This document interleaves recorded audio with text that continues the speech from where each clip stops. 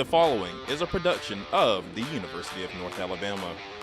From the University of North Alabama and Royal Lions production, it's time for UNA football. Touchdown, North Alabama! Put the Lions on the board! UNA football is brought to you by Bank Independent, Coca-Cola, Midgard Self-Storage, Bojangles, CBNS Bank, Alabama Health Guidance, Florence Utilities, Lawn Pride, North Alabama Online, State Farm agents Steve Pierce and Bill Alexander, United Community Bank, Adams Beverages, First and Soul, Lister Hill, Hampton Inn and Suites Downtown, Buffalo Wild Wings, Simpsons, Singing River Brewery, Burnley Spine and Sport. High pass intercepted by North Alabama. Now to get you ready for kickoff, it's time for the Bank Independent Countdown to Kickoff show. Hello, Lion fans, and welcome once again to the Countdown to Kickoff presented by Bank Independent. Jordan Campbell alongside QB1 Jacob Tucker. Homecoming here at Brawley. It is the last one, Jacob, and look, magic has happened on homecoming here at Brawley. Just last season, these same UNA Lions took down number 10 ranked Abilene Christian 47-34. And last season, we talked about what the players would be going through on homecoming week. My question to you, because I don't know how many people know, not only have you been QB1, you've also been in that coaching room. What's going on in the coaching rooms on homecoming week? Yeah, there's probably, in particular this week, probably a lot going on, right? Last week doesn't end the way that you want it to end. You start off the game really good, doing some really good things, and just not able to hold on to that momentum throughout the game, and so you drop one where you're looking at, hey, we've got the talent to beat these teams that we may have fallen short to this year. So that's first and foremost probably what's in the coach's mind is how are we getting back on track? How are we getting back to who we are? And then you have to pair that with, okay, we want these guys to have fun and enjoy the experience of being a college athlete during homecoming week and go to all the events and do all the things. But how do we do that and also limit distractions from the game? So there are things that you can do that's not a distraction versus things you can do that would be a distraction. And so you're just trying to not be too overbearing, but also very firm on the fact, in the communication with the players, like, hey, make sure you're doing things right. You're playing for not only yourself, but for this team, for this community, for your family. You've got a lot of things going on. Don't let one night, one event, whatever, distract you from the ultimate goal. Let's go ahead and jump into last week. The Lions could not hang on to an early 7-point lead. They fell to Central Arkansas 49-21, and a big reason for that was 3 turnovers. The defense could not seem to force any themselves. Look, it's just hard to win if you can't hang on to the football. Yeah, and that's, I know I say this a lot, but, I think the world of Coach Wallace, who was my coach here at UNA, and his 5 key things to think about, the things that you need to be focused on during a game, and turnovers is one of those. Like you said, you can't win if you don't have the ball. You can't score if you don't have the ball. And so that makes it really tough. And then as you mentioned, there were some lapses on the defensive side of the ball where, big plays really changed the momentum. You'd see the defense play well, and then a big play.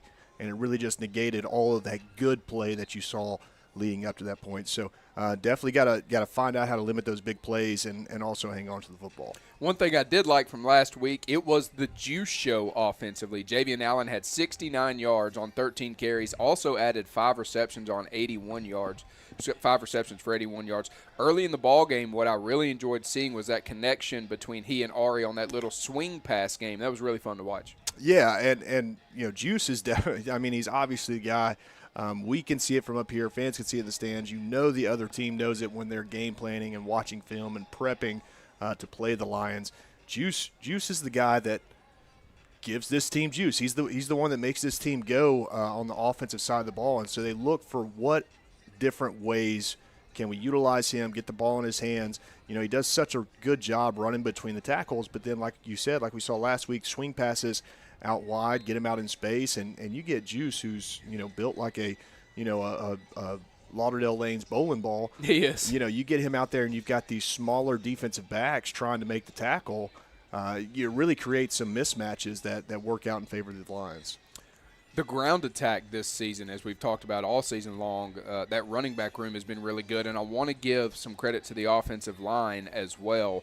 4th in the United Athletic Conference, 30th in FCS on the ground. Juice, LT, JD, Roderick, Fletcher, those guys have been phenomenal all season, and we've already talked about Juice, but the cast of characters that go along with him. LT showed a lot last week to me, and nothing new, just enjoyed watching him get his touches. Yeah, and they each bring a different facet of what constitutes a great running back, good running back to the table. Juice, we see him do really good things between the tackles. He's more of a lower shoulder kind of guy, bounce off defenders where you look at, maybe LT and JD, they're a little more shifty. They're going to make some moves and really make it tough to tackle in that way. And then you got Fletcher, who's just flat out can fly. He can fly. And so they all bring something different to the table, and the coaches have done a great job this season of mixing and matching each of them and what they do well and what they bring to the table versus what they're facing on the other side of the football. So, yeah, I mean, Juice is obviously the head of this crew, but they all do some really phenomenal things. With that being said, Justin Pegues, KJ Fields have been good all season. Last week, you talked about it on the Outside Noise during the opening drive. KJ was able to make a positive impact without the ball on a couple plays, which allowed him later on, he earned his touches. It was really fun to watch him kind of get under the opponent's skin there, got a few flags. It was really fun to watch him play that mind game and end up not getting flagged himself. Yeah, and that shows a lot of things. Number one, shows he's got the work ethic. That's the, and what we're talking about for those who might not have listened in last week, his blocking. You think of a receiver, you don't necessarily think about their blocking being that big of a deal, but he was doing such a good job of giving the defenders fits, blocking downfield, blocking guys into the sidelines, and they retaliated. So number one, it showed his work ethic. Number two, it showed his maturity and his restraint, not fighting back or shoving back, which would have gotten him a flag as well. And so saw that from him, and it's just great. And so any young receiver, if you're listening, or if you've got somebody in your family that's a young receiver that's trying to grow and develop, get more playing time, if you can go out there on the edges and block like KJ Fields did last week, coaches have no choice but to find a way to get you on the field because of the impact it can have if you have a receiver that can block really well down the field. I think about George Kittle, the tight end for the San Francisco 49ers, and I couldn't tell you a single play that stands out in my mind of him catching a touchdown or whatever. The play that stands out in my mind is where he's blocking a defensive end to the ground and laughing while he's doing it the whole time. I mean, if you're willing to do the dirty work, you're going to get rewarded for it. Yeah, and blocking is just a different mentality that you have to have, and you see it with offensive linemen and tight ends all the time. But like you were alluding to, we saw a lot of that with KJ last week. He kind of had that little piece of his brain that was like, I'm going to do this, right, and I'm going to enjoy doing it. And it looked like he did, and it really helped out the Lions' offense in multiple ways. Defensively, Lonnell Cunningham had a huge game last week, 9 tackles for Lonnell. It was interesting to see Fred Veely play sort of like a spy position, a defensive lineman playing middle linebacker a lot, but it worked for him against the Bears. 5 tackles, 1.5 tackles for loss. He also had a sack. Defense was really fun to watch up front last week. The back end had a little bit of a struggle from time to time, but all in all, you saw a lot of really interesting things from Lonnell and Fred Veely. Yeah, and Lonnell, phenomenal game. He was all over the place, all over the field, making tackles. Veely, that little quarterback spy, sniffer position, it brings a lot of good things to the table, depending on who you're playing. That might not be the game plan every game this year, even though we saw a lot of success from him last week in it. But it makes it really tough on quarterbacks who like to scramble, like to run, try to extend plays. It also makes it really tough on the offensive line because it's more difficult to read stunts and slants and things of that nature that the defensive line and linebackers do such a good job of. And so it was great to see that game plan work out. The coaches were sitting back watching film, I'm sure Sunday, with a little grin on their face saying, yeah, we got him with that. That definitely worked out and ended up in a net positive. Special teams. Adam Watford had a huge game last week. Jacob, the junior from Dothan, punted 5 times for an average of 51.5 yards, and he had a long of 74. Just absolute boot from Adam Watford, and I really enjoyed watching Justin Luke in the return game. I want to transition here as we continue on in the countdown to kickoff presented by Bank Independent. Last week, there were a couple things there that we were discussing about the quarterback play, and they started off with Ari. Then you saw Destin a lot there in the second half. You've been a quarterback, QB1 here. You've had a lot of success. How difficult is it for guys to be rotating like that? You've even played in a rotational set like that. Right, yeah, and it can be difficult. There has to be a level of maturity to it, and you have to be locked in on the sideline. So for my example, when I played Luke Wingo, he would play and I would get the third series of each half. And so what I had to do on the sideline waiting my turn was I had to stay locked in. I had to stay locked into the game plan. I had to understand, watch the signalers and see what they were calling, to know what we were doing out there, how the defense was reacting to it, so that whenever I went out there for my particular series, I was prepared. It was like I had been in the game because I was taking all the mental reps on the sideline. And so right. So that's definitely something that, as a quarterback that's getting rotated in, that's something that you have to do. And it's not easy. There's different reasons why it might be easy to sit over on the sideline and not pay attention or go get water or talk to whoever that's down there. But if you do those things, it definitely makes it a lot easier and a lot smoother once you get out there. We talked about it last week. No matter who QB1 is, UNA has won under Dearman when they move the ball on the ground. And last week, they couldn't get the run game going like they wanted to. A lot of that has to do with falling behind. 93 yards on the ground, 2.5 yards per carry. That's just not where they wanted to be last week, and that's not how Coach Dearman has won here. They win when they move the ball on the ground. Yeah, and if you watch a lot of football, you kind of understand why that works. If you can get your run game going, you can move the ball effectively in the run game. Whether that's up the middle, whether that's around the edges, it doesn't matter. What that does is it forces the defense and it forces the defense coordinator to start calling more run-aggressive type plays, type stunts, blitzes, coverage, XYZ. And so you can kind of suck them in, right? So good run, good run, good run. Okay, we have to do something defensively to counteract this, and that's when you can usually hit them over the top with a play action or a double move of some sort. And so that's like you said, that's when our offense is moving the ball the best and it's most progressive whenever they can get that run game going and then start to take down some defensive secondaries with the play action and double moves. Wrapping up here in the opening segment on the countdown to kickoff presented by Bank Independent. Last week we talked about how the rushing defense was a little bit ahead of the passing defense, and I think you saw that some last week. Several one-on-one plays that didn't seem to go UNA's way. They seemed to be on the wrong side of them. DeMarcus Robinson has been a stud for the Lions this season. He leads the team in tackles for loss, tied for the lead in sacks and fumble recoveries. He's been a certified demon all season long, and excited to see what he's got in store for us today. With the special teams, as mentioned, the special teams unit has been top tier. I want to make sure and give Justin Luke a shout-out as well on the special team side of things. 6 returns last week for 186 yards with a long return of 63. Every aspect of special teams has been impressive this season. It's time for us to take a break. When Jacob and I return, we'll be looking at today's opponent, Eastern Kentucky. You're listening to the Countdown to Kickoff presented by Bank Independent. Have you ever seen those halftime scholarships where you have to nail a 40-yard field goal? Yeah, this isn't that. I didn't have to write a long essay or audition or make a half-court shot.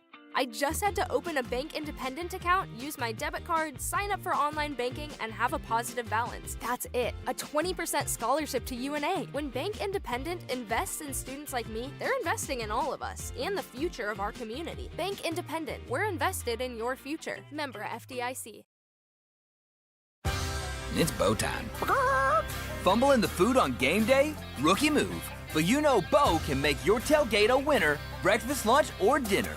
Because the Carolina Legend has everything you're craving. We're talking crispy, juicy chicken loaded with real Southern flavor, fluffy scratch-made buttermilk biscuits, and all the fixins to feed your whole crew faster than you can say touchdown. Be the MVP this season and let Bojangles do the cooking. Order your tailgate today. It's Bo time. When something happens to your car, you might say, ugh, come on. Seriously? This is so extra. but what you could say is, Like a good neighbor, State Farm is there. your local State Farm agent is available when and where you need them, online, over the phone, or even in person. State Farm agents are here to answer your questions and help you file your claim. This is so extra. Call State Farm agent Steve Pierce or Bill Alexander today.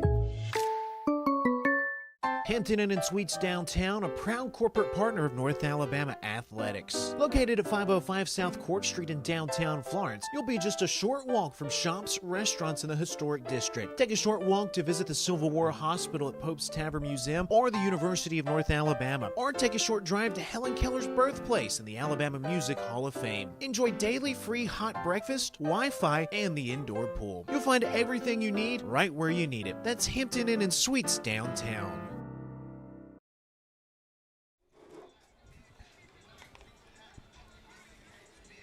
Welcome back into the Bank Independent Countdown to Kickoff. Jordan Campbell alongside Jacob Tucker. Hey fans, join Ben Ray, Mike Ezekiel, and UNA players and coaches for some good fun and great pizza every Monday from 7 to 8 at Lost Pizza Company here in Florence. If you can't make it, make sure you tune in to 93.9 The Score, the totally free Varsity app, and catch all our digital streams via Roar Lions Productions.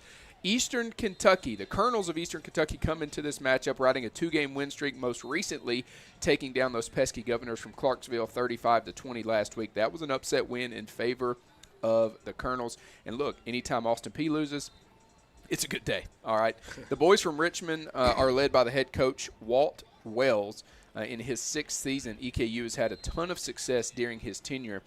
Jacob, what do you know really quickly about the Colonels coming into this one? Well, I know that I know they've played a really tough schedule up to this point, and so that's something to note. You know, because they're one of the, that makes them one of these teams that you can't necessarily score watch, you can't necessarily watch statistically. A lot of it is going to come from film, right? So when you play teams like Louisville, you play teams like Marshall, West Georgia is having such a great season, and then they go to or Austin Peay comes to them last week and they take them down at home, and nationally ranked, and so they're a good team. Their record's not going to show. I can sit here and read off statistics of what they've done this year, and all of that's not going to matter because of the competition they played. They played some really good competition. So to say all that to say, this Eastern Kentucky team is battle-tested. They've been battle-tested all year long. Finally paid dividends for them last week, upsetting Austin Peay at home. So they're going to be a tough team that's going to come in here and take on the Lions today. All time, Eastern Kentucky has the upper hand on the Lions, but last season was just a 6-point game, and each season the results have gotten closer and closer, and today feels like a good day to change the tide in favor of the good guys. Jacob, when it comes to Eastern Kentucky, this is kind of like going back in time offensively. So far this season, they've been an old-school ground-and-pound football team, and you got to keep an eye on their bell cow running back, Braden Latham. Yeah, and this is what they've kind of built themselves on this year. This is kind of what they pride themselves on, is that hard-nosed, tough run game football, and so which kind of matches up well to what we saw last week. How the UNA's defense played in the run game and did really well. So this might be just a true slugfest back and forth between this Eastern Kentucky offense and this UNA defense. QB1 is Miles Burkett. He's his legs are a legit weapon. But last week against Austin Peay had a little bit of a coming-out game. Threw for 175 yards, going 18 for 24 through the air. So we've got to make sure we keep an eye on Miles Burkett. Defensively, the reason I said they were a little bit of an old-school football team is the defense. Run the ball and knock your head off. They're led by the 4th leading tackler in the United Athletic Conference, safety Jaheim Ward. It's a really good defense, really good offense. So it's going to be a good matchup tonight on homecoming here at Brawley. When we return, voice of the Lions, Ben Ray, takes us down the coordinator corridor, as well as we will hear from Brock Caraboa and Morgan Cruz. You're listening to the Countdown to Kickoff presented by Bank Independent. Well, I think Fame and Muscle Shoals music is here because we're fiercely independent. In the early days, it was hard because it was hard for banks to get their head around, we're going to give these hippies some money to go make music. We've been doing business with Bank Independent since the 70s, and to know that they've got our back, it means a lot, and it just kind of takes the stress off of doing business day to day. They've always been there, and it's always just been a phone call away. Member FDIC. Simpson's Collision Repair has 3 body shops in the Shoals area, and all are operated by 3 brothers. The quality of work and commitment to satisfaction, combined with ongoing training, state-of-the-art equipment, and expert staff, your vehicle is fixed the way it should be. Located on Hilton Drive in Florence, Highway 72 in Killen, and Cox Boulevard in Sheffield, Simpson's Collision, you'll notice and appreciate the difference. Proud sponsor of UNA Athletics.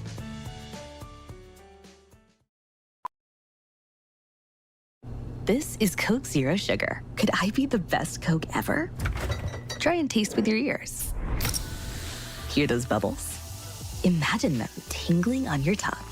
Fizzy deliciousness. Listen to that cascading liquid. A mouth-watering waterfall. Irresistibly tasty. Zero sugar. Crisp, refreshing, and ice cold. Is Coke Zero Sugar the best Coke ever? Try and decide. Another exciting year of UNA Athletics is here. Don't miss any of the action. Become a season ticket holder today. Season tickets are available for soccer, volleyball, football, basketball, baseball, and softball. Don't wait until the last second. Avoid the lines. Reserve your seats and support the pride. Visit RoarLines.com or call 256-765-5466 to find out when season tickets go on sale.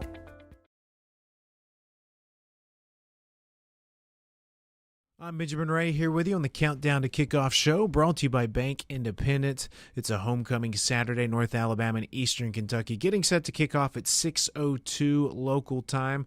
It's time to start our coordinator conversations. We open up with North Alabama defensive coordinator Brock Caraboa. And Coach, first of all, I know not the 2 results we've wanted the last 2 weeks, but how would you say the defensive unit as a whole has responded in practice this week? I actually think we've had a really good week of practice. On Wednesday, I think in the past, they get up and they lift in the morning at 7 a.m. and then they come out and practice later that day, and that's always kind of been as a team been the day where you got to kind of push the guys ready to go and get them going for practice. But I really think we've had one of our better Wednesdays, if not our best Wednesday, going into this game. And I think we've adjusted the practice schedule a little bit as a whole staff, and a little bit more good on good and getting good speed on good speed. So I think our guys have been able to compete at a higher level, with more periods in practice. So that's been good to see. Our guys got together,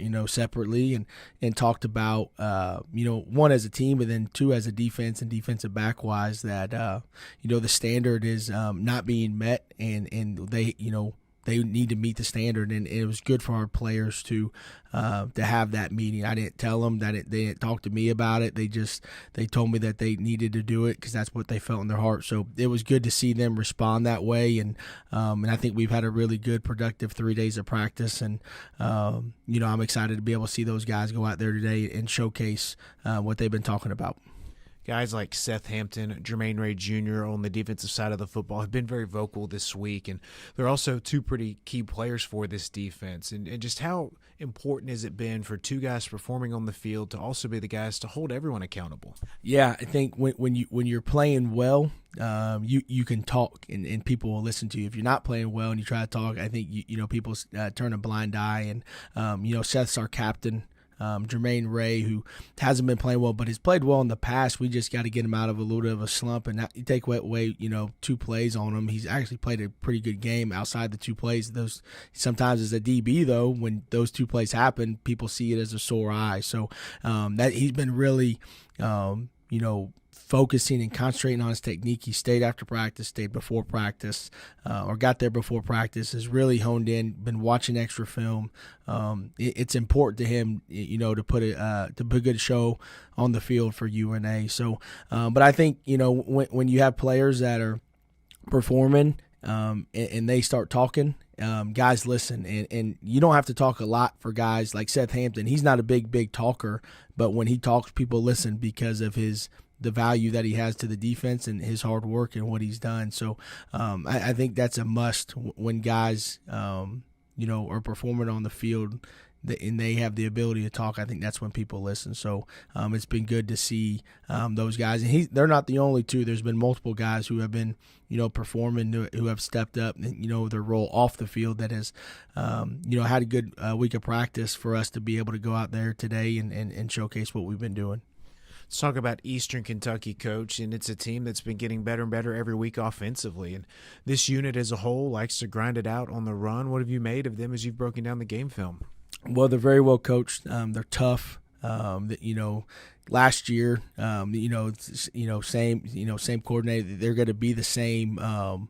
Same offense, really good quarterback. He's a game manager, got to be a guy where, he's going to take some shots if he needs to, but be able to, take what the defense gives them. Two really good running backs, big physical offensive line. They have a couple of receiving core that can make plays, can make the third down catch, can take the roof off the top of on the corner. So you've been really impressed with how they've been playing lately. I don't think they were up to the standard for those guys. I think early in the season, I think after their bye week, they kind of had a they probably had a meeting where they weren't playing really well, and they had to get back together playing well. So been impressed with them.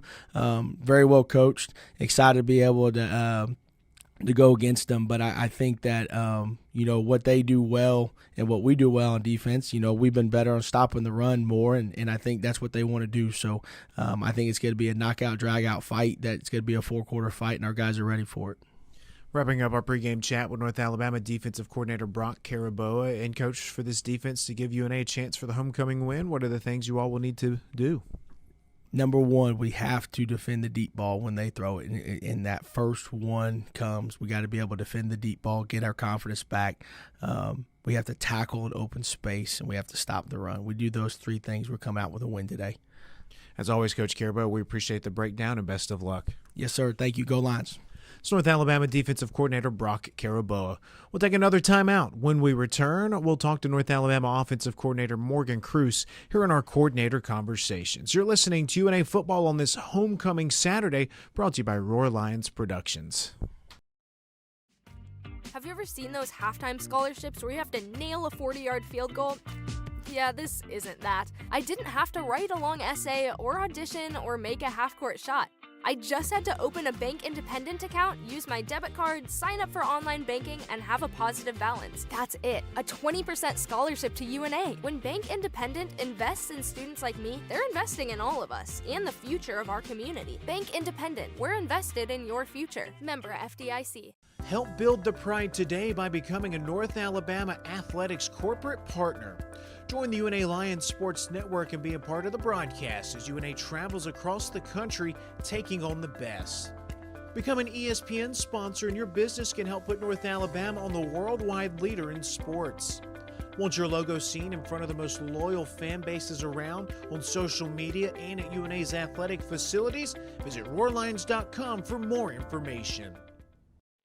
Join us at Singing River Brewery, your local hub for great beer and community fun. Ready to serve delicious drinks and host amazing events? Try our Golden Manor Leo's Roar, and 50% goes to UNA Athletics. Support your local business and college community while enjoying a fantastic atmosphere. Don't miss out on the good times. Come sip, socialize, and savor the taste of Singing River Brewery. The world is growing. How will you grow yours? At the University of North Alabama, we're dedicated to partnering with you in your journey to discover your passion and your potential and put it all into practice. Voted the best small college town in America by USA Today, downtown Florence is home to our beautiful campus, bursting with opportunities to help you find your purpose. Learn more about how we can help you achieve your goals on campus or online at una.edu. Bank Independent Countdown to Kickoff show. Our coordinator conversations move on. I'm Benjamin Ray, getting set to talk to offensive coordinator Morgan Cruz on this homecoming Saturday. It's North Alabama and Eastern Kentucky, kicking off at 6:02 local time. And Coach, let's just start with kind of the big story of the week. The players kind of coming together, rallying together as one. Offensively, you've got Javian Juice Allen, who's been a very vocal guy. And what's it been like to see the senior leader of this offense step up and kind of hold everyone accountable? You know, when Juice came to us last year, I knew, being the guy that coached him, I knew that he had some intangible qualities that we wanted. And I'm glad to see this year those things come out because the whole team knows how hard he works. He was been a silent worker for a year and a half, and now that position has allowed him to really step up and be that leader offensively that we need him to, and be a lot more vocal. And the guys listen to him. He's earned their respect, and they listen to him, and they know that he means business when he talks. So it's really been a good thing for us offensively, and I think the whole team. Because at the end of the day, guys like that step up, and when they take leadership roles, they're the guys that play on Saturdays. And the coaches don't play. We can do all we want to. We can say whatever we want to, but those guys are the ones that play, and those are the guys that rally around each other. Quarterback Destin Wade was the starter against Northeastern State and Illinois State before he was injured in that ball game. Missed a week, then came to you all at halftime last week and said, I want to play. And he's been the guy this week at practice as well. And has that been rejuvenating for this offense to see a quarterback step up like that? 100%. You know, I think when you look at that position carries so much weight within an offense. And when you have a guy like that step up and say, hey, I'm going to do whatever I got to help this offense be successful, which will help our team be successful, because I know that at the end of the day I can help us win ball games. That carries a lot of weight. That means a lot for us. It gives a little bit of a spark offensively for you when you go into a week of practice. And so it's definitely paid off each and every day this week at practice for sure. Offensive line-wise, does it feel like they're finally full strength? I think we're getting there. I really do, and I'm glad to see. You know, we've had a couple guys banged up over the last couple of weeks. Getting some guys back into some rotation. We're really deep at the offensive line. I feel like we've got 7 or 8 guys that can really play ball for us and help us win ball games. And so, just being able to, when somebody goes down, somebody else step back up. We'll go back to the start, go back to the beginning of the season, have those guys come back. We're able to hopefully get back to a sense of being able to run the ball down some people's throats again with those guys. Let's talk about today's opponent, the Eastern Kentucky Colonels. And, Coach, right off the bat, the defensive scores jump out at you. 4 defensive touchdowns in 6 games. They've created 13 total turnovers. Ball security, has that been preached a lot this week? You know, for us offensively, and even as a whole team, we tried to daily and every play preach the idea of ball security. But, for us, you look over the last couple weeks for us taking care of the ball, those things have killed us a little bit. And so it's definitely been a big emphasis for us in indie drills, in team drills, and even in our just game plan inside of it. We've just been making sure that our guys understand that if we can hold on the ball and give the ball back to the referee after we score touchdowns, then we give ourselves as a team the best chance to be successful and win. And then this defense from Eastern Kentucky, what do they do that makes them just so tenacious? I think they've got several guys that have got a lot of experience under their belt, whether they were rotational guys last year or starters for them last year. The defensive coordinator's been there multiple years, so those guys have a kind of a real unit mentality that they fight together, they play well together, they know where everybody's going to be, and whether they're dropping in zones, whether they're bringing some type of pressure, whatever it may be. And so I think that they just play really well together as a defense, and because of that, they're able to play fast, they're able to play confident, and really get after you. Wrapping up our pregame conversation with North Alabama offensive coordinator Morgan Cruz. And, Coach, to get the homecoming dub today, what are the things this offensive unit will need to do collectively? First thing we got to do is we got to take care of the ball. We've got to make sure that all positions, all 11 guys on offense understand how important the ball is, and that the only person that gets the ball from us is the referee after we score touchdowns. So if we can take care of the ball, gives us the first chance to be successful. And then the second thing we've got to do as an offense is we got to make sure that we're efficient with every play we have. Every play that's called, we do our job. do the best of our ability. That's going to give us the roadmap to success to end in the end zone offensively. And if we can do those two things, take care of the ball and be efficient with the way we run the plays and how we execute them, I think that we give ourselves a great chance to be successful today. As always, Coach, we appreciate the time and best of luck. Appreciate your War Lions. It's North Alabama Offensive Coordinator Morgan Cruz. We'll take one more timeout. Jordan Campbell and Jacob Tucker will rejoin you from the booth when we return to Brawley Stadium. It's North Alabama and Eastern Kentucky coming up on this homecoming Saturday, and you're listening to it thanks to War Lions Productions. Imagine a bank where you feel at home. Real people living right here in your community are the heart of Bank Independent and everything we do. You have our commitment to bring the people, ideas, and resources together that create a stronger community full of endless potential. For over 75 years, we've served this place we all call home. Bank Independent. We're invested in you. Member FDIC. Want to keep up with North Alabama athletics no matter where you are? Stay up to date with all things UNA by following the Lions on social media. Like us on Facebook, follow us on Twitter, subscribe to the UNA Athletics YouTube page. Get your game day schedules, score updates, full game recaps, highlights, and more by keeping up with the Pride on social media. No matter where you are, you can stay in the know by following us on social media. Visit RoarLions.com today for more information.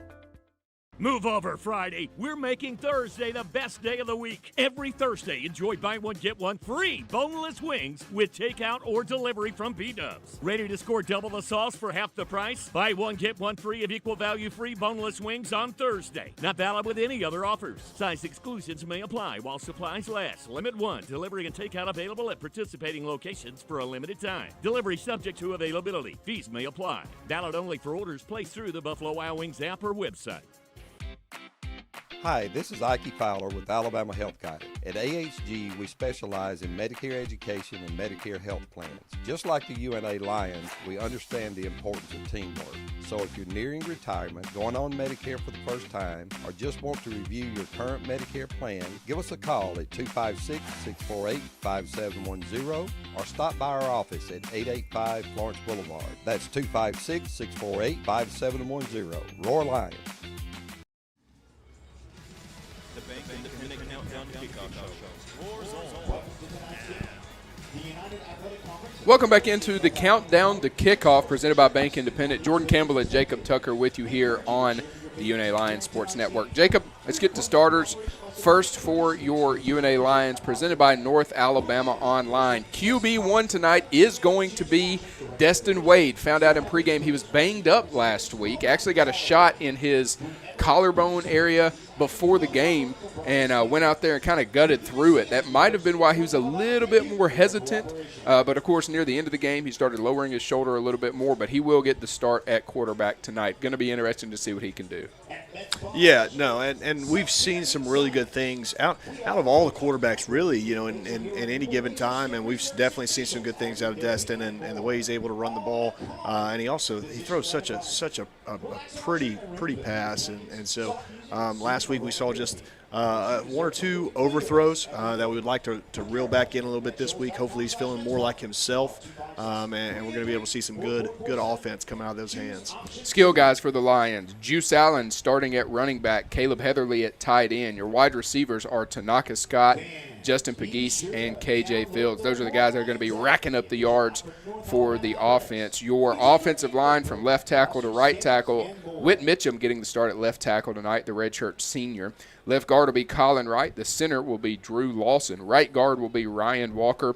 And right tackle will be Gage Saint. Gage Saint has played all over this offensive line this year and has been good at every position. And, of course, Miles Burkett will be getting the start at QB1 for Eastern Kentucky. Defensively for UNA, your defensive line from end to end will be E.J. Colbert, Jaheim Ingram, and Caleb Brown in the middle, and Fred Villey will be the other defensive end. Your linebackers tonight, DeMarcus Robinson and Seth Hampton, those two guys bringing the heat all season long. Your corner will be Devon Martin. Safeties will be Linnell Cunningham II and Cam Jamar. Your nickel will be B.J. Dilworth, and the other corner will be Jermaine Ray Jr. That's how your defense will line it up for the North Alabama Lions. Jaheim Ward, the safety for Eastern Kentucky, a guy to keep your eye on, 4th in the conference in tackles. Your specialist kicker will be Ian Vachon. Punter will be jacked Adam Watford. I'm telling you, that kid is ripped. And, of course, your kickoff specialist will be Ian Vachon. Last week had a really good onside kick, a little drop kick that worked out for the Lions. Your kick returners will be Justin Pegues, KJ Fields, or Justin Luke. Your punt returner will be Justin Pegues. And your specialist for Eastern Kentucky, Buzz Flabiano, will be kicking. Jacob Baker will be punting. Your kick returners are TJ Mitchell III and Marcus Callwise Jr., and your punt returner is TJ Mitchell III. Time for another timeout. When Jacob and I return, we will bring you the opening drive led by Jacob Tucker and brought to you by Singing River Brewery. We'll also have our game day weather brought to you by the talented Chase Glover. You're listening to the Countdown to Kickoff presented by Bank Independent. Don't go anywhere. Well, I think Fame and Muscle Shoals music is here because we're fiercely independent. And in the early days, it was hard because it was hard for banks to get their head around, we're going to give these hippies some money to go make music.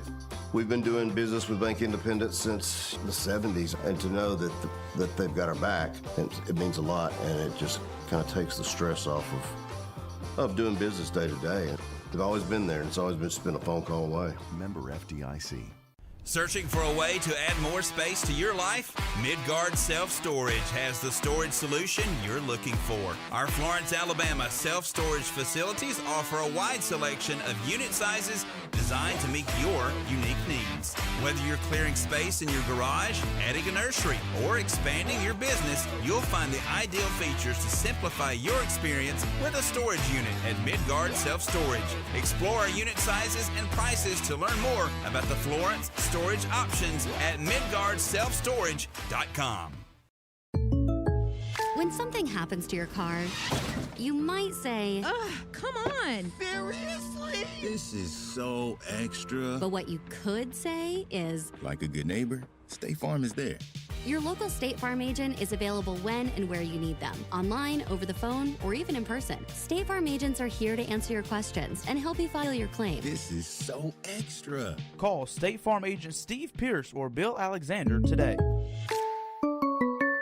At Lawn Pride of Northwest Alabama, we offer a comprehensive range of lawn care services designed to address the needs of homeowners. From routine maintenance to specialized treatments, we have the expertise and resources to ensure your lawn remains healthy and vibrant year-round. Let our lawn professionals take the job off your hands and create the lawn that meets your need. Contact us today to get a free estimate by visiting lawnpride.com/Northwest Alabama or by calling 938-410-5012. Our breaking coverage of the Bank Independent Countdown to Kickoff show continues now. In business, just like in football, you need the right playbook. Bank Independent's Treasury Solutions give you the tools to control cash flow, streamline payments, and keep your business in the game. Learn more at bibank.com. Jordan Campbell alongside Jacob Tucker here on the Bank Independent Countdown to Kickoff. And it is time to bring you the opening drive with Jacob Tucker, brought to you by Singing River Brewery. Jacob, let's take a look at your keys to the game. We're going to go UNA offense, UNA defense, and then the outside noise. So we'll start with the UNA offense. Absolutely. So, and I'm going to keep all of these very simple because I think that's what this team needs. Offensively, take what they give you. We saw last week, we've seen all season long where there have been opportunities, whether it was overthrown passes or maybe it was penalties, holding penalties, negating long plays, things like that. The talent is there. The scheme is there. Mm-hmm. You've just got to take what they give you. You don't have to do anything extra. You don't have to do too much. You've got the talent. You've got the skill, and just take what the defense gives you. Let's talk about the defense. Defense, another very simple. It's gonna sound simple. It's not as simple as what it sounds, but cover and tackle. Cover and tackle. We've done a really good job of getting pressure on the quarterbacks that we faced all season long. Defensive line, front seven does a really good job. This defense can be pulled together, tied together. If we can secure tackles, we saw that was the detriment to the defense last year was missed tackles, broken tackles, and that one-on-one coverage you got to talk about. And so very simple. If you cover and tackle, continue to get the pressure like you've seen all season from your defensive line, then you're going to have a really good game plan, really good scheme to go up against this Eastern Kentucky offense. Anything on the outside noise? Outside noise, and you mentioned it earlier. We talked about it a little bit. There's a lot of things going on. We just had the Hall of Fame inductees get out on the field, and they were introduced and addressed, and now we've got the homecoming court that's taken out there on the field, and so there's a lot of noise, and so you've just got to lock in and focus and make sure that you understand this is another football game. You've still got to go out there and do what you do, whether there's 80,000 people in the stands, whether there's 80 people in the stands, whether they've got homecoming out there or not, whether they've got Hall of Fame here or not. It's still another football game. You still got to go out there, execute, and make plays. That was the opening drive with Jacob Tucker, brought to you by Singing River Brewery. Let me look here before we get to Chase. I know there's some weather in the area, and I wanted to ask you this. Potentially could be coming in late, and I'm going to let Chase give us the full breakdown here in just a minute. I know he's waiting on pins and needles. But you played in some really interesting weather games, Jacob. Obviously, the Division II National Championship was one that was less than stellar weather-wise. Yep.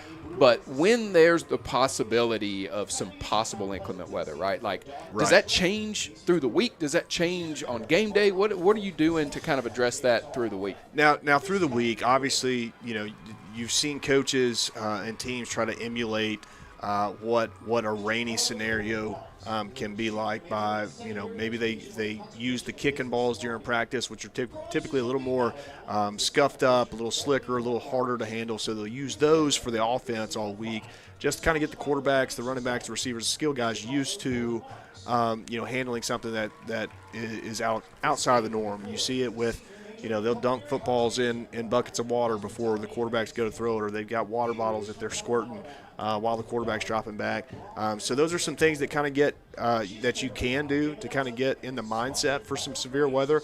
But at the end of the day, you're still going out there and playing football. I think focus and maturity can overcome bad weather in a lot of situations. Now, obviously, like the national championship, extremely cold weather, snow, that's not something that, I or many of my teammates had ever experienced. Right. So that was a first-time experience for us. But I can guarantee that you could probably say 99%, if not 100, of guys out here have played in rain before. And so just being able to focus, be mature, and continue going out and executing and doing the things that you're supposed to do. Well, we're making a lot of assumptions, and it just looks like there might be some. Why don't we go down to our sideline reporter, Chase Glover, to get what it's actually going to be like. What's up, Chase? What you got for us? The J&J crew, so good to be with you guys again for another football game day. Now, I was watching the weather all week in anticipation for me giving you guys this news, and I was like, man, it's clearing up. It's looking great, but I don't know what the J&J crew brought, the juju that you guys brought, but some rain has moved back in, but it's supposed to wait until later tonight. Around 11, it's supposed to start. So as long as that holds off, it's been a little bit of a hotter day. 84 was the high, but currently at kickoff it's going to be about 79 degrees. And then it's just supposed to be cloudy throughout the rest of it. So hopefully this rain holds off and we don't have an Illinois State situation that happened earlier this season. I was about to ask, Chase, if it does go to an Illinois State situation, do you have somebody ready to bring you some coffee to stay awake down there? Yeah, I usually have enough energy, but I might have to get the great Mike Ezekiel to run me down a coffee, maybe a black one at that. That's how much energy we're going to have to need, because that Illinois State game, I think, ended up lasting 7 hours inside that stadium. So a lot of fun for that one, but let's hope it doesn't happen tonight. Well, I know one thing. If nobody is injured but the 10 is up, we'll know that Chase is in there taking a nap, so we'll keep an eye on that throughout the course of the game. Take UNA Athletics with you wherever you go with the Varsity app. Watch all home UNA athletic events on ESPN Plus and stay locked in to University Athletics digital streams with Roar Lions Productions. Just a couple minutes away from kickoff, we're going to go ahead and take a timeout. When we return, you will hear from the head ball coach himself, Brent Dearman, and we will get you ready for the kick between Eastern Kentucky and UNA.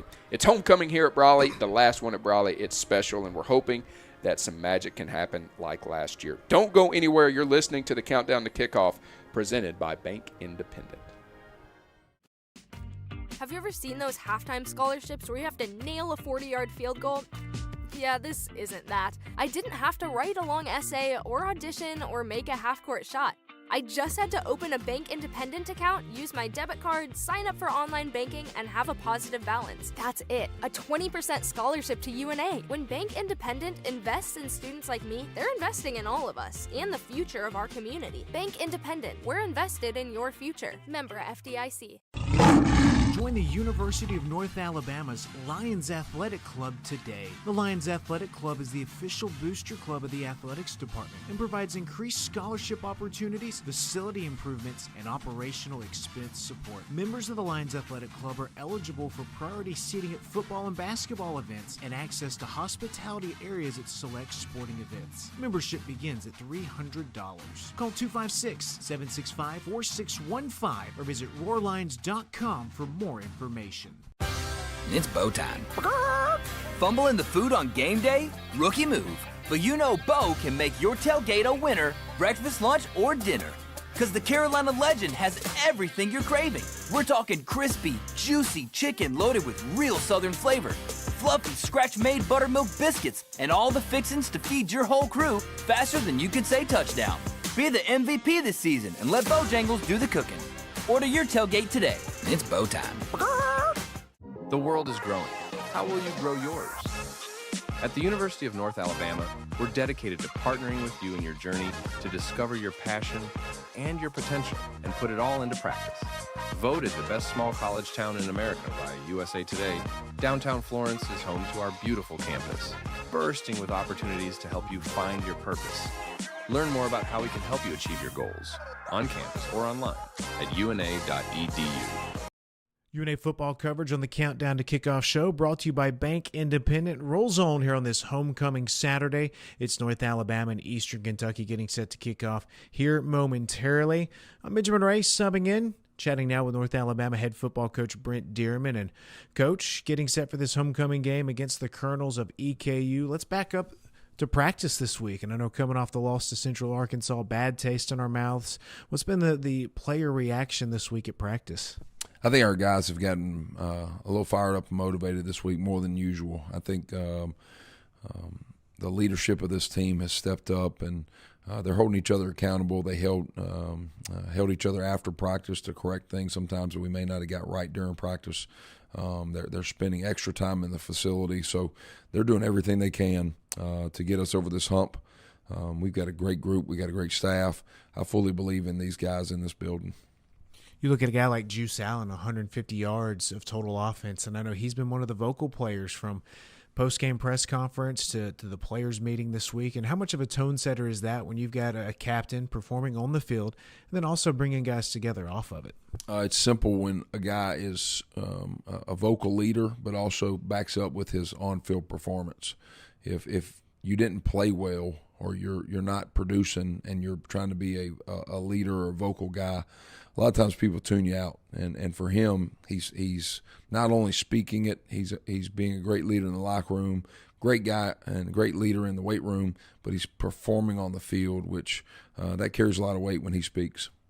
You shared a couple of stories with us about Destin Wade, who set to get a start today at quarterback, from coming to you at halftime saying, hey, I want to play, to talking to the team during practice throughout the week. And how has he been received as he's really stepped up these last couple of moments? I think the guys have rallied around him. I think they already believed in him. That was the reason why he got the nod in that Illinois State game a few weeks ago, that the team was behind him. And then he had the injury, and he battled for a couple weeks, didn't get to practice for a little while.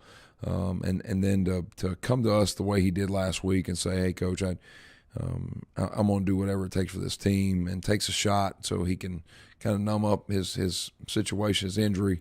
And now we feel like he's got over the hump and been fully clear, ready to go. He's practiced every day this week and has taken – I don't think he felt like he could speak to the team when he wasn't being able to play.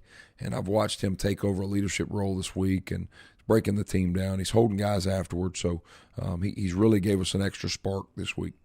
Defensively, Coach, it was Lionel Cunningham last week leading the team in tackles. He'd missed the previous game against Abilene Christian, and I know he's been a key piece to the back end of that secondary, but how big was it having him back a week ago? He's a great tackler. We've challenged him. He's got to continue to get better in those one-on-one situations, but he's a physical guy that I know he's just going to continue to improve. You don't know this yet, but I'll give you a little information that Greg Reddick showed up 2 times this week at practice and really talked to those back-end guys, was a challenge to them of, hey, I kind of miss playing this game and just wanted to be around you guys and whatever I can do or say to help you guys out this week.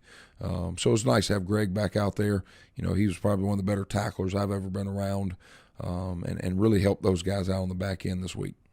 We've discussed special teams a lot, Coach, and we haven't talked about the return game, but it felt like last Saturday we were 1 or 2 steps away from busting a couple of returns. But how big was that return game a week ago? They did a great job of helping us win field position.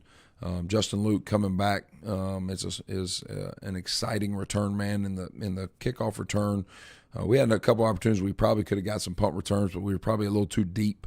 That's on us that we allowed our punt return to be as deep as he was. But I thought overall special teams for the day had a really good day. You add in the punts that Adam was able to provide for us. We were 3 for 3 with a freshman kicker kicking extra points. So I think overall it was one of our better special teams performance of the year. Let's flip the script now and talk about this Eastern Kentucky team, 4th all-time meeting. And, Coach, we've had some grind-out battles with them the last 3 seasons. And this team coming in today, what can we expect? Eastern Kentucky is a solid, very well-coached football team. They do what they do. Their head coach is also their offensive play caller. Coach Walt Wells, me and him got a lot of connections through the years of him working for Coach Taggart 2 different times, and my time with Coach Taggart at FAU. So we usually tell Willie Taggart stories pregame on the field, but a great group. They are playing really good defense right now, probably one of the better statistical defenses in our league. I think offensively they've kind of found their way the last couple weeks.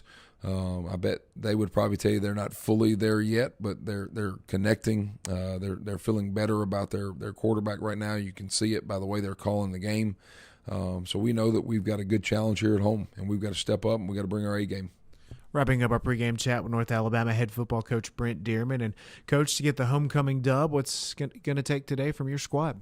We got to eliminate the turnovers on our offense. In 2 games we've had 7 turnovers. We've got to create the big play. I don't think there's been a game this season or the last 2 seasons we haven't had 10 or more explosive plays in it. But we just got to seek after that a little bit more. It's tough to live in 3-4 yards a pop. We've got to eliminate the big negatives. I think we had an 11-yard loss the first play of the game last week, which really killed that momentum early on in that game. And then defensively, we got to get in our run fits. We can't allow them to rush the football and win the line of scrimmage because that's what they're going to try to come in here and do. Then we got to play deep ball defense at DB. We got to play the ball instead of playing the man. We got to turn our head and we got to find the ball at the last second. Coach, as always, we appreciate the breakdown. Best of luck today. Thank you, Roar Lions. It's North Alabama head football coach Brent Dearman.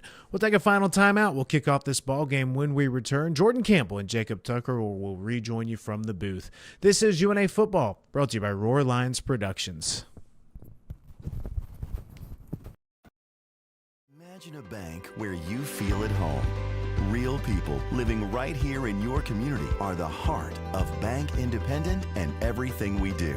You have our commitment to bring the people, ideas, and resources together that create a stronger community full of endless potential. For over 75 years, we've served this place we all call home. Bank Independent. We're invested in you. Member FDIC. Help build the pride today by becoming a North Alabama Athletics corporate partner. Join the UNA Lions Sports Network and be a part of the broadcast as UNA travels across the country taking on the best.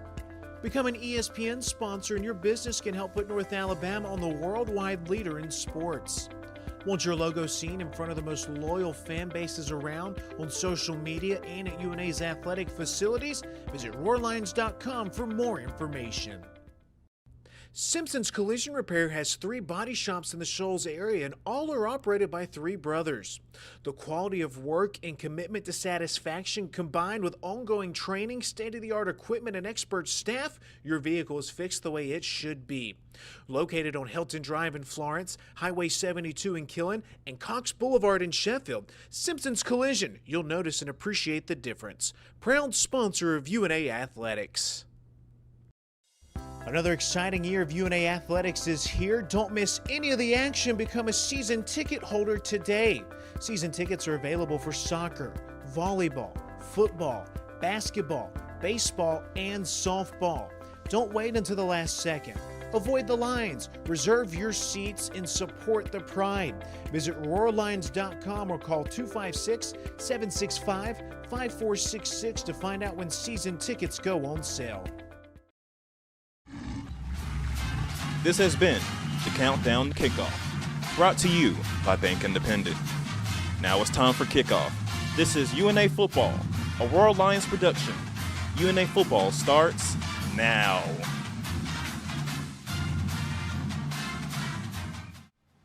Hello, Lion fans, and welcome into Brawley, the final homecoming game here at Brawley Stadium for the UNA Lions. Let's kick it down to Chase Glover for the coin toss.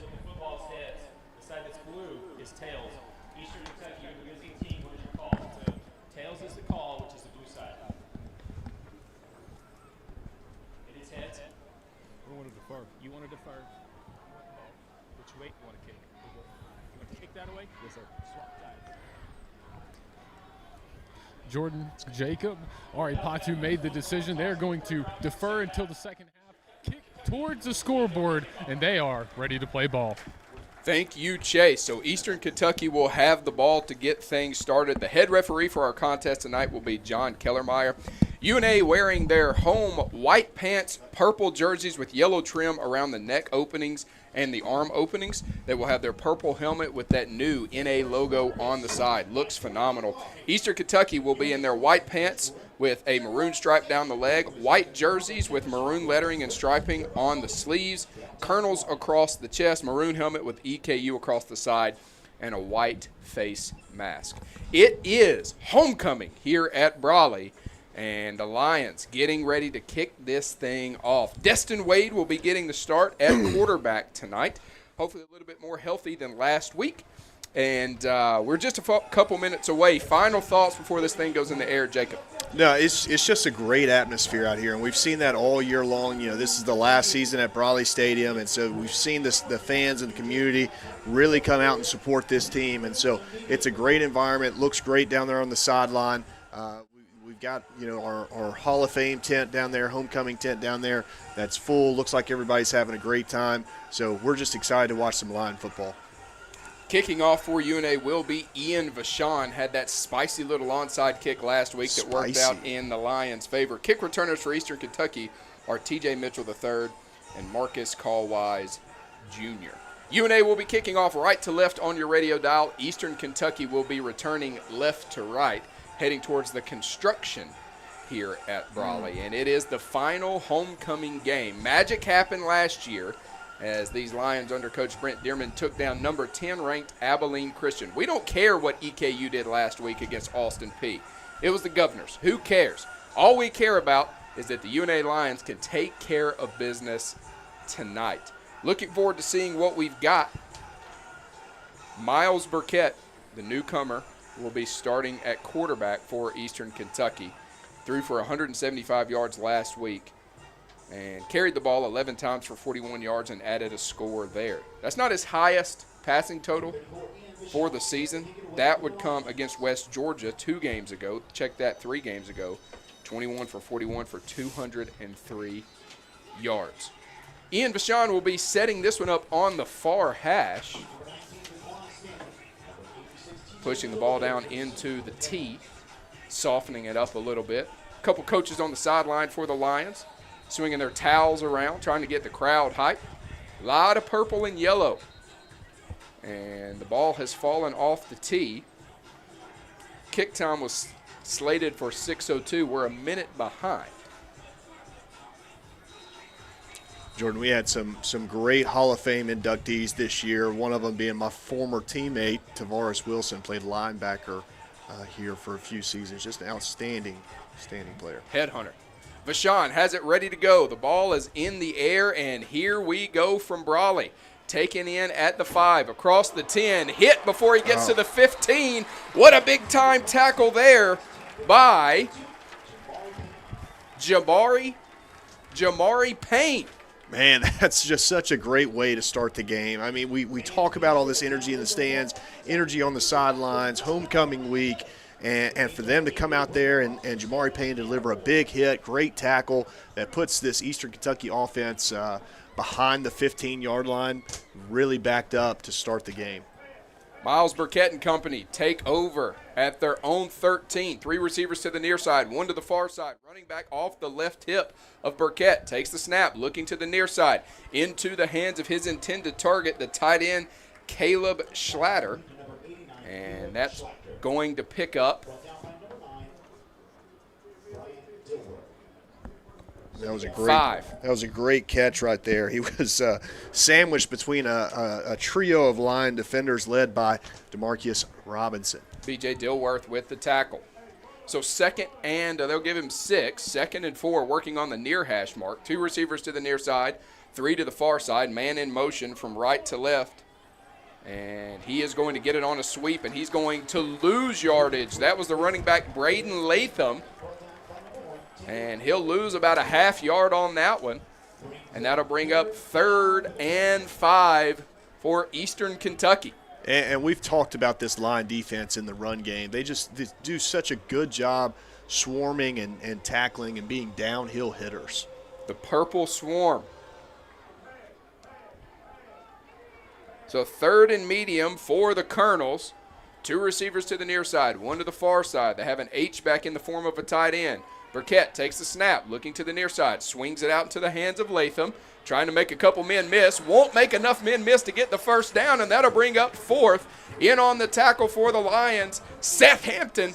And was that Cam Jamar that was in on the tackle for UNA?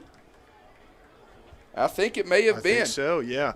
No, and that was a design swing, so that's almost similar to like a play-action type pass, but the opposite, if that makes any sense. So, it was a design swing pass, but quarterback dropped back like he was looking downfield. Jacob Baker on to punt this one away. Justin Pegues standing at his own 40. Baker, the right footer, little tumbler. It's going to hit at the 35 and take a UNA bounce. Continued going back towards the 50. It will be downed across the 45 at the 46-yard line, and UNA will take over with really good field position with 12:51 to go here in quarter number 1. Yeah, that's the drive that you needed from your defense. I mean, just absolutely stifling, come out, get the ball to your offense in relatively good field position right there around midfield, and so we're tuned up for a good start to this game. Destin Wade getting the start tonight. He's 36 for 74 on the season for just shy of 400 yards and 4 touchdowns, no interceptions.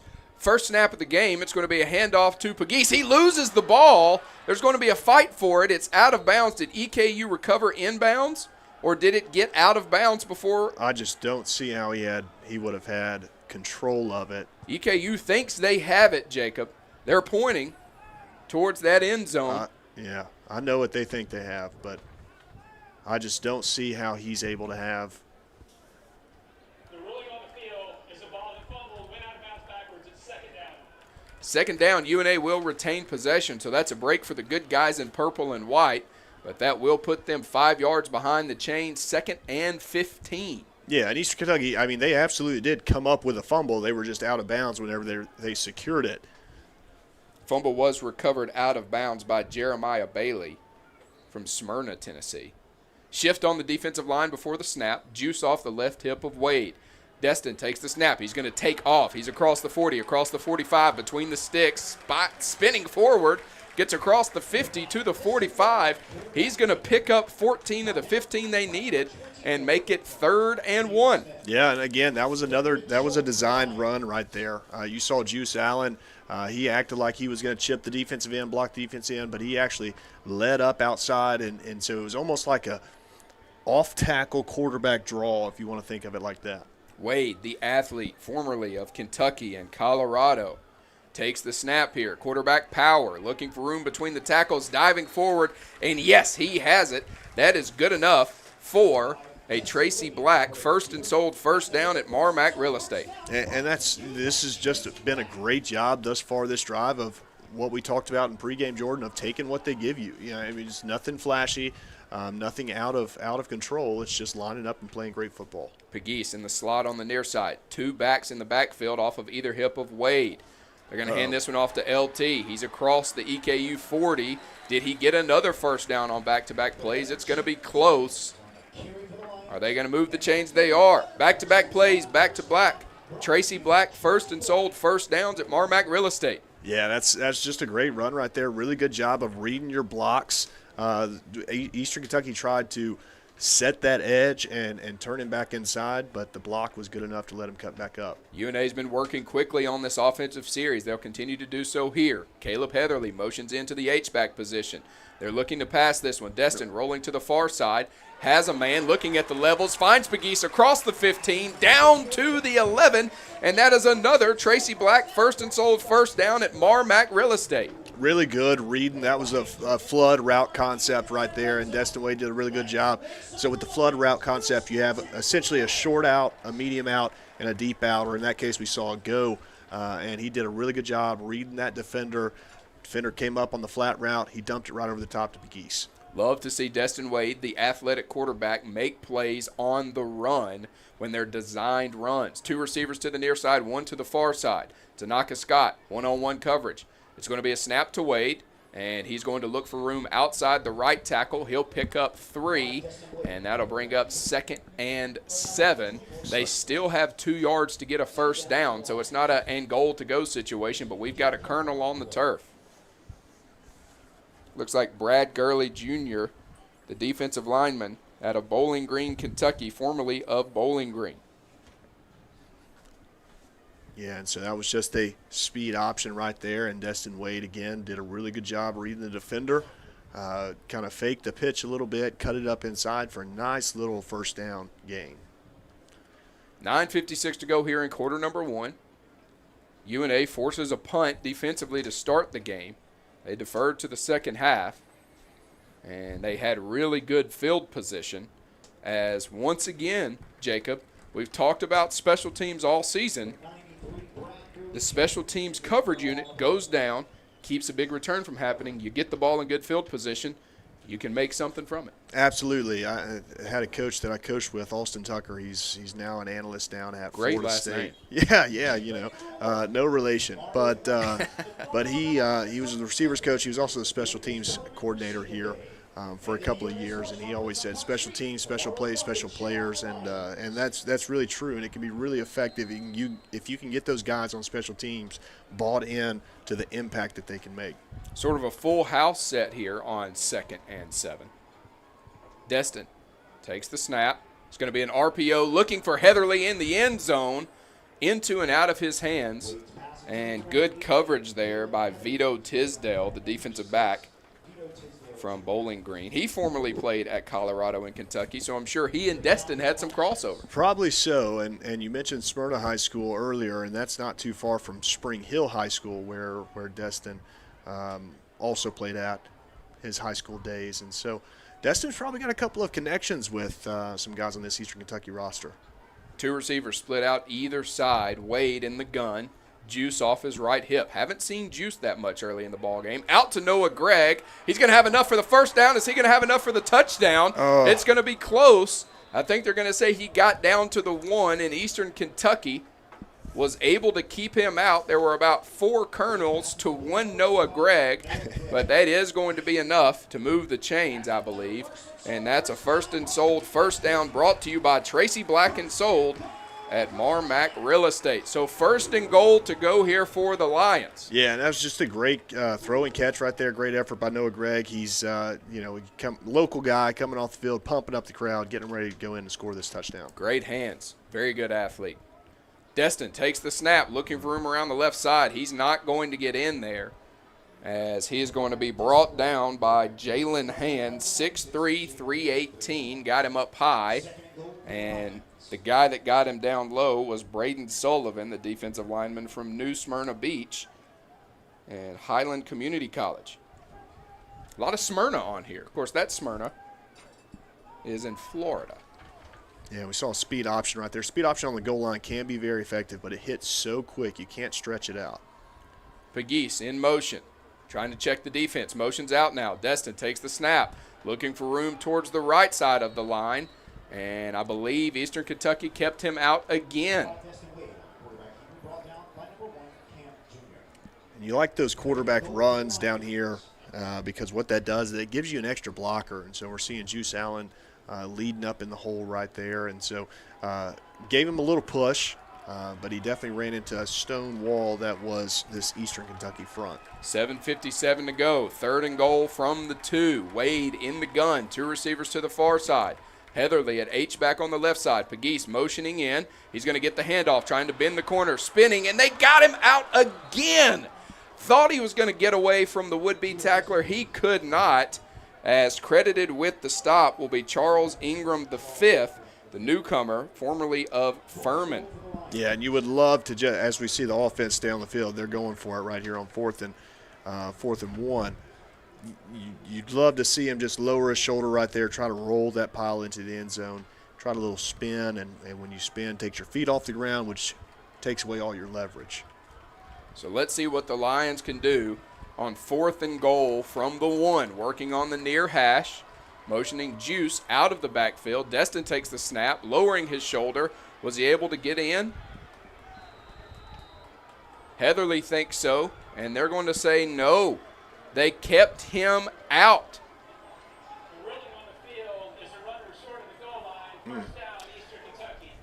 Yeah, and I think that was the right call to go for it. I think so too. Just came up a little short right there at the end. What an offensive series. I know you want to come away with points. There's ways to be disappointed, but UNA moved the ball effectively. They were able to overcome a fumble that went in their favor. They kept momentum on their side. It was really fun to watch that offensive series. 6:59 to go here in quarter number 1. We're knotted up at 0. You're listening to UNA Lion Football on the UNA Sports Network. When something happens to your car, you might say, ugh, come on. Seriously? This is so extra. But what you could say is, like a good neighbor, State Farm is there. Your local State Farm agent is available when and where you need them, online, over the phone, or even in person. State Farm agents are here to answer your questions and help you file your claim. This is so extra. Call State Farm agent Steve Pierce or Bill Alexander today. This is Coke Zero Sugar. Could I be the best Coke ever? Try and taste with your ears. Hear those bubbles? Imagine them tingling on your tongue. Fizzy deliciousness. Listen to that cascading liquid. A mouth-watering waterfall. Irresistibly tasty. Zero sugar. Crisp, refreshing, and ice cold. Is Coke Zero Sugar the best Coke ever? Try and decide. Another exciting year of UNA athletics is here. Don't miss any of the action. Become a season ticket holder today. Season tickets are available for soccer, volleyball, football, basketball, baseball, and softball. Don't wait until the last second. Avoid the lines. Reserve your seats and support the pride. Visit RoarLions.com or call 256-765-5466 to find out when season tickets go on sale.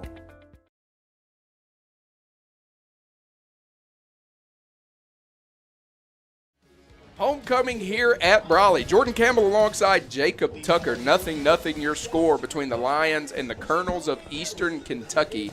7 minutes to go here in quarter number 1. UNA really good on special teams, gets good field position, takes the ball down to the 1 and just can't punch it in, Jacob. Yeah, no, I think that's a great drive. I know it didn't end how we wanted it to, how Coach Stearman and company wanted to, how the fans wanted it to. But I do think it was a great drive. I saw some really good things from Destin Wade, both in the run game and in the pass game. And so there's a lot of good to take away from that drive, regardless of not getting in the end zone. But we need to emphasize how important it is to get in the end zone on situations like that. So Burkett will be in the shadow of his own goalpost. Brady Hensley will be off of his right hip. Receivers split out either side. They're just trying to get out of the end zone. Hensley will get the tackle. He's going to be hit right at the line of scrimmage and driven. Well, they're going to say driven down, not driven back into the end zone. Forward progression gives him about a yard, they'll say. 2nd and 9 from the Eastern Kentucky 3. And, you know, we've seen in football a lot of the times this is the most dangerous time to be on defense.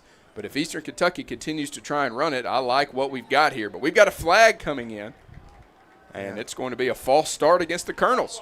Yeah, and that last play, the run play, it looked like it ended up being a one-on-one tackle right there, right outside the goal line, and he ran into big 99 Caleb Brown. Big Ox. Big Ox, and that was tough to roll forward, so stopped him for no gain. Good to see Ox back in there after being banged up last week.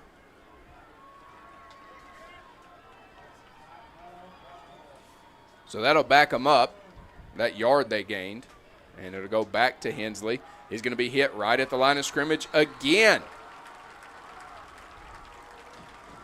Lion fans making some noise. Yeah, great energy from the fans, but also great energy from the defense. They're really feeling pretty good about this drive so far, which it's a tough situation for Eastern Kentucky to be in. And right now you've really got two schools of thought. Number one, I need to just try to get some breathing room for my punter. Or number two, you try to throw the ball down the field and try to really get out of this thing. So 3rd and 9. Ball on their own 2. Burkett closer to the end zone, closer to the field goal than anything else. He'll just toss this one out of bounds. And that's going to bring up 4th down. Brock Caraboa, the defensive coordinator, is fired up on the sideline, and he should be, Jacob. Yeah, that was a great drive right there. Left the quarterback no option right there except to throw it away, throw it out of bounds. As a quarterback in the pocket, you've always got that internal timer in your head, but whenever your feet are dancing around in the end zone, that timer ticks by a little bit quicker, and he felt it. He felt the pressure from this UNA defense and had to throw it away. Jacob Baker on for his 2nd punt from deep in his own territory. Just barely gets this one off. Pegues having to drift back, though. It's a good punt. He catches it beyond the 50. He's going to get it at his own 45. He's across the 50. Making men miss. Gets across the 45, brought down at the 44 of Eastern Kentucky. So, back-to-back offensive series starting at good field position for the Lions. Yeah, and they wanted Pegues to scoot up a little bit because they were thinking a shorter punt since he had to quick kick it. And good thing he did because almost got to it and got it blocked. But punter ended up getting off a really good boot right there. Pegues had to go back and track it down. But good job by him because in a situation like that, if he were to let that one hit and roll, could have ended up really bad for the Lions. 5:16 to go here in quarter number 1. We're going to take a timeout. Still knotted up at 0, but the Lion offense is about to get back to work. To keep up with North Alabama athletics no matter where you are, stay up to date with all things UNA by following the Lions on social media. Like us on Facebook. Follow us on Twitter, subscribe to the UNA Athletics YouTube page, get your game day schedules, score updates, full game recaps, highlights, and more by keeping up with the Pride on social media. No matter where you are, you can stay in the know by following us on social media. Visit RoarLions.com today for more information. Go, go, go! That's life, and at CB&S Bank, we help you keep up. We're redesigning financial freedom with the most sophisticated digital products. Check balances, pay bills, transfer funds, manage your card, and even deposit checks from wherever you are. Make purchases using your CB&S Bank debit card through your mobile device with Mobile Wallet in participating stores and restaurants. Learn more at cbsbank.com. Charges and fees may apply from your cellular service provider. Contact your service provider for information. Member FDIC. It's Bo time. Fumbling the food on game day? Rookie move. But you know Bo can make your tailgate a winner, breakfast, lunch, or dinner. Because the Carolina Legend has everything you're craving. We're talking crispy, juicy chicken loaded with real Southern flavor, fluffy, scratch-made buttermilk biscuits, and all the fixins to feed your whole crew faster than you can say touchdown. Be the MVP this season and let Bojangles do the cooking. Order your tailgate today. It's Bo time.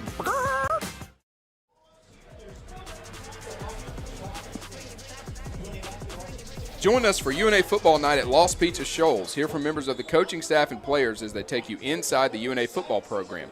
If you can't join us live, you can catch every episode right here on the Varsity app and all UNA Athletics social media platforms. Jordan Campbell alongside Jacob Tucker as we get ready to get back to action. 5:16 to go here in quarter number one.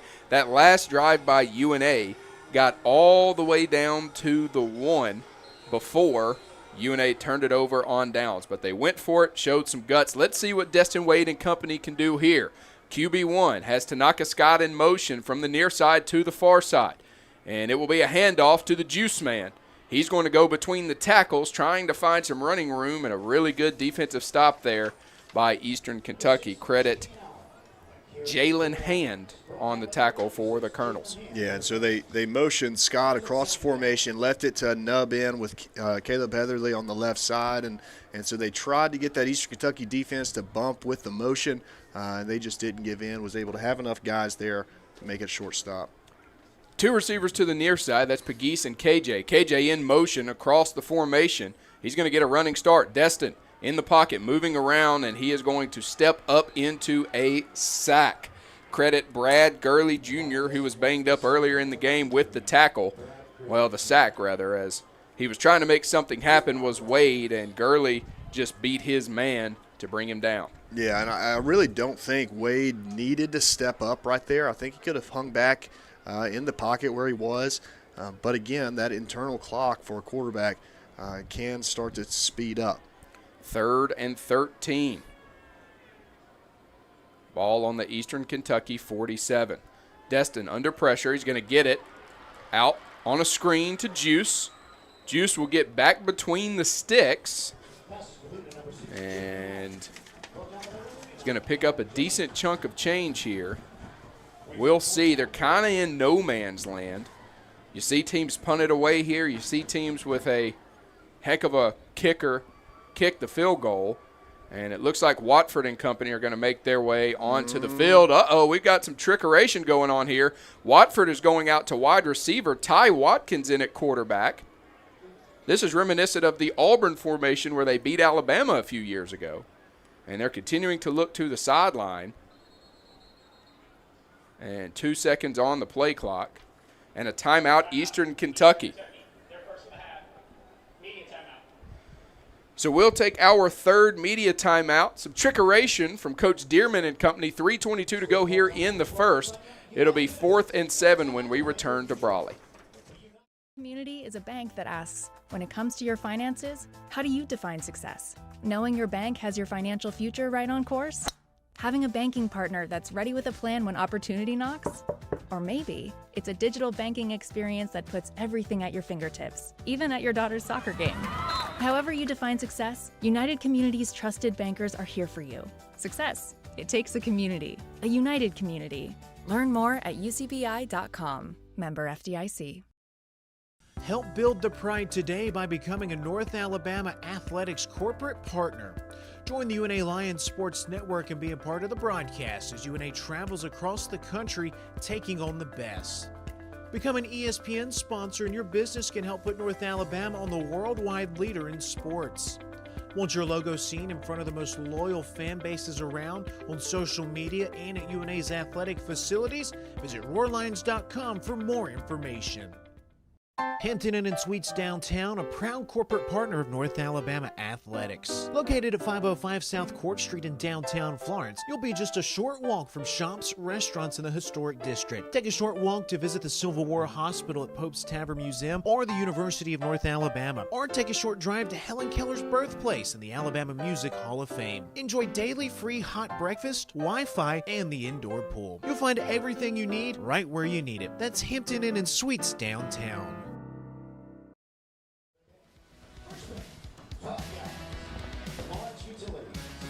3:22 to go here in quarter number one. Still knotted up at 0. 4th and 7 for UNA. They are in plus territory. Ball at the Eastern Kentucky 46. Check that, the Eastern Kentucky 41 on the near hash mark. Let's go down to our sideline reporter, Chase Glover. Chase, what are you feeling?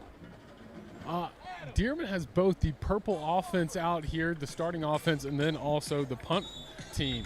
Dearman was out here. He said, hey, we've already shown that we can move the ball. Let's just go down here and punch it in. So coach is confident in the offense, as you can tell on that 4th and 1 goal line try. And I think he had the optimism to put the offense out there. It looks like it's going to be the punt team. So Watford's out there. Ty Watkins, who is listed as a quarterback, is one of the protectors for Watford. Yeah, and I don't hate this decision. You know, defense is playing lights out right now. You've got an opportunity to pin them deep. I don't mind this one bit. Watford takes the snap. T.J. Mitchell III standing at his own 5, but this thing's going to fly into the end zone. Luke trying to get it and keep it out. And so it will be downed for a touchback. Yeah, a little deep right there. So it is going to give Eastern Kentucky some breathing room. You would have really loved to have seen Watford really put some air under that one, get up underneath it. But I guess that's the territory that comes with having a strong leg is sometimes you get a little too much on it. They said he added 15 pounds in the offseason. It's showing. Yeah. No, and in both stature and in distance. What a game for Watford last week. Long of 51, averaging 51.5 yards per punt. 51.6. Let's give that man his credit. And we've got a flag before the first snap for Eastern Kentucky. Miles Burkett putting his head on his hands. So if we couldn't get them with the coffin corner, why don't they shoot themselves in the foot with a false start? That'll back them up to the 15. Yeah, that was number 50, Liam Coppinger on the false start. Starting behind the chains is always a good thing. If the lines are defense, if the lines are on offense, not a good thing. Hate to see it. Burkett in the gun. Latham off his left hip. 2 receivers to the near side. They're going to hand it off to Burkett. The bell cow pushing forward and will eventually be tackled by Liam Coppinger, his own left guard, as he was fighting forward with him. Yeah, but they'll say Lionel Cunningham was actually the guy who brought him down.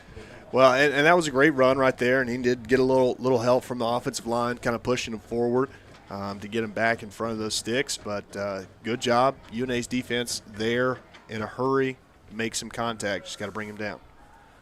2nd and 8 at the Eastern Kentucky 21, dead center of the turf here at Brawley. Burkett dropping back under pressure, forced out of the pocket, coming to the near side. He'll get rid of it at the last second. Incomplete. His intended target was Cameron Hergott, and in on the coverage for UNA, Devon Martin. And that play was jump-started by Jamari Payne, just getting a really good rush off the edge to force quarterback out of the pocket. And then we had really good coverage down the field where we really had no option except to throw it away. Burkett in the gun. And we're going to have this one blown dead. I just randomly heard somebody in the stands go, well, what is it now? Early in the ball game, some discontent from the Lion faithful. They obviously came here to watch football, not the referees. Asking them to reset the game clock to 2:30, and it dwindled down to 2:17. Hope that fan is content with that ruling. So 3 receivers to the near side, 1 to the far side. 3rd and 8 here for the Colonels. UNA pinning their ears back, and they're bringing the house. Burkett under pressure of passes too high and incomplete over the head of Kyle Vaca, the redshirt freshman wide receiver from Johns Creek, Georgia. Yeah, and that was what they had 3-by-1, so 3 receivers to the right side, 1 receiver to the left side. They ran all verts on the right side with 3 receivers. So you had on the outside, you had a straight go. Then we had a seam route, then a crossing vert, and the receiver on the left side, the intended receiver, he came on a shallow drag route. And they were trying to get everybody ran downfield, hit him underneath. Baker. Oh, bad punt. This is going to be, I don't know if it was affected or what, but this is going to bounce into the stands. Let's see what the official yardage is on that punt.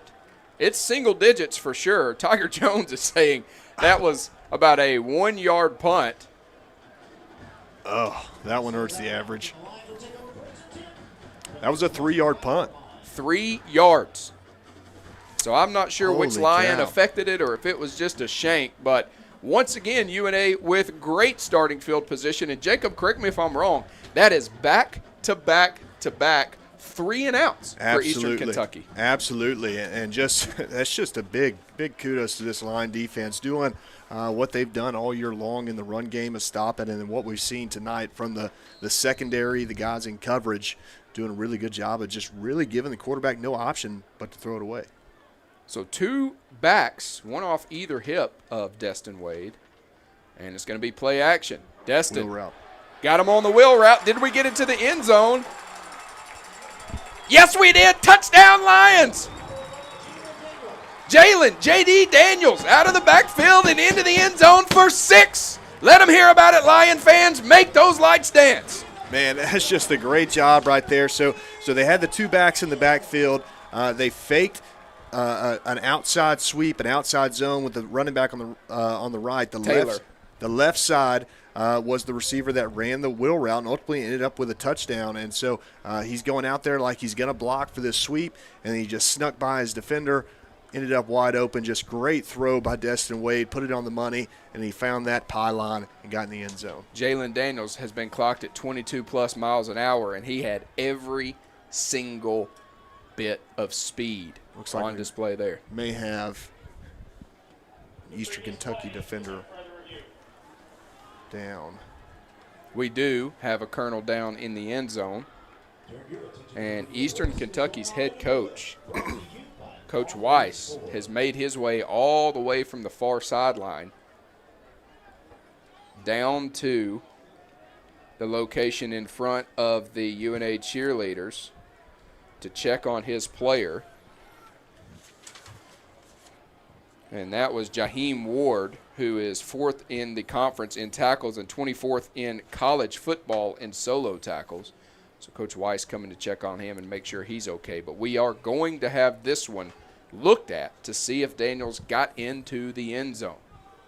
Chandler Dixon has been handling a lot of the extra point duties as of late. Feels really comfortable kicking here in Brawley as he played his high school ball right in this same stadium for the Florence Falcons.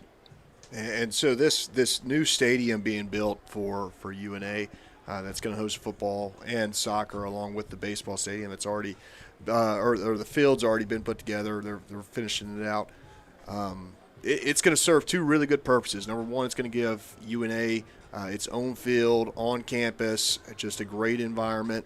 But it's also going to leave Brawley Stadium for the Falcons to utilize, and it kind of be their own sole stadium. So guys like Chandler, it's not going to be as smooth of a transition coming from Florence High School to UNA anymore. We've seen a lot of Florence High School athletes come here and be very successful in football. I know the young alumni that was honored this year, Lamonte Thompson, former Florence Falcon, who came to UNA and had such a great career as a running back here. And so you just see that all the time. And so UNA's done a great job over the years of recruiting good athletes from the Shoals area and surrounding counties. They bring in this local talent, and they just thrive and have great careers.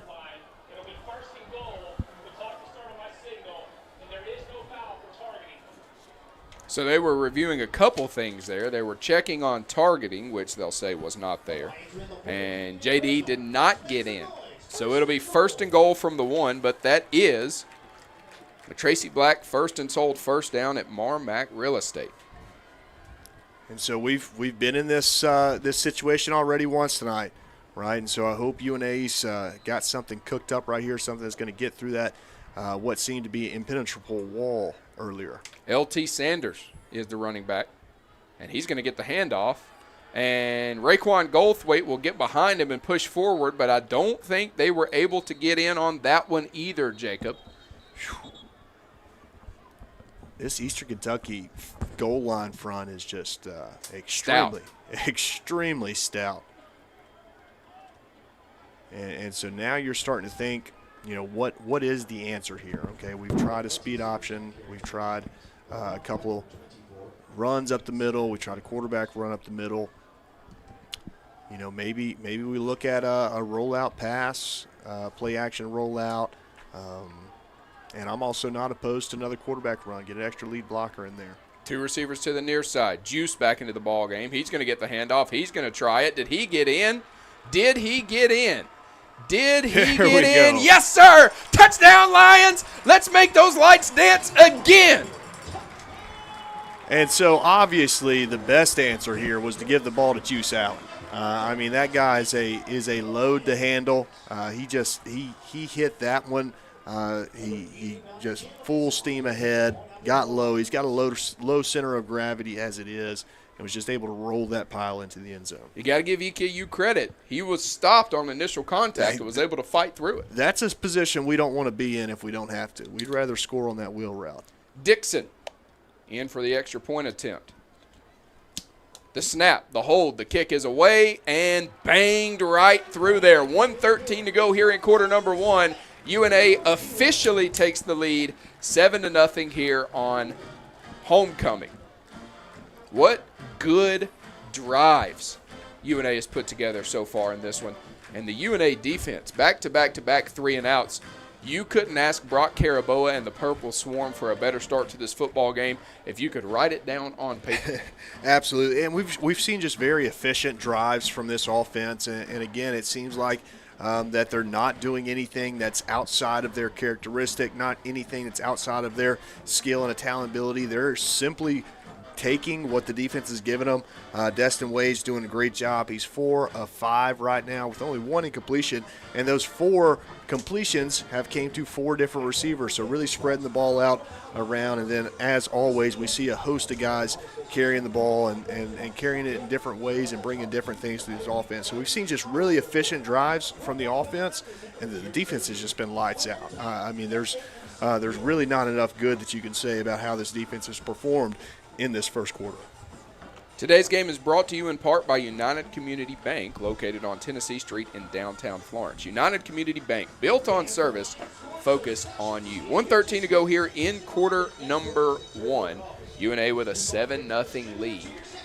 And as they're getting set up, we've got a couple of more UAC games going on tonight. Right now, we've got West Georgia taking on the undefeated Tarleton State. Tarleton State leads 7-0 at the end of the first quarter. TJ Mitchell III standing on the goal line. Ian Vachon putting a boot into it. TJ will haul it in at his own 3. He's across the 10, across the 20. Won't make it to the 25 as the special teams unit will come in and make the tackle. But we've got 2 flags flying in late. And really separate areas of the field. I'm wondering if there's 2 separate flags. I didn't see anything watching the play. Noah Gregg clapping his hands together as if it's against the Colonels. There's 12 yards distance between those 2 flags. I know the refs throw them and try to get as close as they can. Personal foul. Receiving team, number 38. Penalties half the distance to the goal line. It's first down. Backup running back Roderick Taylor coming to the sideline, getting taps on the helmet by everybody in purple, and that's going to be against Eastern Kentucky. And once again, that's going to back them up with horrible starting field position at their own 11 this time.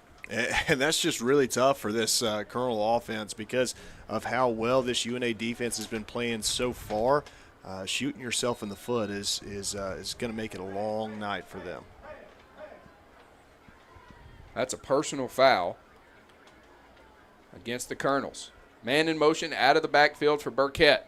Across the middle. Pass is complete. Gets away from the first tackler. Gets away from the second. Still on his feet. And that's going to be the first down of the ball game for Eastern Kentucky.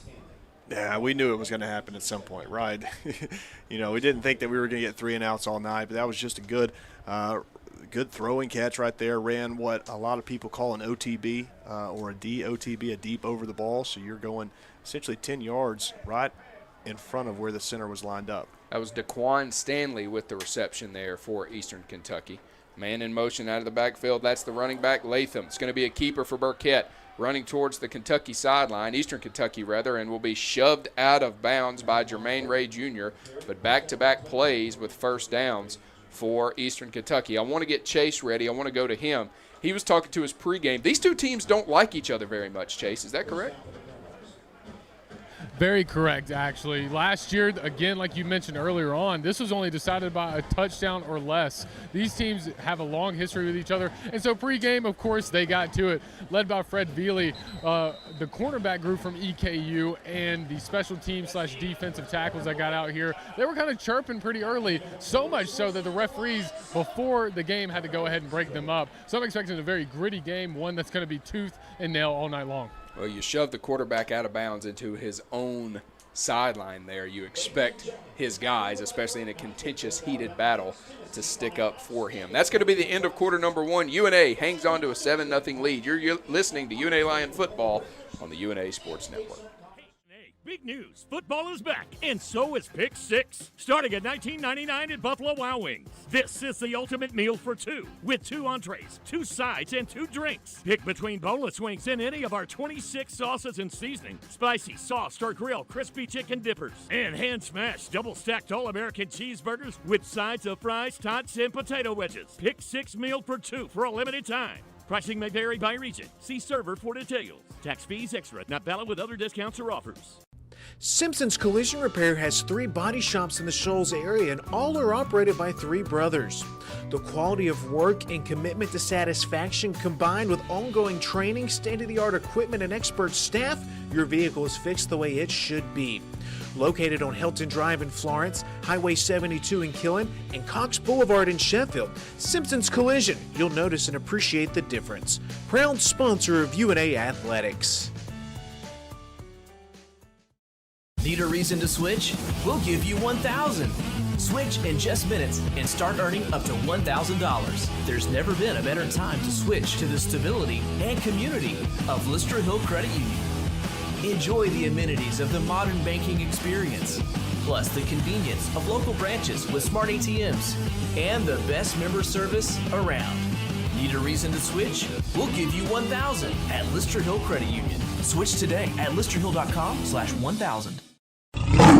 Join the University of North Alabama's Lions Athletic Club today. The Lions Athletic Club is the official booster club of the athletics department and provides increased scholarship opportunities, facility improvements, and operational expense support. Members of the Lions Athletic Club are eligible for priority seating at football and basketball events and access to hospitality areas at select sporting events. Membership begins at $300. Call 256-765-4615 or visit roarlions.com for more information.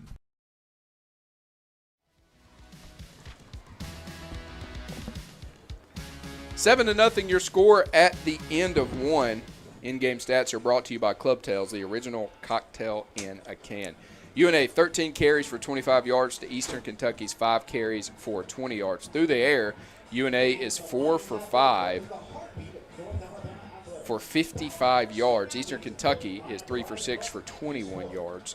And really the tale of the tape, in my opinion, the 2 tales of the tape, you can tell me if you disagree, Jacob. I disagree. Field position in favor of UNA. And the defense. Defense has been phenomenal. Yeah, absolutely. And you nailed both of those on the head. UNA has started with phenomenal field position pretty much every drive. And that comes from, Eastern Kentucky starting with really bad field position, and then the defense doing a good job of not giving up any yardage and making them punt from deep in their own territory. And then defense, like you said, UNA's defense just having a phenomenal game. Now we saw the last 2 plays, really good plays for Eastern Kentucky's offense, moving the ball down the field. Finally got them across the 50-yard line, getting close to the 50-yard line. And Eastern Kentucky's defense, Destin Wade's just done a really good job of picking them apart. Run game is being consistent like it has been all year long. And so, you really nailed it on the head with those two. Field position and defense has really been the story of this first quarter. We flip directions, and the Colonels will take over here at their own 40. Check that, 36. Working on the UNA hash mark side, and this will be a handoff to Hensley. He's trying to get around the corner and will be shoved out of bounds after a moderate gain. We do have a flag on the field. Jermaine Ray Jr. credited with the tackle, and that's going to be a holding against the Colonels. Ain't no secret recipe for these guys early in this one, Jacob. Yeah, and that was that holding was due to E.J. Colbert's just great effort on the play, just really trying to fight through that block and get to the runner, and the offensive lineman had no choice but to grab a little bit of cloth to slow him down. Looking down here on the sideline, Tanaka Scott, Noah Gregg chatting, and that's one of the elder statesmen in Tanaka Scott talking to one of the younger guys, learning on the sideline. So 1st and 20, Burkett and the Colonels looking to pass. Burkett gets it out late, and 2 inside for his receiver to get a fingertip on it. Daquan Stanley, the intended target from St. Augustine, Florida, formerly of South Florida. He has 17 receptions for 161 yards and a touchdown coming into this one. Yeah, and from Burkett right there, he had to step up in the pocket, and we saw a little bit of kind of Aaron Rodgers, how he'll leave his feet, kind of twist his body and try to slip one out there. Obviously, he's not at the level of Aaron Rodgers is yet. But That hold on creative Caleb, idea. That hold on Caleb Schlachter. It's going to be a quarterback keeper, and Burkett trying to find some room around the left end. Not going to be a whole lot there. So that'll bring up 3rd and almost the distance from here to Richmond. Yeah, and so you see big Caleb Brown trot off to the sideline. You're going to get some of your faster defensive linemen in there and take one of them out, put an extra DB in there, and really solidify this back-end coverage. So Stanley will come across the formation. 2 receivers on the near side, 1 to the far side. Burkett dropping back, stepping up in the pocket, not going to get too far as he's brought down for a big-time sack. Play the guitar. Yes, sir. That's Avery Howard. Oh, man, just a great job. I'm laughing that he hit his little celebration right as the ref was running in, and the ref kind of seemed a little shocked. He didn't know what to expect. But that's great. So if you can rush 3 guys like that and still get to the quarterback and get a sack, that's a testament to how hard this front plays for this UNA defense. 13:23 to go here before halftime. And Baker on to punt it away. Pegues standing at his own 35. Had a duck last time, but not this time. Pegues drifting back, trying to make men miss. Flag flies in, diving forward to the 30. And Coach Dearman sprinting towards the official that threw the flag. Yeah, could possibly be a hold, block in the back. I think they're going to call block in the back right here. Be the side judge who threw that one. Let's see what John Kellermeyer and company come up with here. During return, legal block in the back. Receiving team number 27. It's a 10-yard penalty. First down. Timeout. That's against Camden Allison, a junior defensive back from McKenzie, Tennessee. So that's going to take us to another media timeout. 13:08 to go before the half. 7-0 your score. Good guys on top. You're listening to UNA Lion Football on the UNA Sports Network. Hi, this is Ike Fowler with Alabama Health Guide. At AHG, we specialize in Medicare education and Medicare health plans. Just like the UNA Lions, we understand the importance of teamwork. So if you're nearing retirement, going on Medicare for the first time, or just want to review your current Medicare plan, give us a call at 256-648-5710 or stop by our office at 885 Florence Boulevard. That's 256-648-5710. Roar Lions. At Lawn Pride of Northwest Alabama, we offer a comprehensive range of lawn care services designed to address the needs of homeowners. From routine maintenance to specialized treatments, we have the expertise and resources to ensure your lawn remains healthy and vibrant year-round. Let our lawn professionals take the job off your hands and create the lawn that meets your need. Contact us today to get a free estimate by visiting lawnpride.com/Northwest Alabama or by calling 938-410-5012.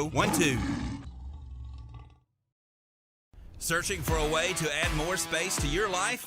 Midgard Self-Storage has the storage solution you're looking for. Our Florence, Alabama self-storage facilities offer a wide selection of unit sizes designed to meet your unique needs. Whether you're clearing space in your garage, adding a nursery, or expanding your business, you'll find the ideal features to simplify your experience with a storage unit at Midgard Self-Storage. Explore our unit sizes and prices to learn more about the Florence storage options at midgardselfstorage.com.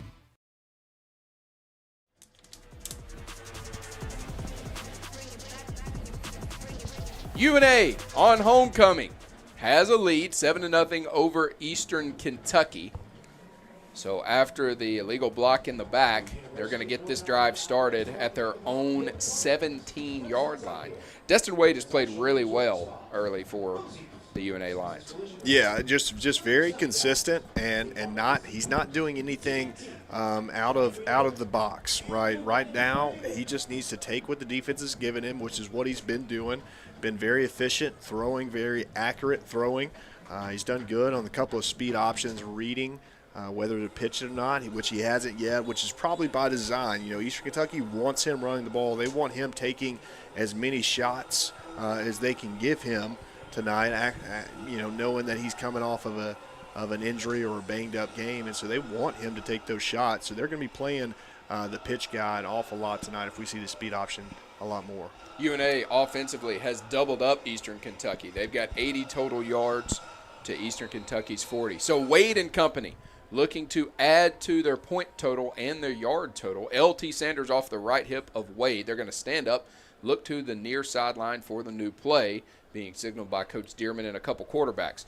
You've got two receivers to the far side, one to the near side, working on the near hash. Heatherly in there at H-back. Wade takes the snap, handoff to LT. He's having to take an odd route to get across the line of scrimmage, but he does. He's going to push forward, and a good gain on first down. They're going to give him at least 5, and I believe that's going to bring up 2nd and 5, and we've got some jawing going on after the play. Still no laundry on the field, but as Chase told us earlier, these two teams don't like each other at all, and a couple wide receivers and defensive backs getting a little nasty. Well, Jordan, if I told you that it was due to a receiver doing really well in the blocking game, who do you think it would have been? KJ Fields? Absolutely. He was all over him, just doing a great job of blocking, really making those defenders frustrated.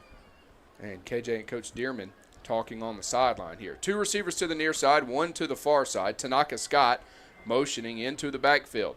Destin taking the snap, rolling to the near side, making a man miss. He's going to get it out of his hands to Tanaka across the 30, first down and more. Tanaka lowering his shoulder across the 35, and that is going to be a Tracy Black first and sold first down at Mar-Mac Real Estate.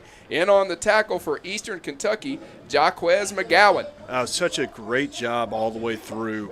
Tanaka, number one, getting under that rushing defender to give Destin Wade just a little more time. Then Destin did a really good job of stepping up, resetting, and then flipping it out there to Tanaka, and Tanaka got straight up and down the field, got that first down. Making a man miss along the way. Destin Wade showing his athleticism. Two receivers to the far side, one to the near side. JD in motion. He's going to get it on a handoff, a sweep. He's across the 40, running a man over right at the 45. You don't think about JD lowering the boom, but he does on that one, and the chains, I believe, are going to move. They are. That is another first and sold first down brought to you by Tracy Black and sold at Mar-Mac Real Estate. And he lowered his head and put his head right in the chest of Charles Ingram the fifth, right in between the 2 and the 0 on that chest, and just a great, really hard-nosed run to get that first down. I heard Nelly's, y'all don't really want it now. Here comes the boom, and that was in honor of what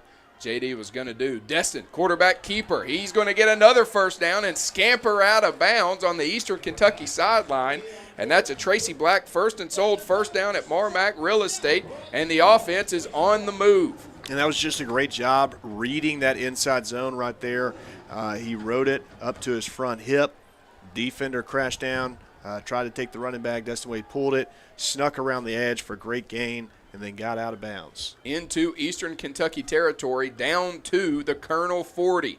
Working quickly here. Wade in the gun.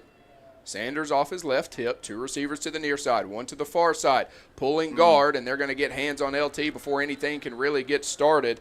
And you got to credit Frank Lee the fourth on that one in his 3rd season out of Carson Newman.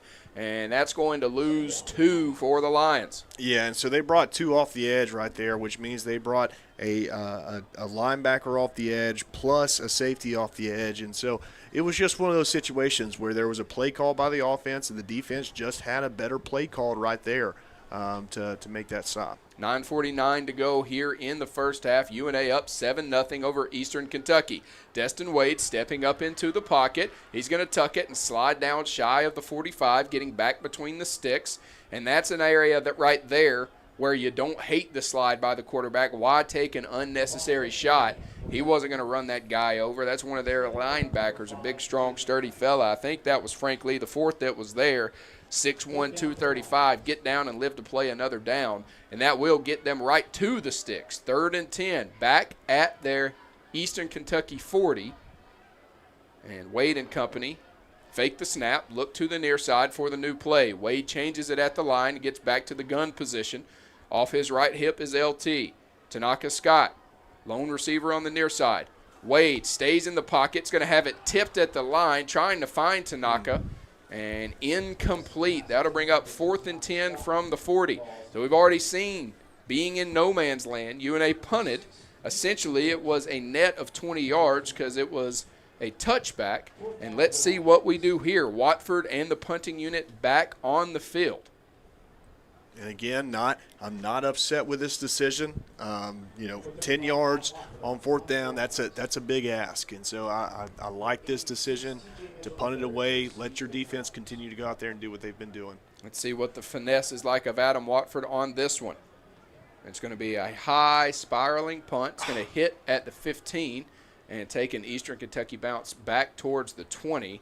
And they will down it at the 19, desperately trying to get it further into Eastern Kentucky territory was Noah Fuller, the defensive back from Ohatchee, Alabama, and he was crawling across the floor trying to get his hands on it, couldn't catch up to it. The ball had more spin than he had speed.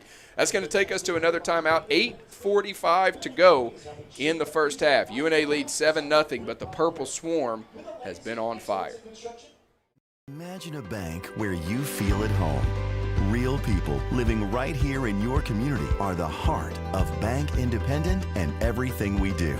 You have our commitment to bring the people, ideas, and resources together that create a stronger community full of endless potential. For over 75 years, we've served this place we all call home. Bank Independent. We're invested in you. Member FDIC. Florence Utilities offers several ways to view and pay your utility bill. Log into your account to sign up for paperless, auto pay, text pay, and more to make your life easier. Want to continue receiving a paper bill but would also like an electronic bill notification? Sign up for text pay or add your email address to your account. To take advantage of these convenient ways to view and pay your utility bill, visit florenceal.org and select utilities to register for an account, or call 256-760-6512 for more information. Another exciting year of UNA athletics is here. Don't miss any of the action. Become a season ticket holder today. Season tickets are available for soccer, volleyball, football, basketball, baseball, and softball. Don't wait until the last second. Avoid the lines. Reserve your seats and support the pride. Visit RoarLions.com or call 256-765-5466 to find out when season tickets go on sale.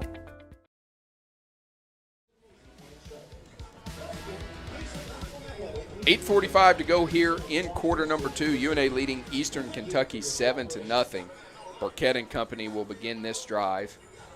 at their own 20-yard line. And we've talked about the field position game and how important it's been for UNA's offense, but it's also been good for UNA's defense. Last time Eastern Kentucky had the ball, they shot themselves in the foot, backing themselves up 10 yards with a hold on the first play from scrimmage.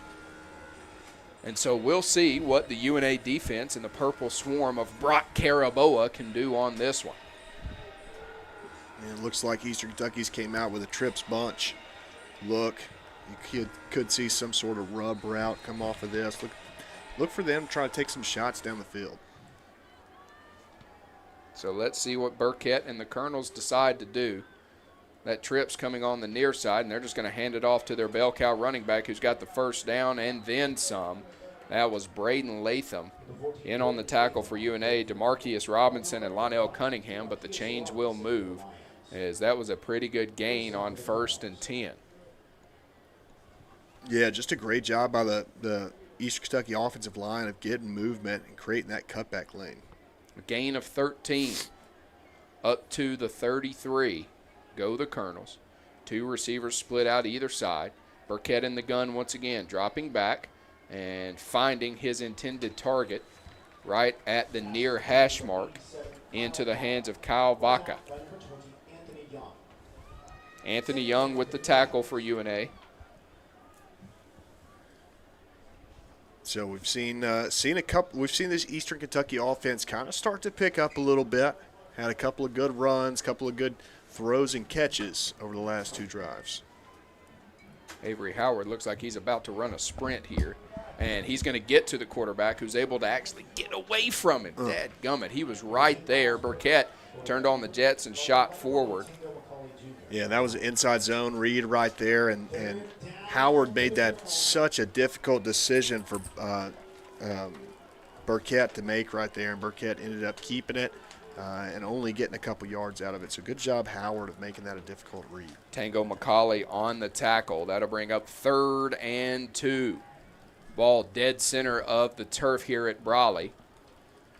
Latham motions from the left hip to the right hip of Burkett, and he's going to get the handoff and be upended right at the 50. So the chains move again, and their bell cow, Braden Latham, really making his presence felt. He's got a nickname of Butterball. BB is what they call him.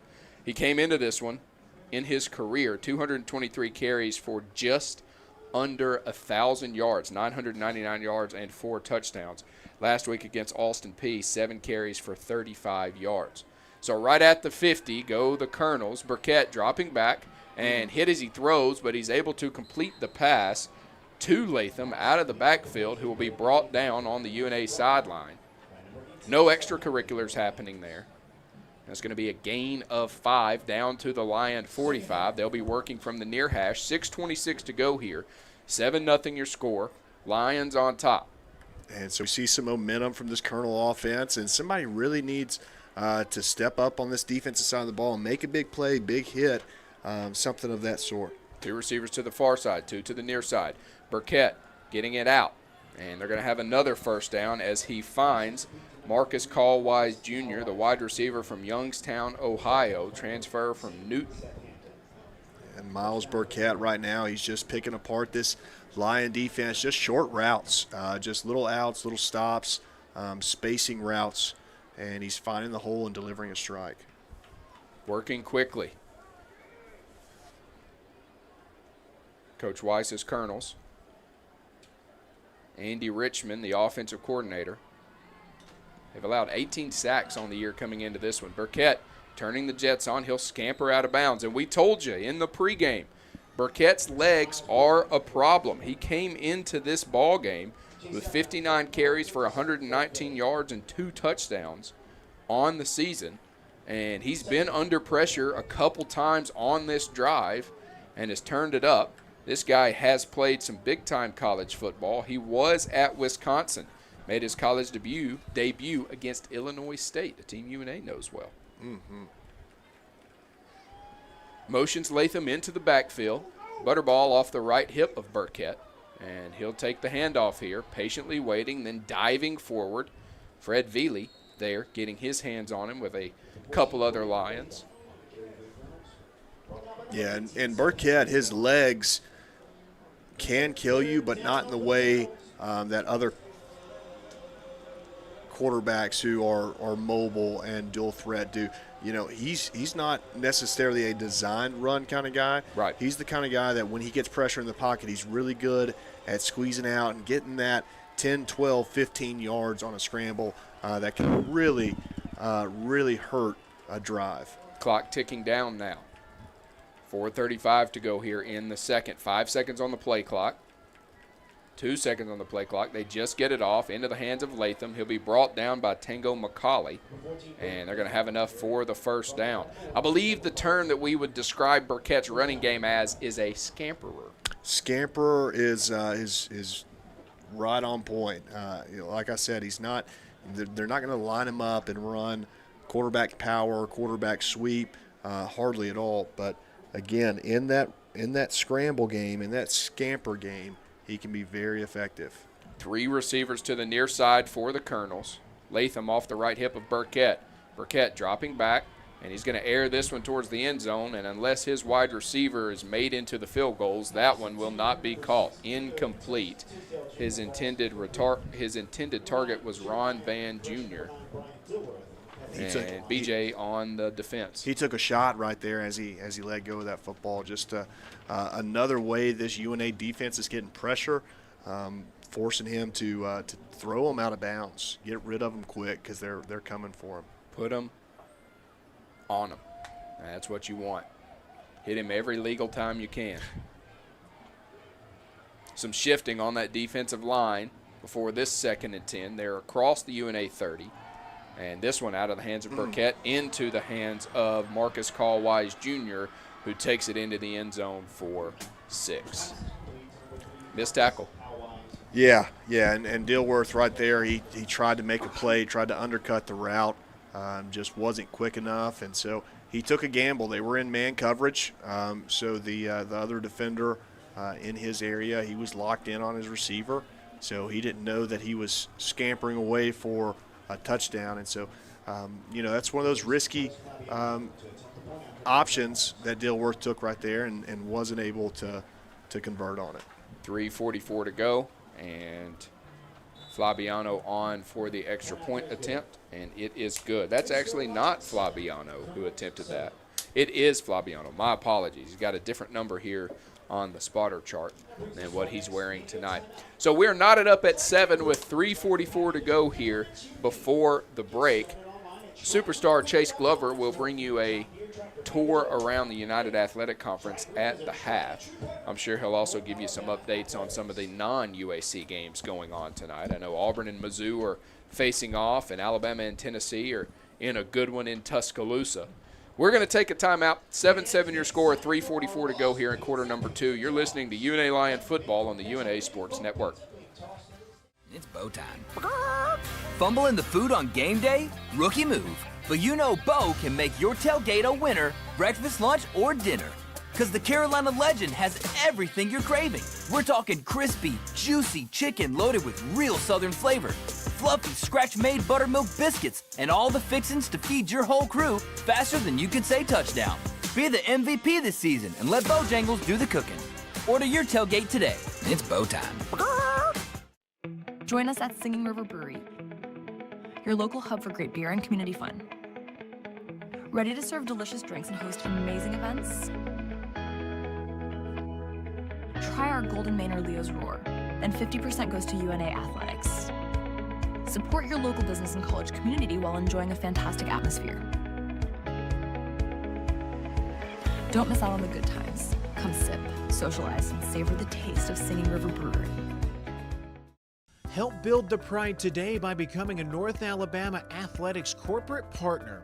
Join the UNA Lions Sports Network and be a part of the broadcast as UNA travels across the country taking on the best. Become an ESPN sponsor and your business can help put North Alabama on the worldwide leader in sports.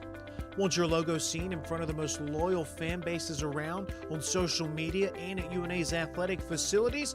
Visit roarlions.com for more information.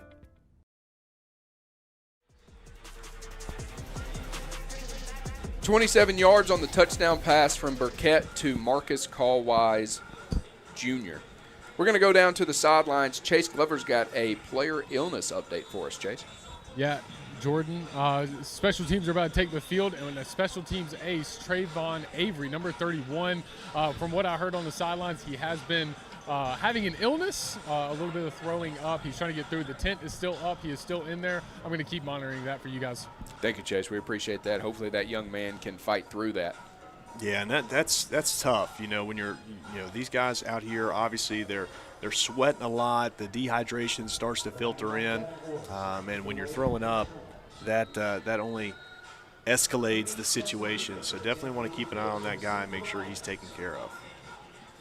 So the first kickoff of the night for Eastern Kentucky, those duties being handled by Devin Orr from Cincinnati, Ohio. Justin Luke will be the return man. He was great last week. He's been good all season. And he will let this one fly over his head as it will fly out of the back of the end zone for a touchback. 7-7 your score, 3:44 to go here in this one. Homecoming here at Brawley. Jordan Campbell alongside Jacob Tucker, Noah Sullivan running the board behind us, keeping you up to date with everything going on. And I've had a lot of fun so far in this one. I believe, Jacob, that this is the most consistent I have seen the UNA offense and defense look all season, and that includes the win. Absolutely, yeah. I mean, from each drive to the next, defense just doing a really good job. Obviously, gave up a touchdown right there, but prior to that, just doing some really good things on the defensive side of the ball. Two receivers split out wide either side. Heatherly will now motion into the backfield. Juice off the right hip of Wade. Wade rolling to the near side, has to stop, put some air under it, and will just throw it out of bounds, hauled in by a assistant coach on the sideline. Logan Ellis with a catch over there. Does he get any eligibility left? I don't think so, but you got to watch out for those Fort Payne guys. Fort Payne. Yeah, Logan's been around the program for a little while, done some really good things, really good work. Some of the unsung heroism comes from Logan Ellis. What do you think he spends his dollar on? Parked in a holler. That's a good one. I don't care what you say. Two receivers to the near side, one to the far side. That's Tanaka by himself, and he's got about 8 yards of space between him and the closest defensive back. Wade's going to hand this one off to Juice. Find some running room around the left side. Pushing forward. He's going to be right at the line to gain a first down. Does he have it? He does. The chains move. That's a first and sold first down brought to you by Tracy Black and Sold at Marmac Real Estate. With the lead, clock running, we still have the 2-minute warning coming up. UNA has not abandoned the run. They'll go back to Juice here, looking for room around the right side this time, pushing forward, down just shy of the 40. They'll say the 35. Check that, the 39, so that'll be a gain of 4, 2nd and 6. I love to see it whenever Juice gets rolling and they get a couple of back-to-back plays of him just punishing some defenders. Man, it's got to get exhausting tackling him all game long. That's the Jaguars when Derrick Henry was still in Tennessee. Two receivers to the far side, one to the near side, or Earl Thomas. Man in motion across the formation, that's Pegues. He's going to get it on the handoff and fights through an arm tackle, dives forward, and has enough for the first down. A Tracy Black first and sold first down at Marmac Real Estate. There was an Eastern Kentucky player who was signaling to the official. He wanted a flag late. The official says, get back to your side. Yeah, and that was just a great individual effort right there by Pegues, but also by Juice Allen blocking. He was blocking number 1, Cam Jr., who was the UAC Defensive Player of the Week last week against Austin Peay. 1st and 10. 4 seconds to go. They will get a playoff before the 2-minute timeout, and they're going to get it to KJ Fields across the 35 of Eastern Kentucky. They didn't blow him dead with forward progress. He hauled it in at the Eastern Kentucky 39 and stayed on his feet, still on his feet, never went down. He got shoved back about 6 yards, and they're going to give him that progression down to the Eastern Kentucky 41. And that is going to take us to the 2-minute timeout. Knotted up at 7. 1:54 to go. The Lions are roaring down the field. Community is a bank that asks, when it comes to your finances, how do you define success? Knowing your bank has your financial future right on course? Having a banking partner that's ready with a plan when opportunity knocks? Or maybe it's a digital banking experience that puts everything at your fingertips, even at your daughter's soccer game. However you define success, United Community's trusted bankers are here for you. Success. It takes a community, a united community. Learn more at ucbi.com. Member FDIC. The world is growing. How will you grow yours? At the University of North Alabama, we're dedicated to partnering with you in your journey to discover your passion and your potential and put it all into practice.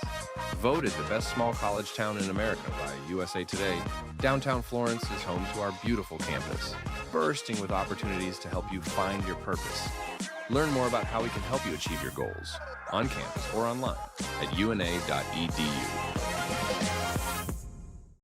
Simpson's Collision Repair has 3 body shops in the Shoals area, and all are operated by 3 brothers. The quality of work and commitment to satisfaction, combined with ongoing training, state-of-the-art equipment, and expert staff, your vehicle is fixed the way it should be. Located on Hilton Drive in Florence, Highway 72 in Killen, and Cox Boulevard in Sheffield, Simpson's Collision, you'll notice and appreciate the difference. Proud sponsor of UNA Athletics.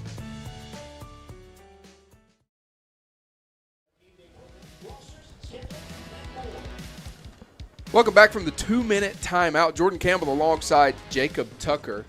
Chase Glover gave us an update on Trey Avery there during the timeout. Said he's taking in water, feeling a little bit better. I don't ever do this, but they just honored the promising alumni, one from each college. And my sister Briley was from the Anderson College of Nursing, honored with that, the Promising Alumni Award. So I got to take a picture of her during the break. Very proud of her. Myself and my family are. You should absolutely do that, and I think this was a great time to announce that. Well, she's the best of the 3 of us. I mean, it's well, somebody's got to be, you know. Somebody has to be. She's way above me and my other sister, so I'm very proud of her, and she got honored on the field there, and so I take a second to recognize my family there. Back to the game, though. Briley got her moment in the sun. Get out of here. It's time to get back to UNA football. 1st and 10 for the Lions in EKU territory. Working on the near hash. Ball on the 41 of the Colonels. 3 receivers to the far side. Pegues motions out of the backfield, so now 1 receiver to the near side. Wade by himself in the backfield. Heatherly in there at tight end as a blocker. Wade stays in the pocket, tries to find Pegues. And Dearman and Tucker both want a pass interference, and they are not going to give it to either one of you. Yeah, I thought that was a little bit early on the contact from the defense. Obviously, the refs got a better view down there than we do up here. I don't know. We got a pretty good view up here week in, week out, Jordan. But regardless, not called, so you got a 2nd and long right here.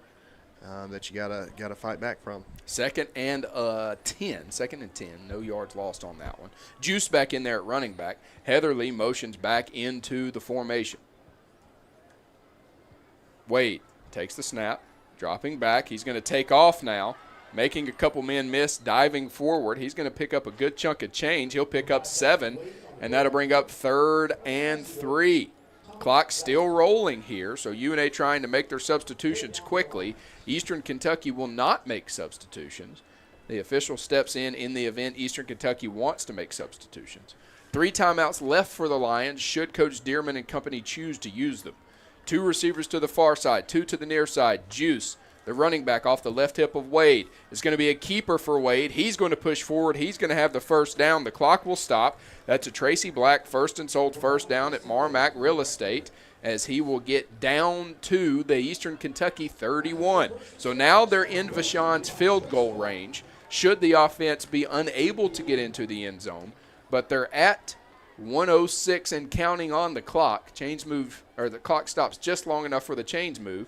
They're going to throw this one outside to Noah Gregg. He's going to haul it in and be waylaid at the 30-yard line. They'll say actually he got down to the 28.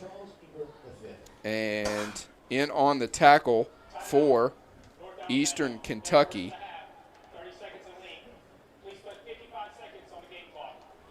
was Ingram the 5th. Yeah, and that was a great throw out there. That's a long throw. People don't realize, it was a short route, right? It was only a 4 or 5 yard route. But when you're throwing from one hash all the way out to the other side, other sideline. That's a long throw. You know, that gets up into the 30, 35 yard, and so you got to throw a strike out there. You can't throw a looping pass out there to the sideline on your short routes, and so Destin Wade had to put a little oomph behind it, and a great job he did right there getting it out there to Greg. Greg just wasn't able to shake out of that ankle tackle out there on the sideline. Coach Dearman elects to take a timeout. Special teams unit getting warmed up on the sideline. Vashon kicking. Brandon Forscutt, the long snapper for Vashon, warming up. Man in motion, that's Pegues across the formation. Wade dropping back, play action, looking down the field. He'll get it out to Pegues. Strong throw.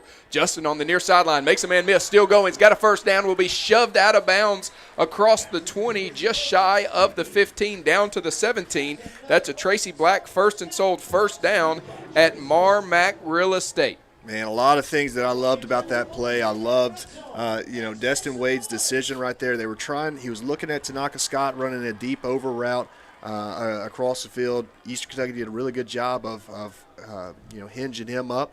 And so Destin Wade took what the defense gave him, which was a dump down over to Pegues, and then he made a great move, got upfield, and then got out of bounds to stop the clock. Just a stop and go in terms of how he got away from that guy. Stopped his feet, the guy went past him, and he went on down the sideline. Wade drifting back under pressure. We're going to have a holding call here, and Wade's going to scamper out of bounds as Whit Mitchum got knotted up there with big Brad Gurley Jr. That last play was a gain of 11 for Pegues. Yeah, and so that penalty right there, that holding penalty hurts, although that's only the second penalty on the Lions thus far this game. Played a fairly clean game. Doing a really good job of being disciplined and playing inside the guidelines. But that one hurts, right? You're moving the ball down the field. You're trying to get in the end zone before halftime and not settle for a field goal, and that pushes you pretty far behind the sticks. So Mitchum is at right tackle. Gage Saint is at left tackle. To check that, 3 receivers to the far side. Split out widest is KJ Fields. Wade under pressure, getting away from that pressure, running to the near sideline. He'll tuck it across the 20. He'll jump out of bounds shy of the 15. Trying to get back between the sticks, but he's not going to be able to do so. 30 seconds to go here before the half. 33 seconds on the play clock. The clock is stopped as Wade did go out of bounds, and that will bring up 2nd and 12. Check that, 2nd and a short 11, long 10. So my question here is, what is your game plan? I know we don't have a whole lot of time, but you got 30 seconds. You're taking a couple shots to the end zone? No, I think I'm still trying to get this first down. You've got an extra timeout in the back pocket. I think you can still throw one across the middle. So 3 receivers to the far side. Let's see what they do. Wade dropping back. It's going to be a little screen pass that he can't get to Juice, as bearing down on him was Jeremiah Bailey, the 6'2", 277-pound defensive lineman. Yeah, and I think that screen was going to be set up extremely well right there if Wade was going to be able to get it out there to Juice Allen, and just wasn't able to. Had some pressure in his face, but that would have been I think that would have set up really nice had it been completed. 26 seconds to go before the half. Greg, the lone receiver on the near side. 3 receivers to the far side. Tanaka on the line of scrimmage. Pegues and KJ off the line of scrimmage. Wade claps his hands together, dropping back. He's got all kinds of time, looking for Greg. He hauls it in at the 5, gets away from a tackle and scores a touchdown. Yes, sir. Let's make those lights dance once again. Oh, that's such a great catch right there by Noah Gregg. Such a great catch. And you mentioned it earlier. You saw Tanaka Scott talking to him down there on the sideline, kind of talking about the older guys mentoring the younger guys. And so Noah gets in the end zone. The first person there to celebrate with him, actually tackled him was Tanaka Scott. And so you love to see that. You love to see them get in the end zone right before halftime. And you love to see it. Noah Gregg, local guy, coming out here and doing great things. Dixon on for the extra point. Noah hauled that one in at the 5, took a lick, landed on his feet, and then scampered on into the end zone for 6. And Dixon makes it 7. 20 seconds to go. UNA extends the lead. Check that. Takes the lead back. He got hit hard right in the center of the field. It didn't matter. Noah Gregg stays on his feet. And as you mentioned, Tanaka Scott puts him on his belly in the end zone. Oh, that's such a big-time play right before halftime. I can't tell you how much that means to the players and to the coaching staff as you're going into that locker room. You're able to have more composed conversations, and you can talk about what we can do, continue to do differently, do better in the second half. So big-time touchdown right there, and to say that, there is still 20 seconds left on the clock. What would really take the wind out of the sails if you were able, or if Eastern Kentucky's able to get down the field and get into field goal range, or forbid that they score.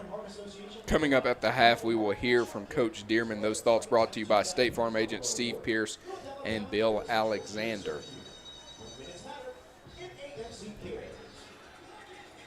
And Vashon definitely has the boot to be able to get it deep into the end zone and hopefully get no return. TJ Mitchell III stands back deep.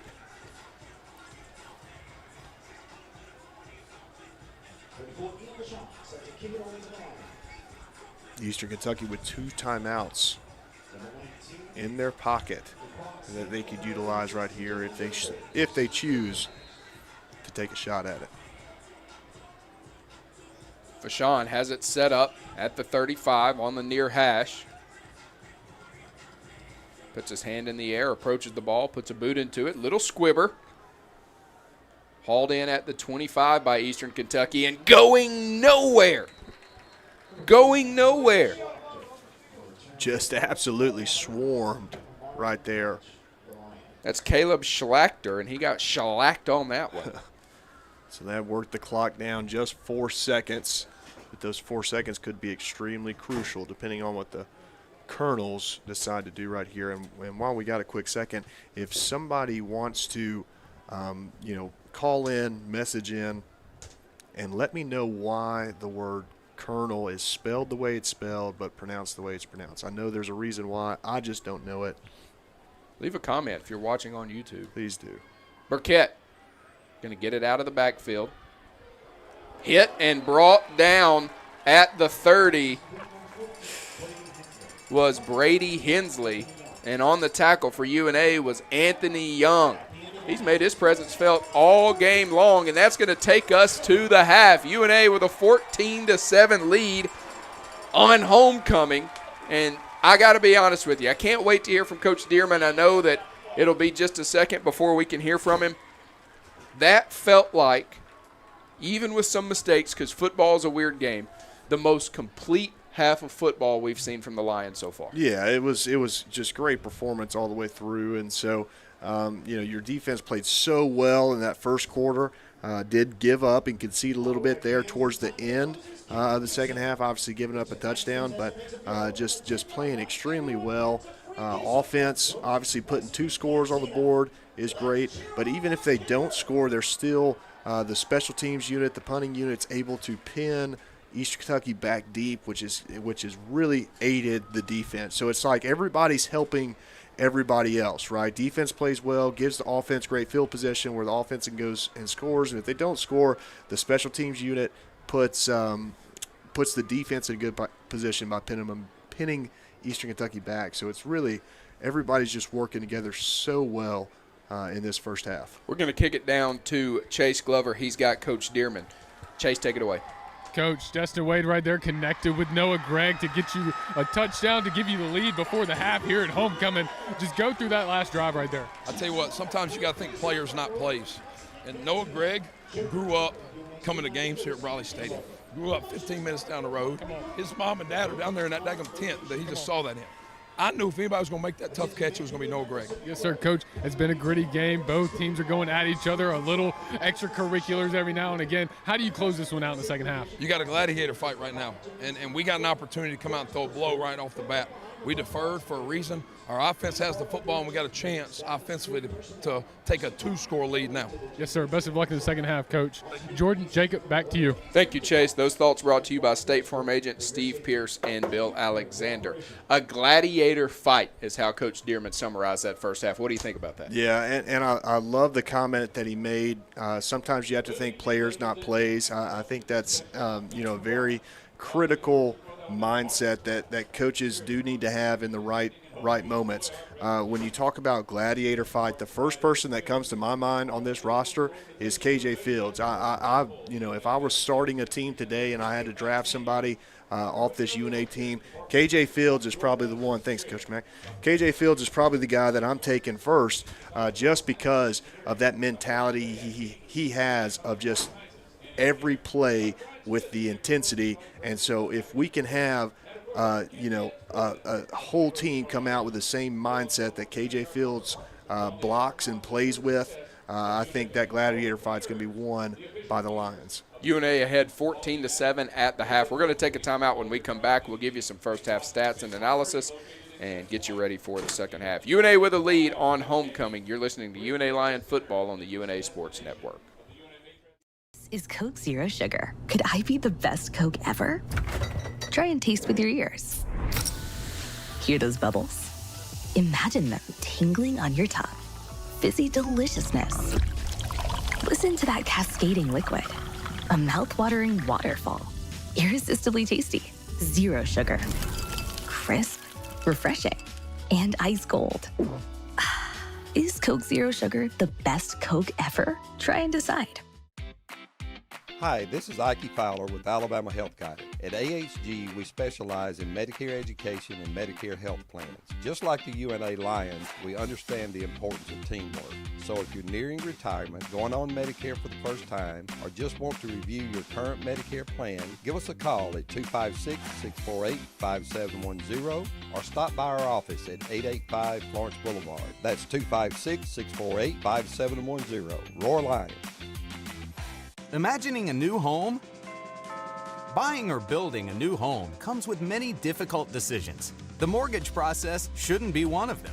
Let CB&S Bank's experienced mortgage lenders make the process easy by providing the mortgage solutions you need to build your home sweet home. Visit us online at cbsbank.com or at a CB&S Bank office near you. All loans subject to credit approval. Member FDIC. Equal housing lender. Want to keep up with North Alabama athletics no matter where you are? Stay up to date with all things UNA by following the Lions on social media. Like us on Facebook, follow us on Twitter, subscribe to the UNA Athletics YouTube page. Get your game day schedules, score updates, full game recaps, highlights, and more by keeping up with the Pride on social media. No matter where you are, you can stay in the know by following us on social media. Visit RoarLions.com today for more information.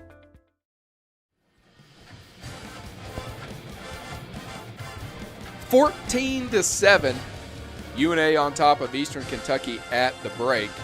And I don't know if anybody in broadcasting has a better halftime background than Jacob Tucker and I with the Marching Pride, who will be marching in the Macy's Day Thanksgiving Parade, making beautiful, beautiful music on the field. Man, so excited for that. UNA playing beautiful, beautiful football there in the first half, up 14-7. Destin Wade has been really good in this one. He's got 12 carries for 55 yards on the night. He's thrown a touchdown pass into the hands of Noah Gregg. Juice Allen has a touchdown as well, 4 carries for 17 yards. And really, it's 3 factors. The offense has been able to sustain drives. The defense has been able to make plays. And field position has been the difference so far in this one. Yeah, absolutely. And you know, a couple of things that have gotten us to this point, when you look at number one, penalties. We mentioned that earlier. Only 2 penalties for the Lions, totaling 20 yards. And so while those 2 penalties, you know, obviously weren't good, we're not seeing those penalties that we've seen earlier this year, where it just kills drives, kills momentums, and kills opportunities.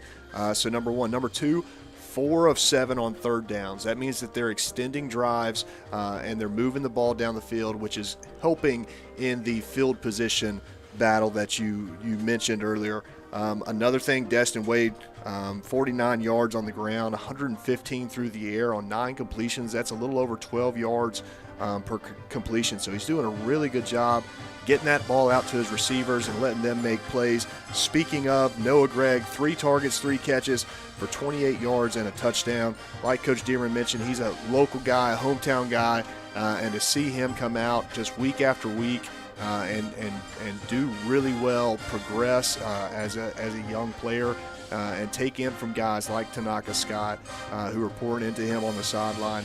Just been great offensively. Defensively, it's really been a complete group effort. I mean, you see guys all over the field making plays, but to no surprise, the cat that's leading the charge in tackles for this first half, Seth Hampton, with 6 total tackles, has been all over the field. Yeah, this defense has played really well. They've had Burkett under pressure. Now, later as the first half progressed, Burkett and the offense seemed to settle in a little bit. You talked about it, the scampering ability of Burkett to continue to keep plays and drives alive. Hampered UNA's defense a little bit. Didn't kill them, didn't hurt them. They got into the end zone. But all in all, in the second half, we talked about Burkett's legs. You got to know that UNA knows that he is a guy who can really hurt you, and they got to keep an eye on him throughout the rest of this one. Yeah, absolutely. And so the gains that Eastern Kentucky was able to make on the offensive side of the ball late in the half right there came from the passing game, but not necessarily what you would draw up in your mind of what that passing game looks like. Drop back in passing and then Burkett scampering around. Really been well for him. And then also just those little pick and poke routes, even the long touchdown that we saw, that came from a 7-yard route. And so those little things in the passing game have really been good for Eastern Kentucky. UNA is going to have to go in at halftime and think about what adjustments, what calls, what schemes are going to be good offsetters whenever those start to cause an impact. 14-7 your halftime score. Time for us to take a timeout. UNA leading Eastern Kentucky in this one on homecoming. Another exciting year of UNA athletics is here. Don't miss any of the action. Become a season ticket holder today. Season tickets are available for soccer, volleyball, football, basketball, baseball, and softball. Don't wait until the last second. Avoid the lines. Reserve yours and support the pride. Visit RoarLions.com or call 256-765-5466 to find out when season tickets go on sale. At Lawn Pride of Northwest Alabama, we offer a comprehensive range of lawn care services designed to address the needs of homeowners. From routine maintenance to specialized treatments, we have the expertise and resources to ensure your lawn remains healthy and vibrant year-round. Let our lawn professionals take the job off your hands and create the lawn that meets your need. Contact us today to get a free estimate by visiting lawnpride.com/Northwest Alabama or by calling 938-410-5012. Imagine a bank where you feel at home. Real people living right here in your community are the heart of Bank Independent and everything we do. You have our commitment to bring the people, ideas, and resources together that create a stronger community full of endless potential. For over 75 years, we've served this place we all call home. Bank Independent. We're invested in you. Member FDIC. Join the University of North Alabama's Lions Athletic Club today. The Lions Athletic Club is the official booster club of the athletics department and provides increased scholarship opportunities, facility improvements, and operational expense support. Members of the Lions Athletic Club are eligible for priority seating at football and basketball events and access to hospitality areas at select sporting events. Membership begins at $300. Call 256-765-4615 or visit RoarLions.com for more information.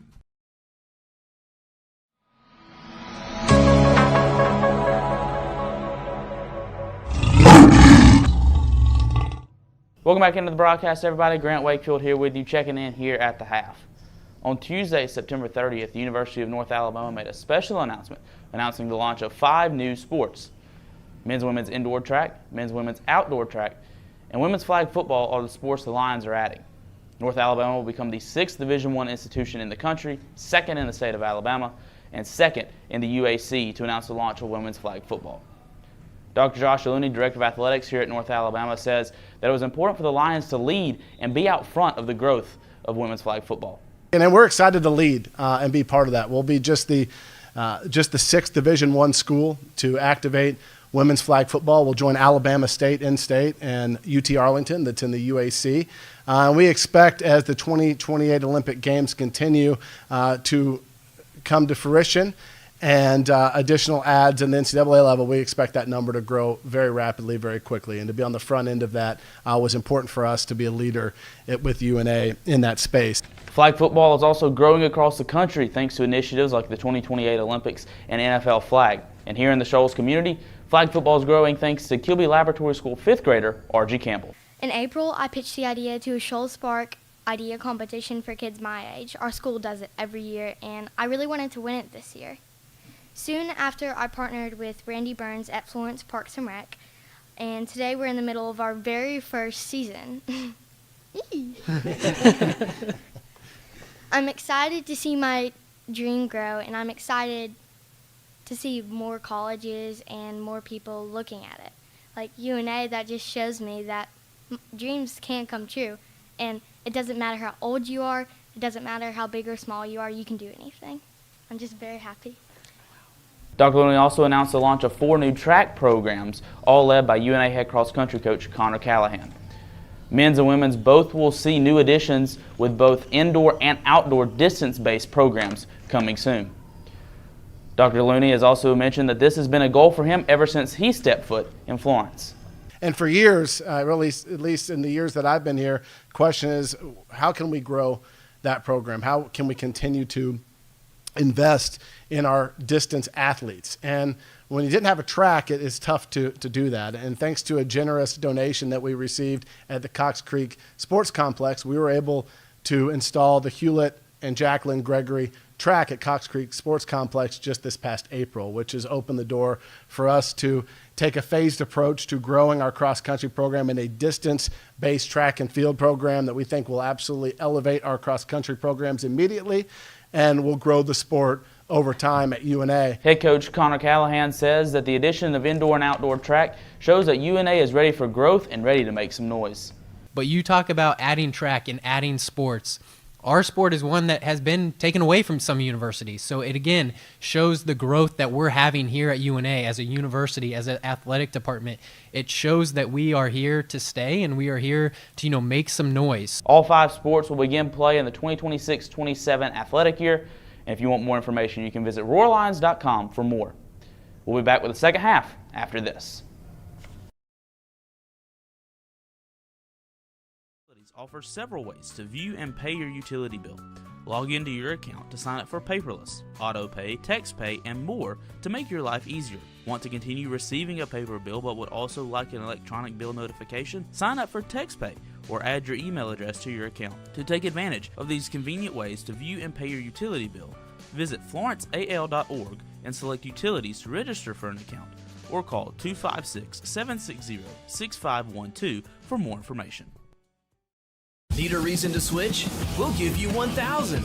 Switch in just minutes and start earning up to $1,000. There's never been a better time to switch to the stability and community of Lister Hill Credit Union. Enjoy the amenities of the modern banking experience, plus the convenience of local branches with smart ATMs and the best member service around. Need a reason to switch? We'll give you 1,000 at Lister Hill Credit Union. Switch today at listerhill.com/1000. Hey, UNA, big news. Football is back, and so is Pick 6, starting at $19.99 at Buffalo Wild Wings. This is the ultimate meal for 2, with 2 entrees, 2 sides, and 2 drinks. Pick between boneless wings and any of our 26 sauces and seasonings, spicy, sauced, or grilled crispy chicken dippers, and hand-smashed double-stacked all-American cheeseburgers with sides of fries, tots, and potato wedges. Pick 6 meal for 2 for a limited time. Pricing may vary by region. See server for details. Tax fees extra, not valid with other discounts or offers. Searching for a way to add more space to your life? Midgard Self-Storage has the storage solution you're looking for. Our Florence, Alabama self-storage facilities offer a wide selection of unit sizes designed to meet your unique needs. Whether you're clearing space in your garage, adding a nursery, or expanding your business, you'll find the ideal features to simplify your experience with a storage unit at Midgard Self-Storage. Explore our unit sizes and prices to learn more about the Florence storage options at midgardselfstorage.com.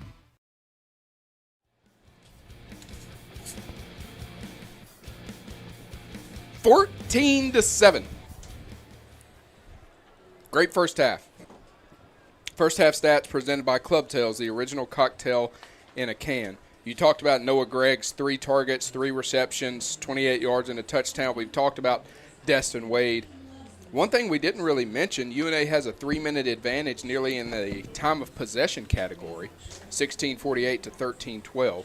So if that continues, it'll be a 6-minute time of possession differential between the first half and the second half. Let's go ahead and talk a little bit about the second half, Jacob.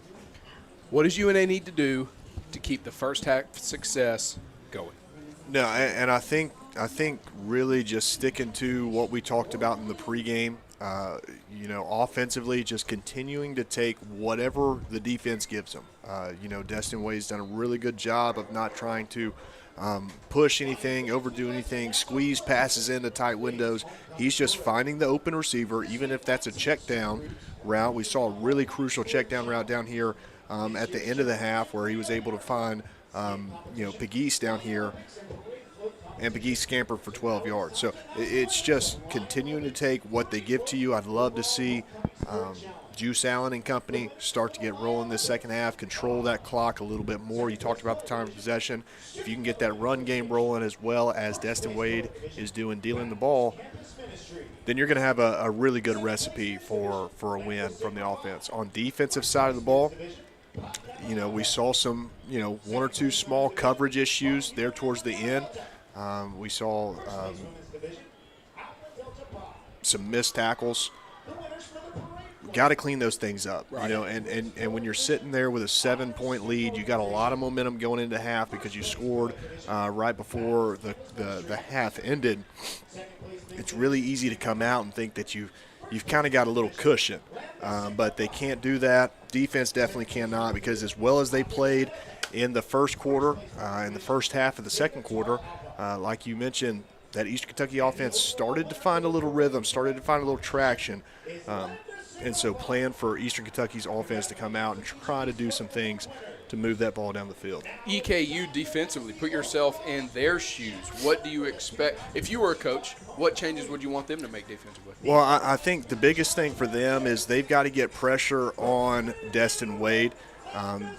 He's done a really good job, and we've talked about it on the flip side with Miles Burkett of scampering around. Destin Wade's done a good job of moving the pocket, scrambling out. Now, he hasn't ran it as much as Burkett has whenever he scampers, but he's doing a really good job of dropping it off to different receivers. So I think for Eastern Kentucky, a big point of emphasis right here is they have to find ways to get sacks on Destin Wade. They've got to get hands on him, got to really mess him up, because what he's been able to do is he's been able to step up, move around, roll out, which still gives them clear vision. They got to find a way to get some hands on Destin Wade. Wade has not quit on the plays either, which not saying that he normally has, but what I'm saying is he's continuing to make moves with his focus being down the field. And Absolutely. so that makes it really hard to defend when a guy's got the athletic ability that Wade does, but also has the drive to continue doing things to keep a play alive.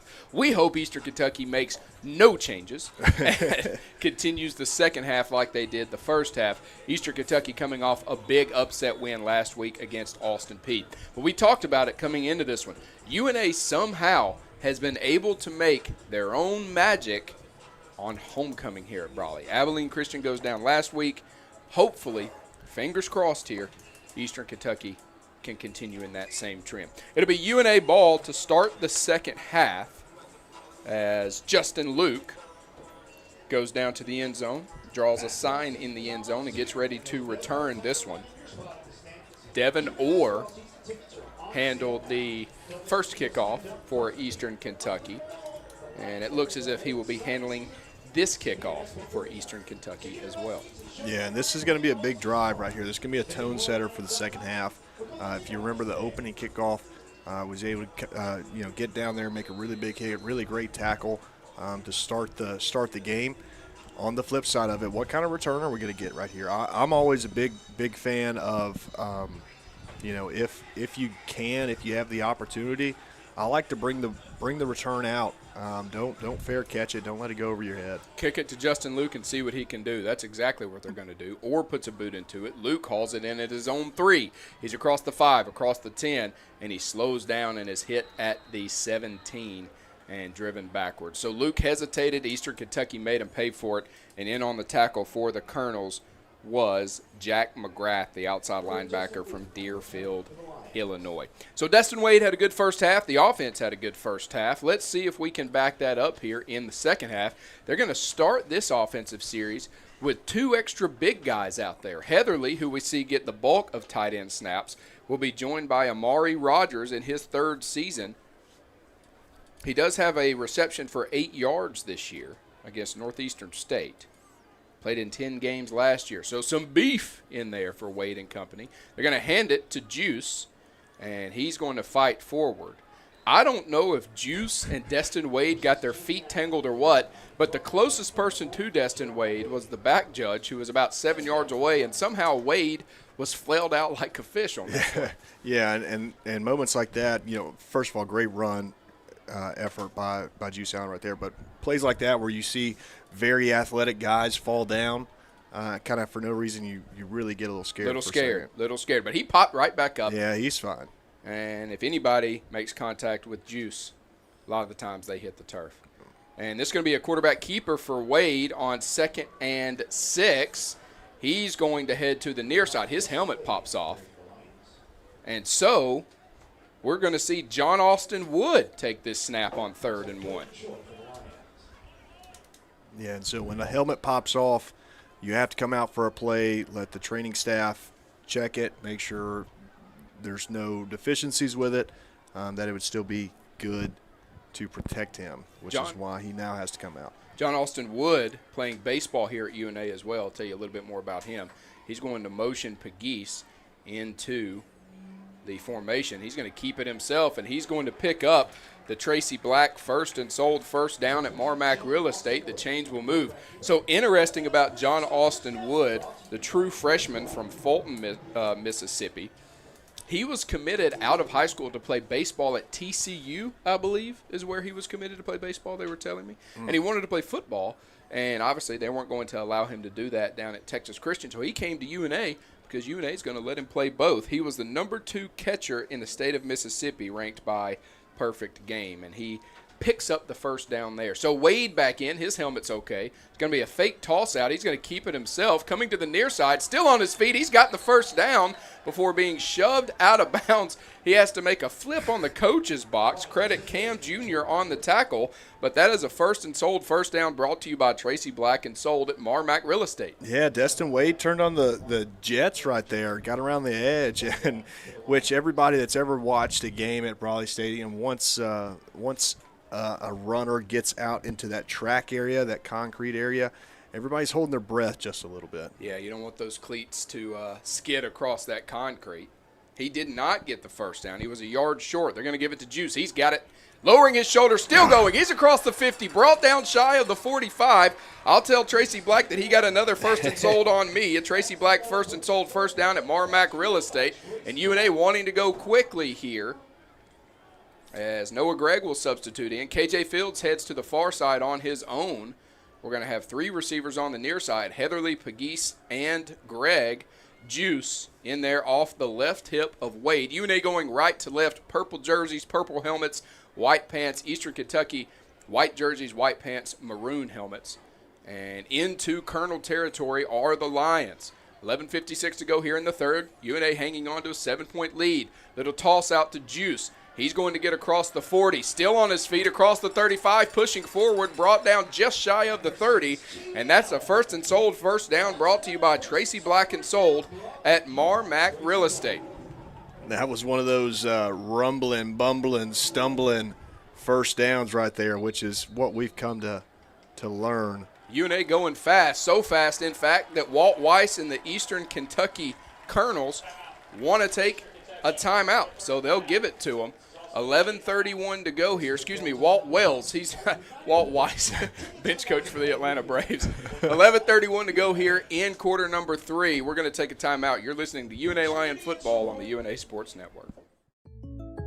When something happens to your car, you might say, ugh, come on. Seriously? This is so extra. But what you could say is, like a good neighbor, State Farm is there.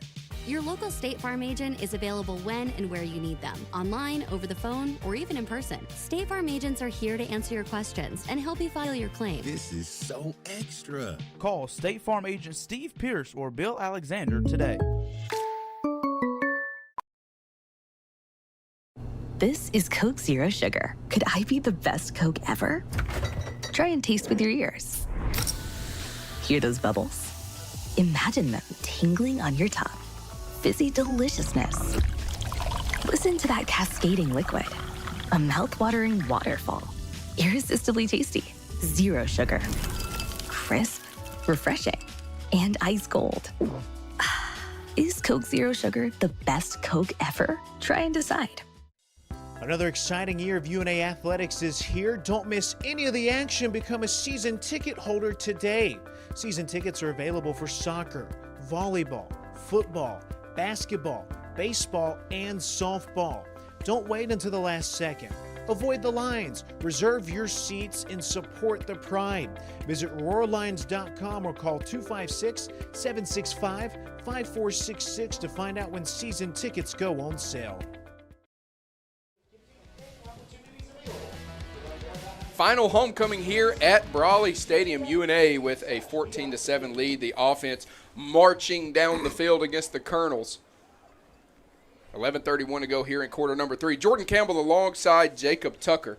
And we are happy to have you with us here on the UNA Sports Network. Join us for UNA football nights at Lost Pizza Shoals. Hear from members of the coaching staff and players as they take you inside the UNA football program. If you can't join us live, you can catch every episode right here on the Varsity app and all UNA Athletics social media platforms. So UNA going so quickly there that Eastern Kentucky and Walt Wells, they got to get a timeout. They got to get that defense a break. And what you'd like to see is a positive play here, and you get right back into the motion. Right, absolutely. You definitely saw that Eastern Kentucky defense show some gas there in those last couple plays. And so you'd like to see UNA get back on that pedal. Well, let's see what they got. Pegues motions to the far side by his lonesome. Wade by himself in the backfield. He's going to Pegues. Beautiful ball and incomplete. Pegues and an official both take a tumble into the advertisement placard over there. And look at that. The official replacing the advertisement placard.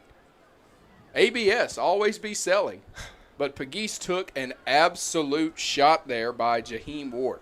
Yeah, that was a big-time hit right there. That's the type of hit that you don't see a whole lot anymore, because you kind of get into that defenseless receiver targeting type scenario. But that was just an old-school big-time hit. We haven't seen UNA take a lot of shots this game. That was one of the few. You don't hate to see it on 1st and 10 in plus territory. So Wade will keep it. Nobody's around him. He's across the 20. He's across the 10. He's ridden out of bounds down to the 5. That'll move the sticks. That's a first and sold first down brought to you by Tracy Black and sold at Marmac Real Estate. Derek Taylor credited with the tackle, but Destin Wade didn't get touched for about 15 yards there. So far on this drive, Jacob, UNA took over.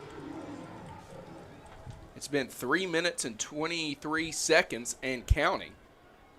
Well, right there, what opened that up was big 74. Gage Saint pulled all the way from his left tackle position to lead in the hole and open that up for Destin Wade to just trot right through. Pistol set here. Juice right behind Wade. And they're going to get it into the hands of Caleb Heatherly for 6. Touchdown, Lions! Let's make those lights dance again! I love the play call right there. Little play action, sprint out, dump it to your tight end. He did what they call a slam flat right there. So he's lined up on the end of the line of scrimmage, and he's going to slam down like he's blocking the defensive end, and then he's going to whip right out. And Destin Wade did a really good job of dishing it out there, and Caleb Heatherly securing the catch, finding that goal line. Second career touchdown for the junior from Coleman, Alabama in his 4th season. Chandler Dixon on for the extra point attempt. The snap, the hold, the kick is up.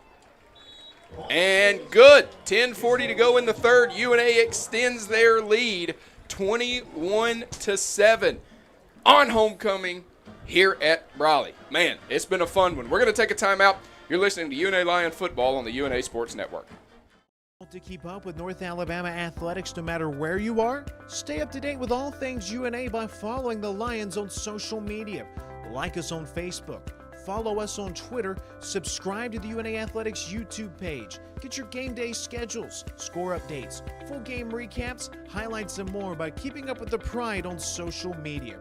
No matter where you are, you can stay in the know by following us on social media. Visit RoarLions.com today for more information. Go, go, go! That's life, and at CB&S Bank, we help you keep up. We're redesigning financial freedom with the most sophisticated digital products. Check balances, pay bills, transfer funds, manage your card, and even deposit checks from wherever you are. Make purchases using your CB&S Bank debit card through your mobile device with Mobile Wallet in participating stores and restaurants. Learn more at cbsbank.com. Charges and fees may apply from your cellular service provider. Contact your service provider for information. Member FDIC.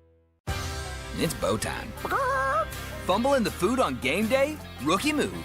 But you know Bo can make your tailgate a winner, breakfast, lunch, or dinner. Because the Carolina Legend has everything you're craving. We're talking crispy, juicy chicken loaded with real Southern flavor, fluffy scratch-made buttermilk biscuits, and all the fixins to feed your whole crew faster than you can say touchdown. Be the MVP this season and let Bojangles do the cooking. Order your tailgate today. It's Bo time. UNA has doubled up Eastern Kentucky 21-7.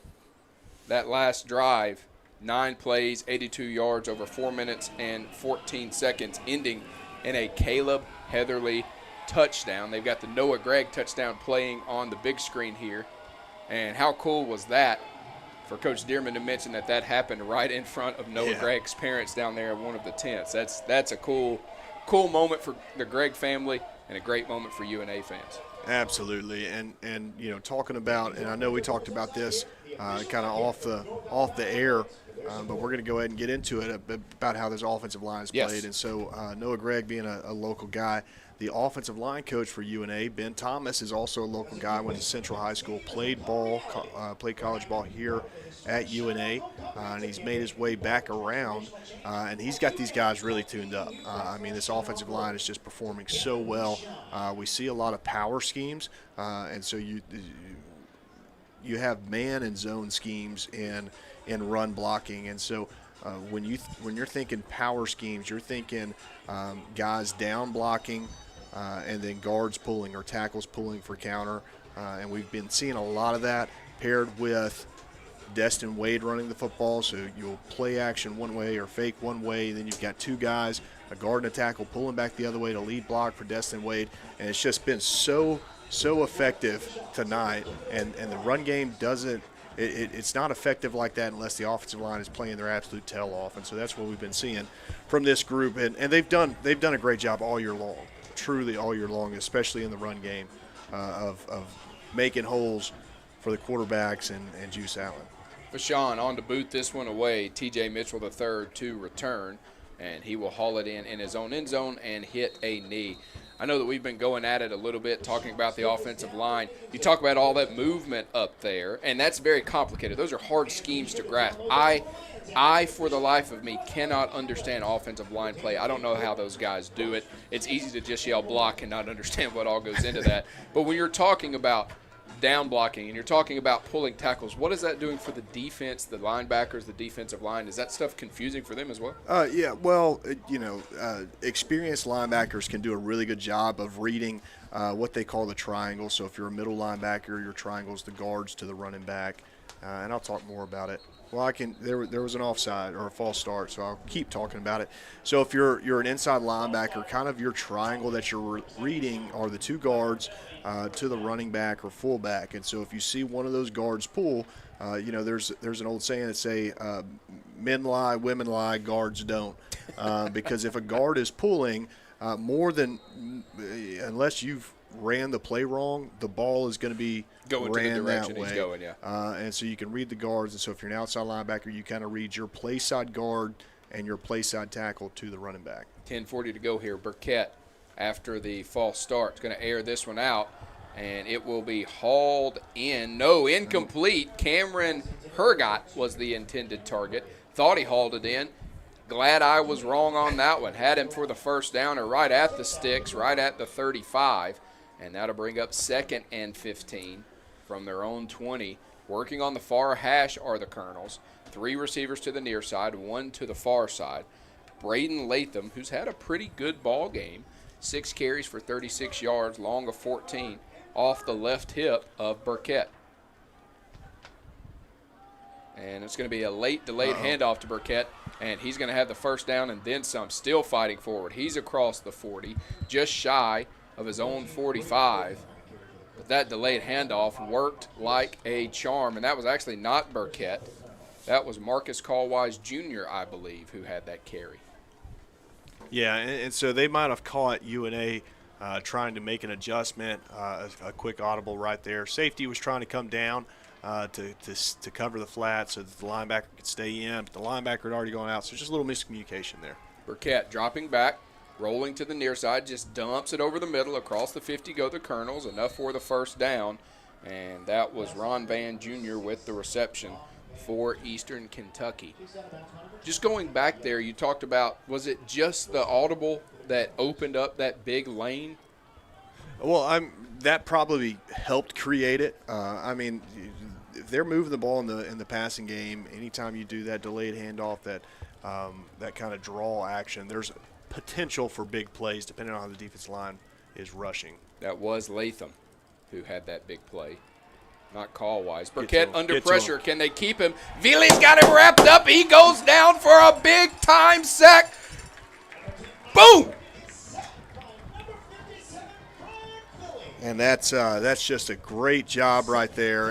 And Chase mentioned to us before the game that we talked about the kind of the interaction between the two teams, the verbal interaction back and forth. And Fred Veely was one of the guys that was definitely in that mix. And so he's playing hard today. That guy's got a lot of spirit, defensive end out of Enterprise, Alabama. So a big loss there. 2nd and 23 for Eastern Kentucky. Back beyond the 50. Latham spins away from the tackle. Don't know how he did that. Dives across the 45. And a good little pickup there on 2nd and long for Eastern Kentucky. Yeah, and you're still in a good spot right here with 3rd and behind the sticks. You would love to have wrapped him up right there on the first contact, but still got him down. And Eastern Kentucky's in a really tough spot right here. Latham's shoe came off, so he heads to the sideline. Brady Hensley will come in and play running back on this snap. 3 receivers to the near side. Nobody outside the numbers. Burkett will move his tight end from the right side to the left side. Schlattner. And Burkett takes the snap. Dropping back. And gets it out into the hands of his tight end, who is drilled. Drilled. Jamari Payne. No, that was DeMarquius Robinson. Man, that was just a big-time hit right there. They tried to motion or shift the tight end to the other side of the formation, then run him on a drag route across. Burkett kind of waited, delayed, dropped it down to him, and DeMarquius Robinson just drilled him. Baker, the first punt of the day where he's not in the shadow of his own end zone, will put this one into the end zone by about 6 inches. And there's nothing but Colonels down there as Pegues ran away from it. And it would have been downed at the 1. Instead, they'll bring it out to the 20. So we're going to take a timeout. 7:14 to go here in the third. UNA 21, Eastern Kentucky 7. It's homecoming in Brawley. Thank you for joining us here. We'll take a timeout and bring you all this offensive action when we return. To keep up with North Alabama athletics no matter where you are, stay up to date with all things UNA by following the Lions on social media.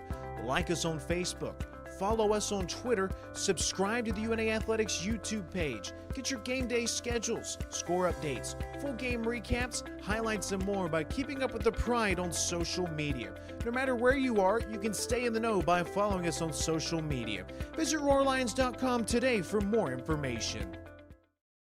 Go, go, go! That's life, and at CB&S Bank, we help you keep up. We're redesigning financial freedom with the most sophisticated digital products. Check balances, pay bills, transfer funds, manage your card, and even deposit checks from wherever you are. Make purchases using your CB&S Bank debit card through your mobile device with Mobile Wallet in participating stores and restaurants. Learn more at cbsbank.com. Charges and fees may apply from your cellular service provider. Contact your service provider for information. Member FDIC. It's Bo time. Fumbling the food on game day? Rookie move. But you know Bo can make your tailgate a winner, breakfast, lunch, or dinner. Because the Carolina Legend has everything you're craving. We're talking crispy, juicy chicken loaded with real Southern flavor, fluffy, scratch-made buttermilk biscuits, and all the fixins to feed your whole crew faster than you can say touchdown. Be the MVP this season and let Bojangles do the cooking. Order your tailgate today. It's Bo time.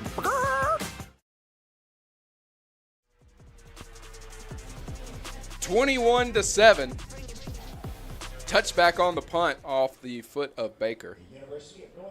So UNA will begin this offensive series at their own 20. Yeah, and that was UNA got lucky right there. That was a great punt by Baker. Like you said, it hit about 6 inches into the end zone and immediately had some backspin on it, kicked backwards. If that would have been just a half a foot shorter, UNA would be in a really tough spot right here. And as we've talked about, the field position has really dictated how this game's gone thus far. And so UNA's had really good field position so far tonight. Now, first drive of the second half, they started pretty far back and was able to make a drive down the field, doing some quick hurry-up offense, forcing Eastern Kentucky to call a timeout, but was still able to get into the end zone to Caleb Heatherly down there in the corner. Give a shout-out to the big fellas out there. Goldthwait is at right tackle. Walker is at right guard. Lawson is at center. And let's see what we've got on the left side. Looks like Saint is at left tackle.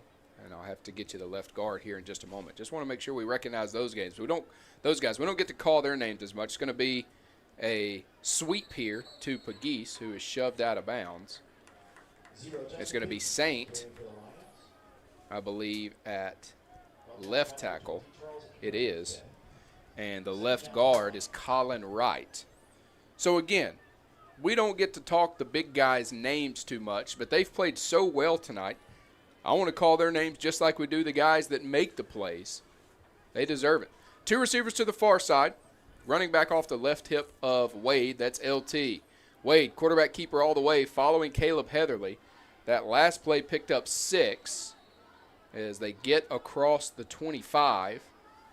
This one is going to pick up maybe 1. They'll say 2, and that'll bring up 3rd and short. And a long, sustained 8-minute drive here would not be the worst thing in the world. Absolutely not. And UNA's done a tremendous job on 3rd down so far tonight, and so would love to see them convert right here and keep that alive. They needed that. Coming into this ball game, they were only at 38% on 3rd down. They've moved Justin Pegues pre-snap a ton tonight, and they're going to go to Justin Pegues here. They've got the first down. The chains move. That's a Tracy Black first and sold first down at Marmac Real Estate. A lot of pre-snap movement for Pegues. Tell me why.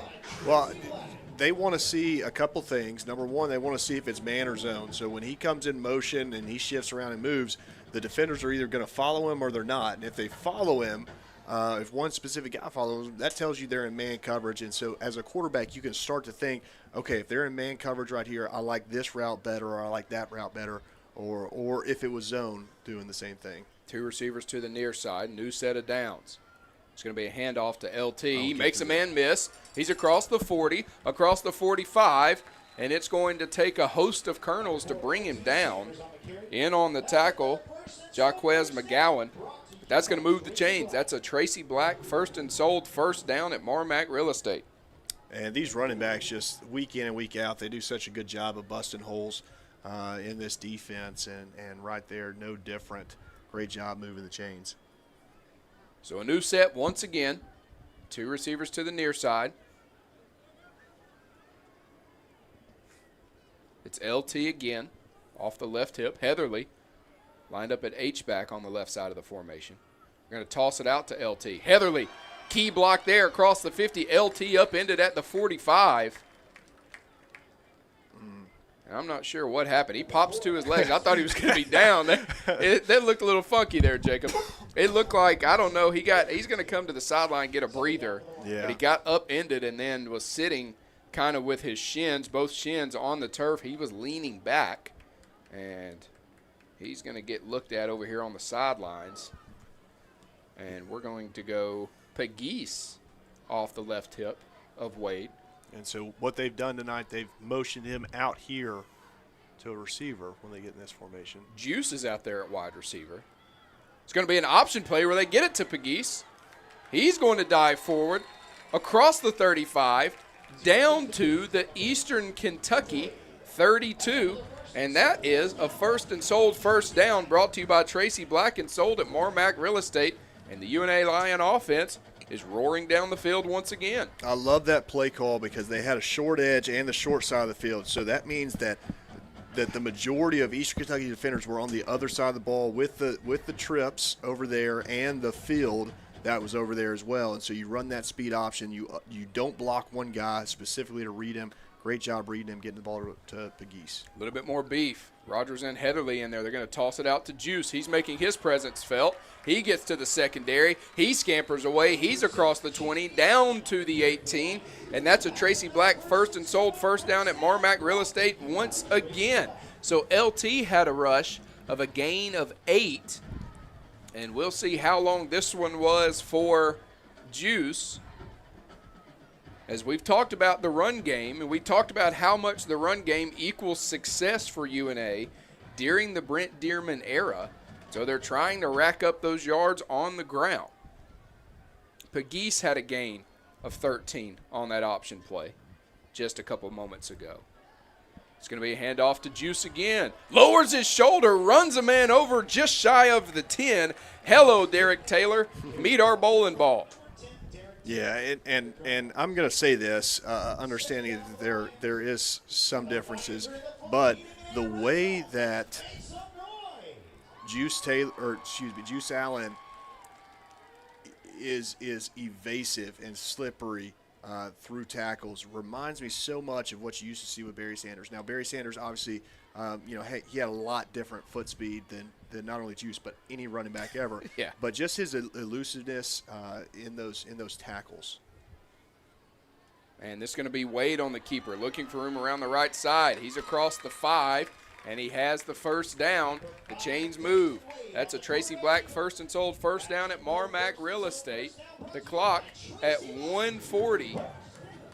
So again, we've seen this part of the field multiple times tonight, and this Eastern Kentucky front has been really difficult trying to run between the tackles, or in this case, between the tight ends. So it's going to be interesting to see kind of how they mix it up. I loved last time how they ran a slam flat with Heatherly. First and goal from the 3. Rogers and Heatherly lined up both at H-backs on the left side of the formation. Wade's going to keep it going right. Lost his footing. Would he have been able to stay up? He would have gotten into the end zone. And so his feet just slid out from under him. He was actually going away from the beef and away from where everybody else was going. He was heading right.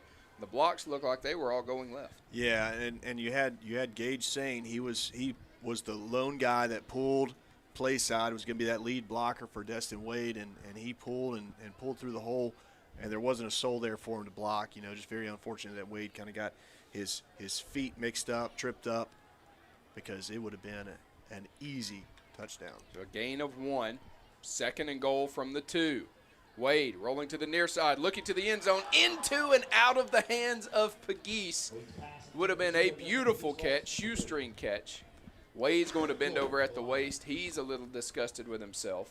It wasn't a bad play. It's just one of those where it's so close, I should have had it. Yeah, and that's a tough one. You think there's enough space right there. Maybe he should have put a little more touch on it instead of the zip that he had. But the initial snap was a little bit high, a little bit right, and so he had to adjust for that. And so sometimes whenever that happens, it kind of messes up the rest of the flow for you. Third and goal, tossing it out to Juice, and into the end zone for 6. Touchdown, Lions! Put it on them again and make those lights dance! This speed option game has just been tremendous for UNA tonight. Now, the first drive of the game, when there was a turnover on downs at the goal line, they ran a speed option that wasn't very effective. I think it could have been read a little differently by Wade, but since that play, it has been tremendously effective. Whether it's pitching it to Juice Allen, pitching it to Pegues, Destin Wade keeping it, it's been great all the way through. And so right there we see a field goal. That was Chandler Dixon on for the extra Chandler point. Dixon. Right through there, 19 seconds to go, 28-7. That was a 12-play, 80-yard drive over 6 minutes and 55 seconds, the majority of that coming on the ground. Actually, I think every single yard of that came on the ground, right? I think so. I don't recall a pass that was completed. I think that was a full run drive. So UNA has put up 13, check that, 14 here in the third quarter. They lead 28-7 over the Colonels on homecoming. And like you said at halftime, Jordan, just a complete game all the way around. We've seen it in the first half and now extending into the second half, just how well this offensive unit's playing and the defensive unit as well. Thankfully, we haven't had to see much of the special teams unit outside of, Fashawn kicking it too deep in the end zone for Eastern Kentucky to return. And we've seen Dixon on a couple extra points. But outside of that, we haven't had to utilize this special teams very much. I think we saw Watford, one time? Twice in the first half. He had one touchback punt and then one that was a little short. But that's what you want. We love Adam Watford up here, but we hope he doesn't have to play. That's right. T.J. Mitchell III on to return this one. Vashon boots it. Hauled in at the 4. Across the 10. Across the 20.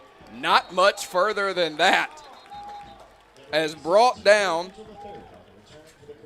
Mitchell, Leo Glover. Leo, another local guy, getting down there, making a big play on special teams. Leo played his high school ball right here in Brawley Stadium for the Florence Falcons, who had a big win last night. Kind of a one-arm tackle there by Leo. T.J. Mitchell, not a big guy, 5'8", 162, but he is a speedster. 2-star out of high school. Played in a game last year, but he did have a 100-yard kickoff return for a touchdown last week against Austin Peay. Burkett back in there. Little pump fake, thinks better of it. Pump faking as he runs down the field. He's not going to get away from DeMarquius Robinson as he'll gain 2 on that carry. Check that 3. That'll bring up 2nd and 7. And that's the end of 3. UNA with a 28-7 lead here at Brawley on homecoming. And the Lion faithful making some noise. Jacob and I have been making our fair share of noise as well. It's been a fun one here on homecoming. We're going to take a timeout. We'll bring you back to Brawley after this.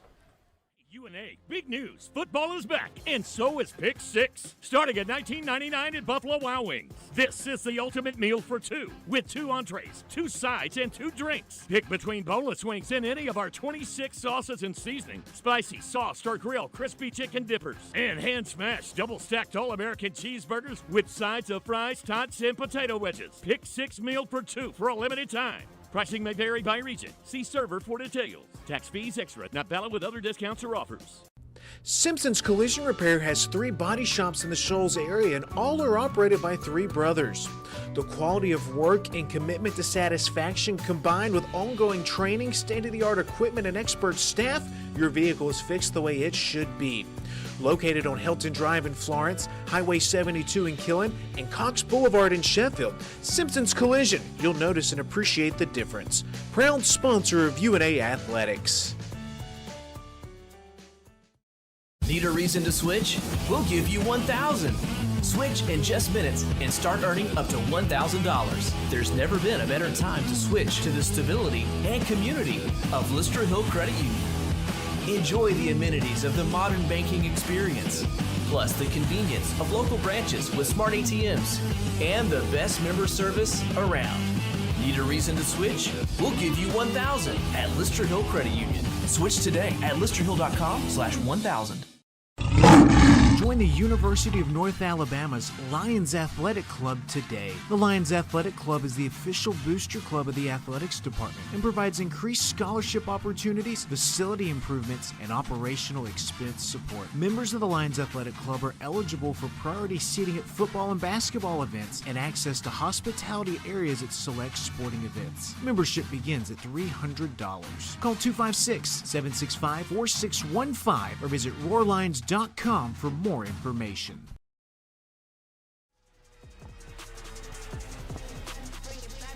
(28-7). That drive, 6 minutes and 55 seconds. Mike Ezekiel letting us know that's the most time of possession on a drive this season. In-game stats brought to you by Club Tales, the original cocktail in a can.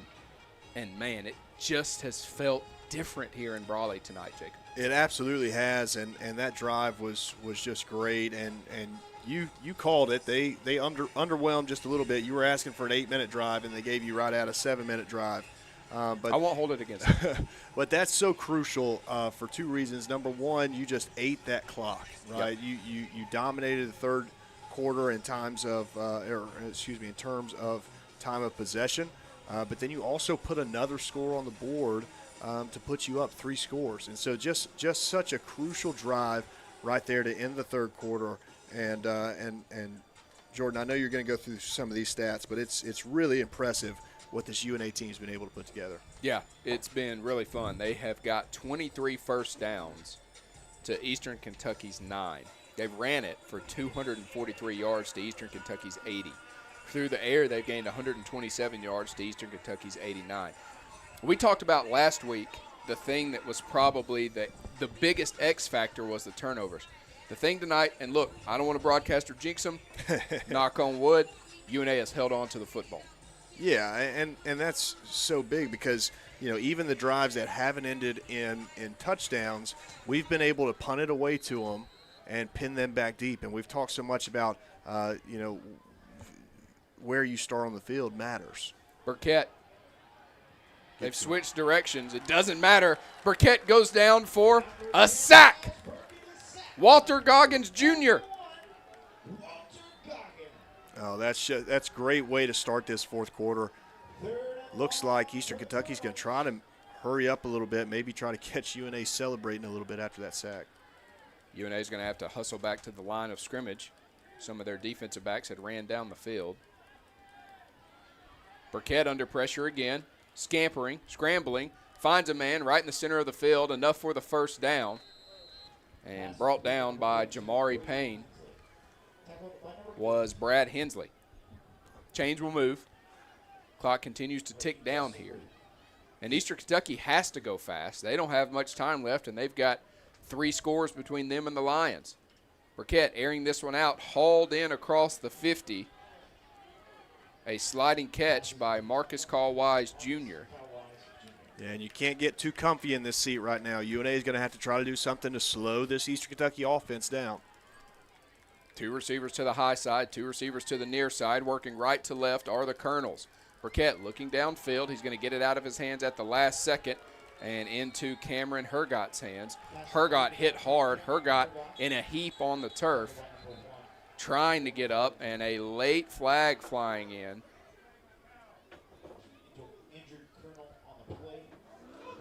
And like Coach Dearman getting into it with one of his coaches. I don't think one of his coaches realized that there was an injured colonel down.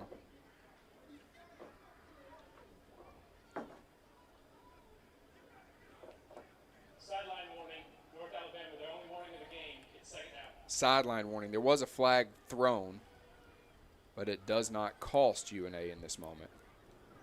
Yeah, and so the way the sideline is set up, the out of bounds is it's essentially a thick white block, and then there's a patch of green and then a white line behind that. Players are supposed to stay behind the white line, and understanding that's not always the easiest rule to follow. You know, you see guys start to creep up, but you definitely have to stay out of the white block that is the out of bounds, because that is the officials' space. That's their area. And That's so how they if you're- move up and down the field.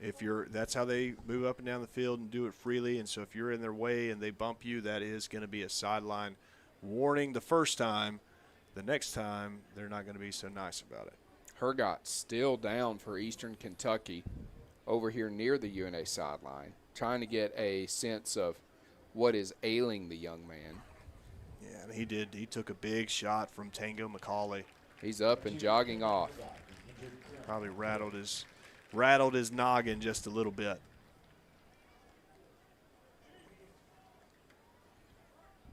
$13:35 to go in this one. 28-7, UNA on top of Eastern Kentucky. The last homecoming at Brawley Stadium. And we'll see if Chase, our sideline reporter, can get a little bit more information on that sideline warning. Burkett airing this one out. Double coverage and knocked away, but a flag comes flying in. They're going to throw a pass interference. Seth Hampton and B.J. Dilworth running stride for stride with the Eastern Kentucky receiver. That was Marcus Callwise Jr. And Dilworth knocked it away, but Hampton had a hand on the receiver. Yeah, I'm not wild about that call. I understand why it was called. Not wild about it. You know, I don't think the receiver made too much of an effort to come back and catch the football. Man in motion from left to right. That's Daquan Stanley. Burkett takes the snap, airing this out again. Off the fingertips of Marcus Callwise Jr. and incomplete, out of bounds on the far sideline. 13-16, clock has stopped. It'll be 2nd and 10, and we'll go down to Chase. Chase, what information do you have on that sideline warning? Well, that would have been D-line coach Kyle Persons. He's a very energetic fellow, one of the most vocal on the sidelines. He was just out there trying to hype up his guy. They gave him a quick sideline warning. Brent Dearman let him know about how he should be on the sideline from here on out, guys. Appreciate that, Chase. Back to the action here, 2nd and 10. Burkett dropping back. Oh, my goodness! You couldn't have put it on a pedestal for an interception any better than that. Lonell Cunningham couldn't haul it in off his fingertips, and he'll walk to the sideline. Unfortunate there. Doesn't cost UNA. He'll get credited for a pass breakup. Yeah, there's been a couple of really shaky moments from this defensive secondary. Previous play before this one, Dilworth tried to undercut a pass again and missed it. Luckily, the receiver didn't get his hands on it. Then right there, another missed opportunity. 3 receivers to the far side, 1 to the near side. Burkett under trouble, steps up in the pocket, breaks the line of scrimmage. He'll scamper out of bounds across the 35. They'll say down to the 34. And DeMarquise Robinson was on his heels. Burkett was actually heading down about the 33. He saw who was chasing him and decided to step back a couple yards. He didn't want no part of that. He absolutely did. He did bend it back. So this is going to be 4th and 5. Ball at the 29, and Eastern Kentucky's going for it. Burkett hangs in there till the last second. Was that picked off? Yes, it was. Turnover in favor of the good guys. Man, and that secondary needed that. They needed that. They got picked on last week against Central Arkansas, and they've played extremely well tonight, and so they needed that one to really solidify that, hey, we've got this taken care of, and that came from none other than Michael Jordan Jr. His father, Michael Jordan, played at Tulane. I know what you were thinking. Not North Carolina. So a good play there by the UNA secondary. Those guys deserved it. The intended receiver on that was Callwise Jr., and I'm not sure what happened. He was running around on the far side, but when the ball went his way, he was on his knees. I don't know how he got there, but it doesn't matter. We got the ball. Handoff. LT heading towards the far side. He'll pick up a yard or two before being ridden down. Caden Smith, 9th in the United Athletic Conference for tackles coming into this one, is the linebacker out of Campbellsville, Kentucky. Was a 2-star out of high school. decided to stay home to play his college ball. And that's always respectable. You know, guys, and I know we've talked about here the local guys and the impact that they have on this program, and it's good to see when that happens. 2 receivers to the near side. Destin Wade in the gun, running to the far side. It's going to be a keeper for him. Might have been a little bit of an option play. He opted to keep it himself. LT was the running back in there. Yeah, and like we talked about earlier all night, that speed option has been very effective, worked really well whenever we've been able to get the pitch. And right there you saw the defender. He was like, I know this guy's got the ball. I know the quarterback's got the ball, but we've been killed by this pitch. So he kept leaking out towards the pitch, and so Wade was able to tuck it up underneath and get a nice little gain. 3rd and 3. Can UNA convert this to a first down? 11:15 to go. 5 seconds on the play clock. 3 seconds on the play clock. They get it off. It's going to be a toss out to Sanders. Coming near side, tries to make a man miss. No gain on the play. And that'll bring up 4th down. Tackle credited to Brayton Sullivan.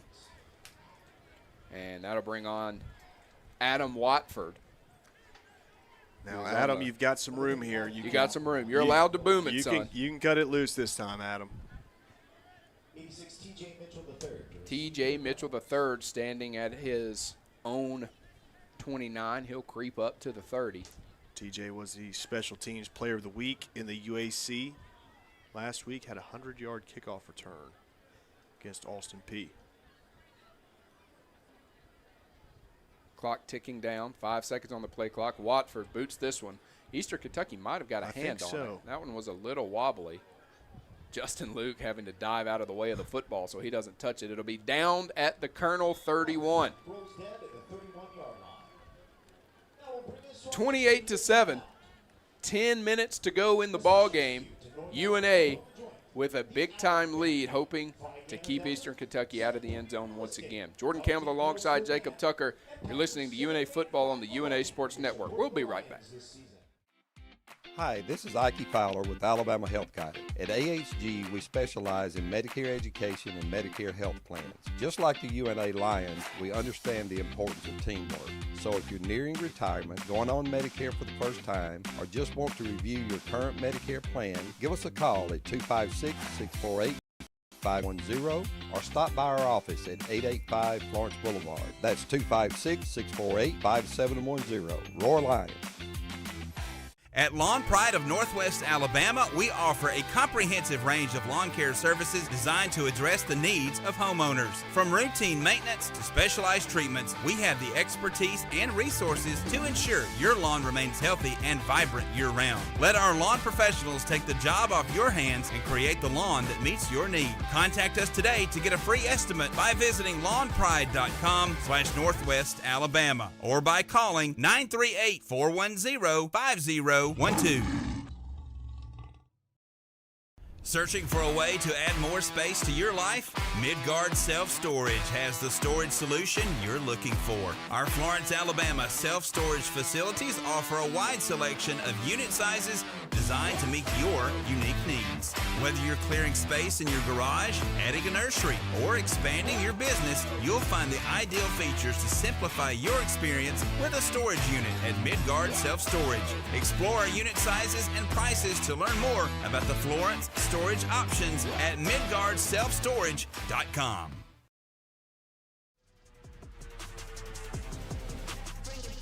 Ten minutes to go in this one. UNA with a 28-7 lead over Eastern Kentucky here. Jordan Campbell alongside Jacob Tucker. Sorry, Jacob. Noah Sullivan back here, our producer, doing a great job. Battling through injury on this one. Been a rough one for him, but he's killing it back there. Resiliency. Doing a good job. That's right. High school football player himself. You know, when I used to call a bunch of high school games in the area, I didn't realize this. After games, I interviewed a lot of kids. Noah told me that after one of the games, I got to interview him. Really? Yeah. Small world.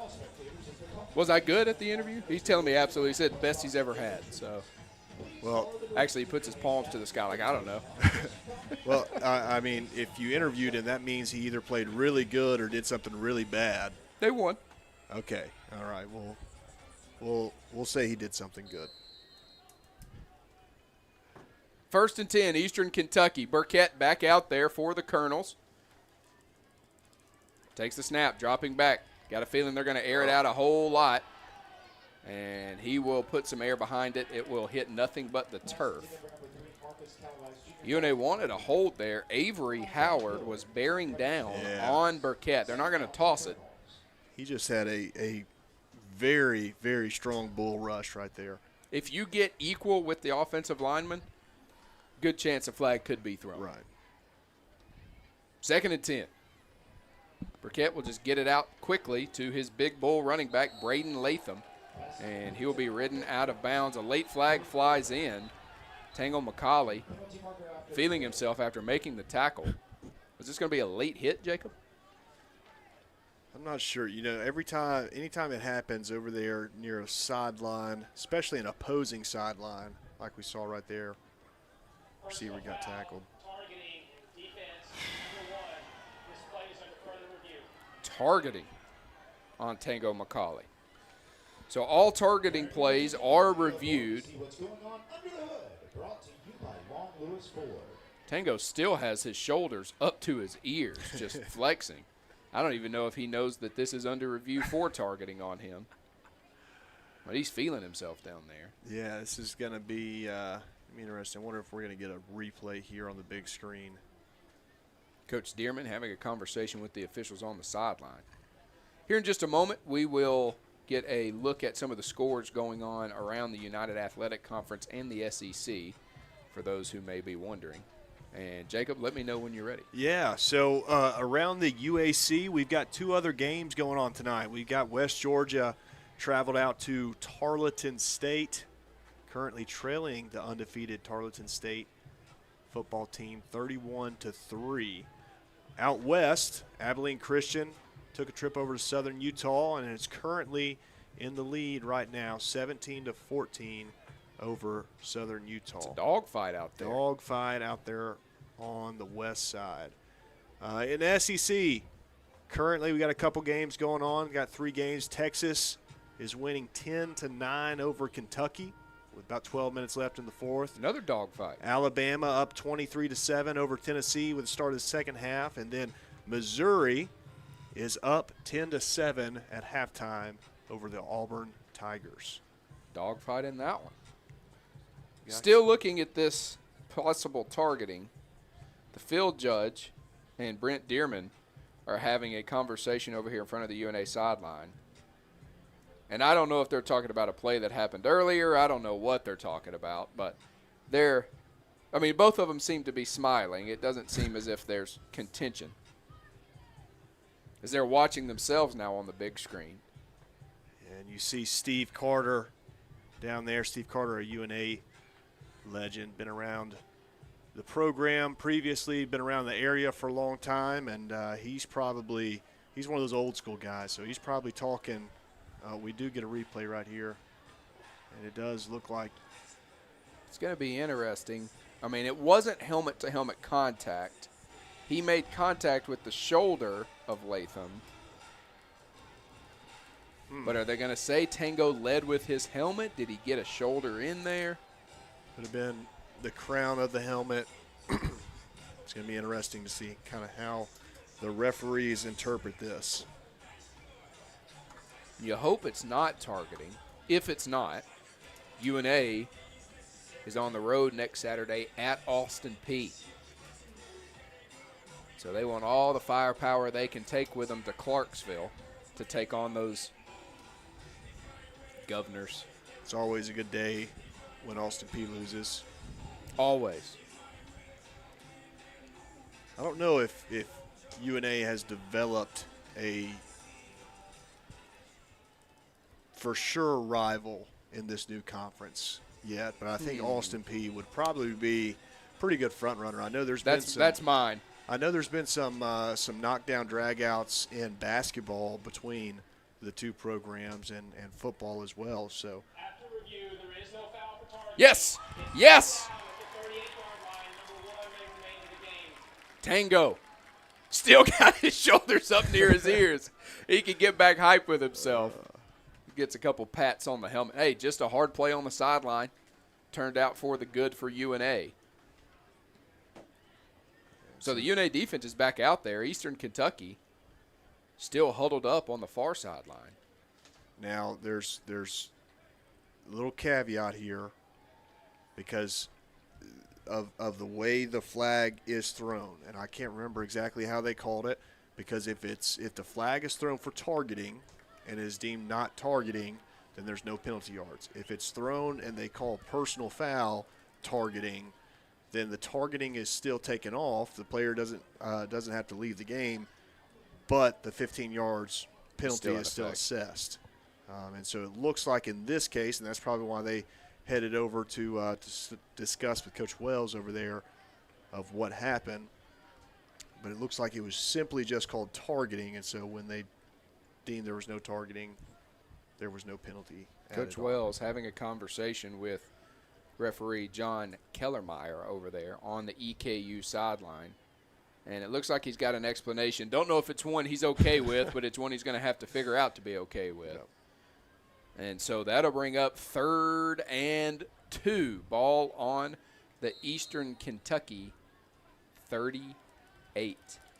Long 2. Burkett dropping back. Ox got a hand on him. Ox brought him down. Nothing but the side of his jersey. Big Ox. He's got his hands on the side of his helmet. Put him to sleep, big fella. Put him to sleep. Oh, man, that's so good. I can guarantee it was that way for us and probably a lot of people in the stands. Everybody was watching him in that pass rush and was just thinking if he just gets his hand on him. They're going to go for it. 4th and 10. They have to. Burkett dancing, airing it out too high, incomplete, turnover on downs. UNA ball. They've got it in field goal territory. 9:20 to go. No need to try and waste time here, in my opinion, Jacob. Just punch it in if you can. Yeah. You don't have enough field to waste time with. Right.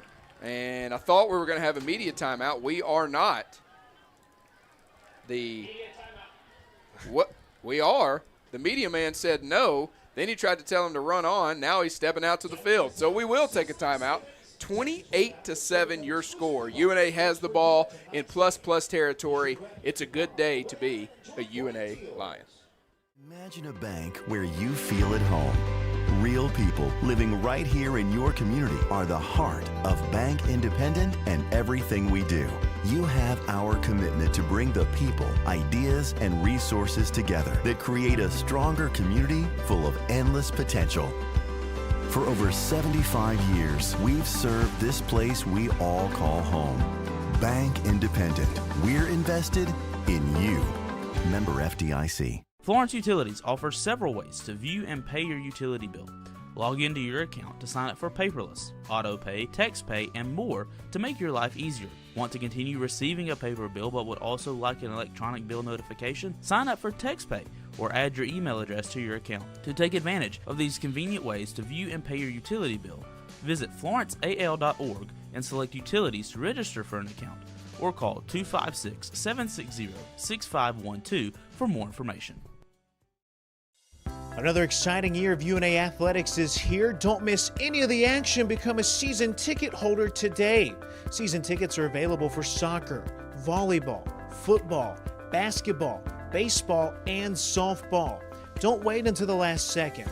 Avoid the lines. Reserve your seats and support the pride. Visit RoarLions.com or call 256-765-5466 to find out when season tickets go on sale.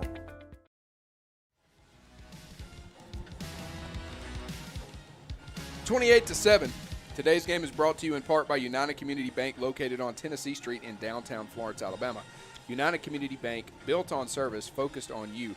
Coming up in the postgame, the CBNS postgame locker room report, we'll hear from Coach Dearman. We'll bring you our Bojangles famous chicken and biscuits player of the game. We'll get you set ready for the matchup next week against those Austin P. Governors from Clarksville. UNA's on the road. I want to go down to our stellar sideline reporter, Chase Glover. Chase, you said you had a fun one for us. Don't disappoint me now.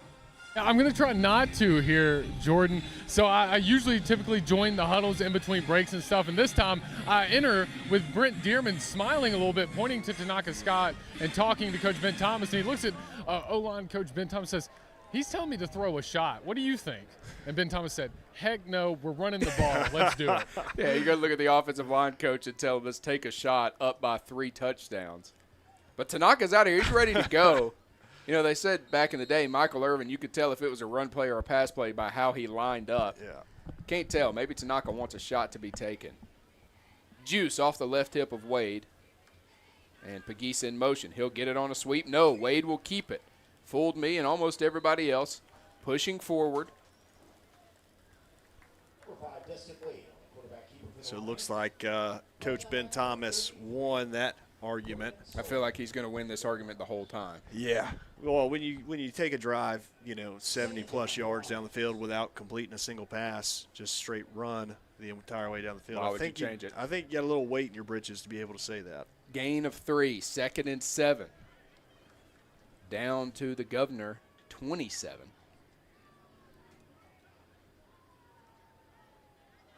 Pegues in motion again. This will be a handoff to Juice. Stiff arms a man, diving forward just short of the 20. That's where they need to get to. That'll make it 3rd and short. 3rd and 3 for Juice and the Lions. This is great. This is just eating that clock right now. Derek Taylor credited with the tackle. 3rd and short. I could see maybe some sort of short spacing route type throw. I can also see them just handing it off again.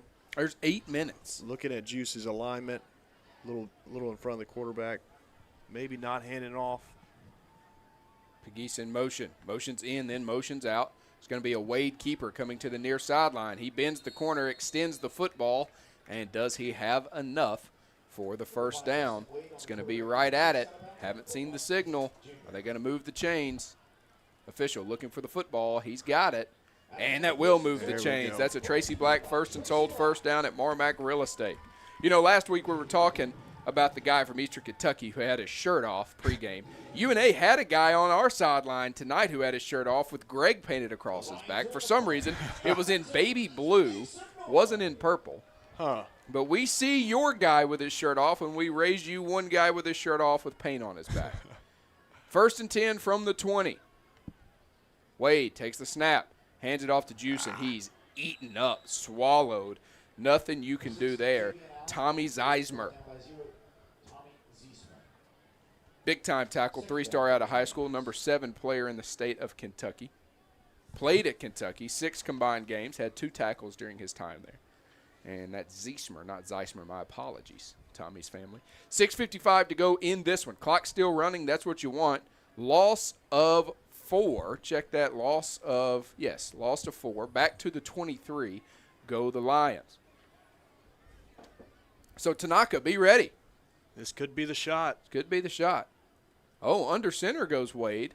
And a quick toss out here to Juice on the near side. The Juice is loose. He's across the 10. He dodged for the end zone. Did he get in? Yes, he did. Touchdown, Lions. Yes, sir. On the ground all night long. Oh, that's just great right there. I love the play call of the quick pitch, running up under the center, pitching it out there really quick. Had an overload on the right side and just created an absolute just a vacuum for Juice Allen to run to. Chandler Dixon for the extra point attempt. Adam Watford, the holder.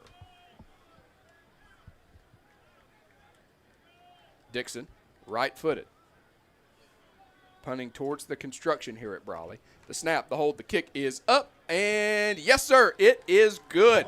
UNA extends their lead 35-7 over Eastern Kentucky. 6:28 to go in this one. Ground and pound. Boy, this is a UFC match. Winning are the Lions. We'll be right back. It's Bo time. Fumbling the food on game day? Rookie move. But you know Bo can make your tailgate a winner, breakfast, lunch, or dinner. Because the Carolina Legend has everything you're craving. We're talking crispy, juicy chicken loaded with real Southern flavor, fluffy scratch-made buttermilk biscuits, and all the fixins to feed your whole crew faster than you can say touchdown. Be the MVP this season and let Bojangles do the cooking. Order your tailgate today. It's Bo time. Join us at Singing River Brewery, your local hub for great beer and community fun. Ready to serve delicious drinks and host amazing events? Try our Golden Manor Leo's Roar, and 50% goes to UNA Athletics. Support your local business and college community while enjoying a fantastic atmosphere.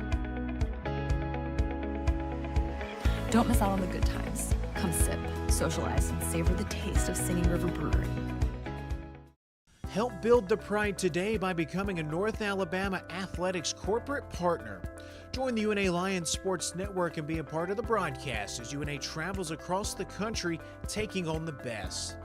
Become an ESPN sponsor and your business can help put North Alabama on the worldwide leader in sports.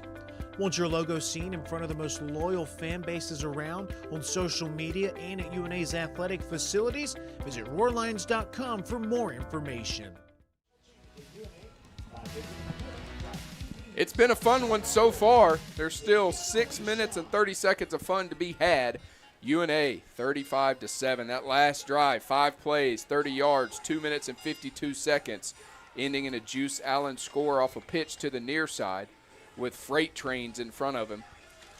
And the freight trains have been rolling all night long. We've talked about it probably till you're sick of hearing it. This UNA offensive line tonight, I mean, Ben Thomas and company, those guys are just doing it. They're creating holes. The running backs are finding them. They're keeping Wade upright. It's been a lot of fun to watch. We talked about coming into this one, Jacob, how Eastern Kentucky was kind of an old-school football team. Yeah. They're going to knock some heads around on defense and keep it on the ground. And obviously you get it. Like Eastern Kentucky trying to claw back into this when they've had to air it out more here in the second half. But it's been UNA that's been the old-school football team. They've been knocking heads. They've kept it on the ground. And in the games this year, or in the games that Brent Dearman has won in this era, they've dominated on the ground. And tonight they've done the same thing. Yeah, and I know it was a different era and a different offense, but you look back to those 90s teams that won the national championship, I mean, that was their bread and butter. You know, we were gonna out physical you on the offensive line. Our running backs, fullbacks, tight ends were going to be just tougher than you were, and then defense didn't give any mercy to anybody. Vashon puts a boot into this one, and it will be hauled in at the 25 by one of the upbacks, and I believe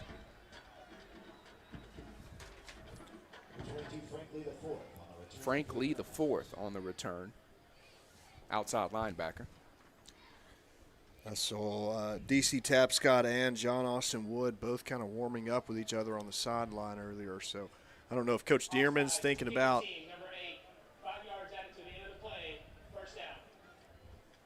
So an extra 5 for the Colonels.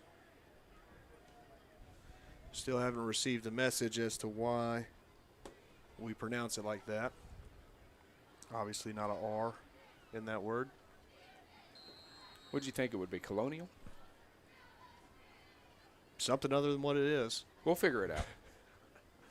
Burkett in the gun, takes the snap, looking downfield, is going to swing it to the far side, puts his wide receiver in a horrible position. No flag for targeting. Jermaine Ray Jr. just leveled that young man on the far side. He's still down, Jacob. Yeah, that was a big boy hit. I mean, he's moving. He's not out, but he got hit hard. It's like his soul got driven through his chest, and the EKU athletic training team are all down checking on him. Yeah, and you nailed it, Burkett. Jalen Montgomery, the redshirt senior from Columbia, South Carolina, formerly of MTSU. It was a clean hit. Watching it on the replay here, that's just how you read it. Kind of shoved a shoulder right into his chest, and it was an incomplete pass. And we talked earlier because, and looks they're like going to bring the stretcher out here.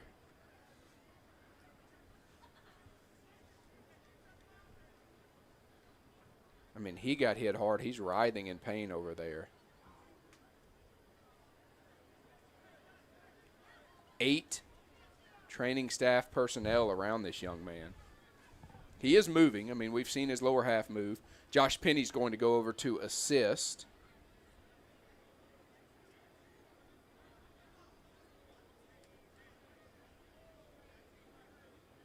Didn't get hit in the head. May have landed awkwardly on his neck, not sure. So our prayers will go out to Jalen Montgomery. But again, I want to emphasize, it was a clean hit, in my opinion, by Jermaine Ray Jr. That's lead with the shoulder. Yeah, and that's kind of what we was talking about earlier with the hit on Pegues on the sideline. That was just an old school, big-time football hit. And that happens in this game, and guys get hurt. We just hope that they're able to recover. Well, it's a violent game. Absolutely. And that's what draws eyes to it. That's what draws kids to play it. It's a violent game. And you can put in rules, you can put in regulations, you can put in more safety equipment.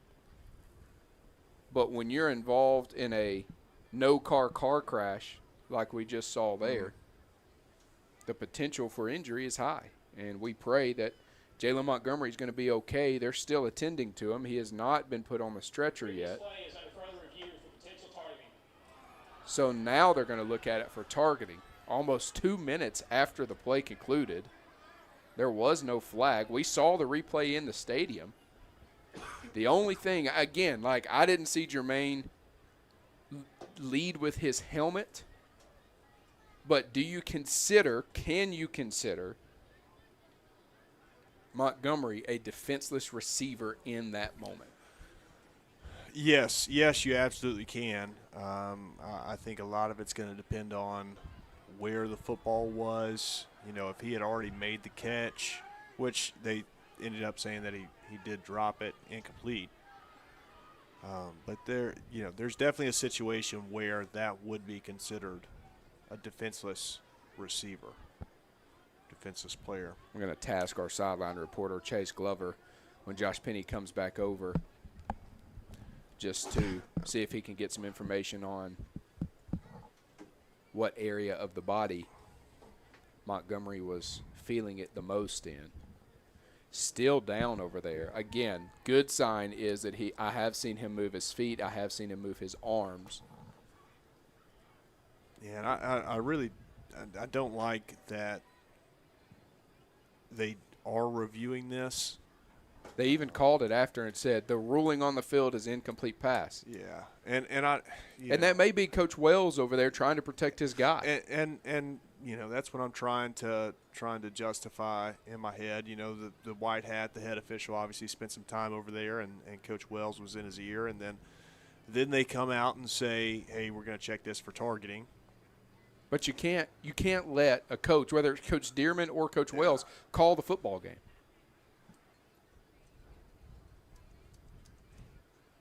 And Coach Dearman pleading his case down here to another official. Saw him point at the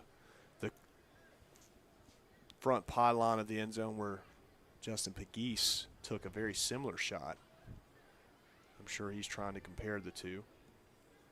Every Eastern Kentucky Colonel that I can see is on a knee on the sideline over there. And so are the UNA Lions on the near sideline, showing respect to the young man. There's really nothing in these moments, folks, that as a broadcaster you can do other than say we wish for prayers for safe healing and that this is not an extensive major injury of some sort. But I'll tell you, the fans that are here in the stands, if this young man is able to get up or as he's rolled out, whatever the outcome may be, I guarantee you that Southern hospitality will be extended. And looking down here, Jermaine Ray, who laid the hit, is being comforted by one of his coaches. He's got a hand on his shoulder. Yeah, and a great time to make the point that, none of this is intentional, right? These guys are out here, they're competing, they're playing the game. It's not like Ray had the intent to cause what we're seeing across the field now with the stretcher and the personnel around the young man. I gotta say this. one of the captains, Muscle Shoals product, Jaheim Ingram, has called all his teammates around. He's standing in the middle of a circle, speaking to them, leading them in prayer. And this is a very emotional moment for me to see a young man show leadership like this. Every UNA Lion player, hands on shoulders. Jaheim stands in the middle, leading them in a prayer.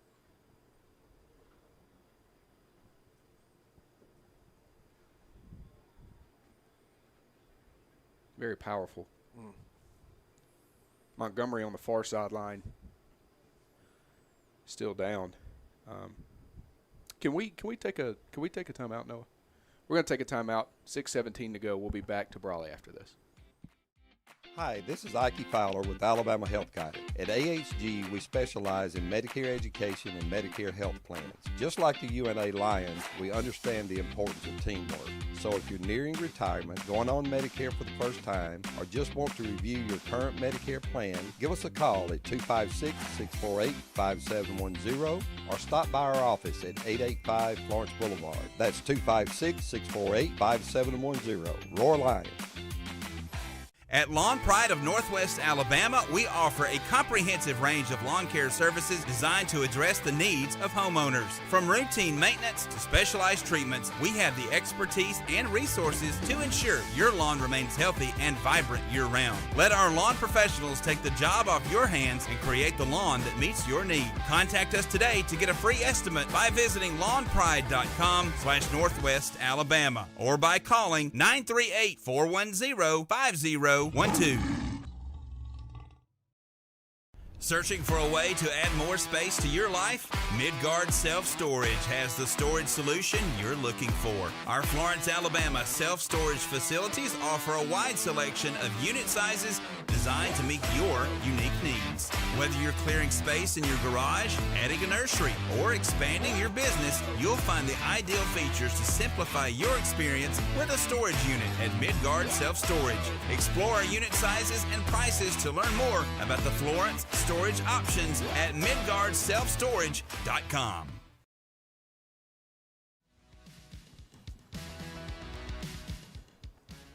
(35-7), 6:17. We are at a stall for an injured player. Jalen Montgomery had a hard hit laid upon him by Jermaine Ray Jr. And we have been stalled for a long time. EMTs are on the field. Training staff is on the field around him. He was writhing in pain after the hit. And what's interesting, they've got the stretcher out there around the young man. And there really hasn't been any movement.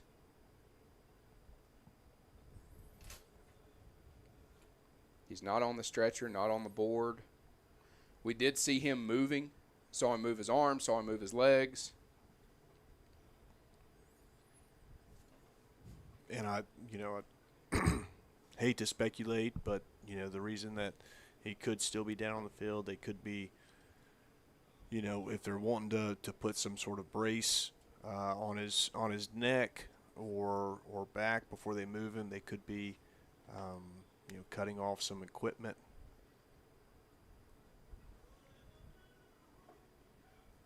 So we're working with very limited information here. I know UNA athletic trainer Josh Penny made his way over there. And we did have a review for targeting. We'll see if we get a call on what that review. Looks like they're clearing the field to give the ambulance room to get in. Concluded. And they are moving Eastern Kentucky players and UNA players to the sideline. So still no call from referee John Kellermeyer on whether it was targeting or not. But, folks, that doesn't matter one bit. What matters right now is the health of Jalen Montgomery. And, Jacob, you could hear – we've got a crowd mic hanging out the window. You could hear a pin drop in Brawley Stadium right now. Yeah, absolutely. It's this is obviously not what people come to games to see. People don't you don't sign up to play football for you to be able to do this to somebody or for it to happen to you. So this is a situation that not a soul in the stadium wants to see. You can hear the ambulance making its way in. Looks like the EMTs are possibly getting some oxygen ready. And again, I apologize for the way we've handled this situation, but nothing prepares you for this situation. Just a routine football play, a hard hit resulted in a guy being down for an extended amount of time over on the Eastern Kentucky sideline. An ambulance is making its way onto the turf here at Brawley Stadium. I guess, Jacob, until we can get a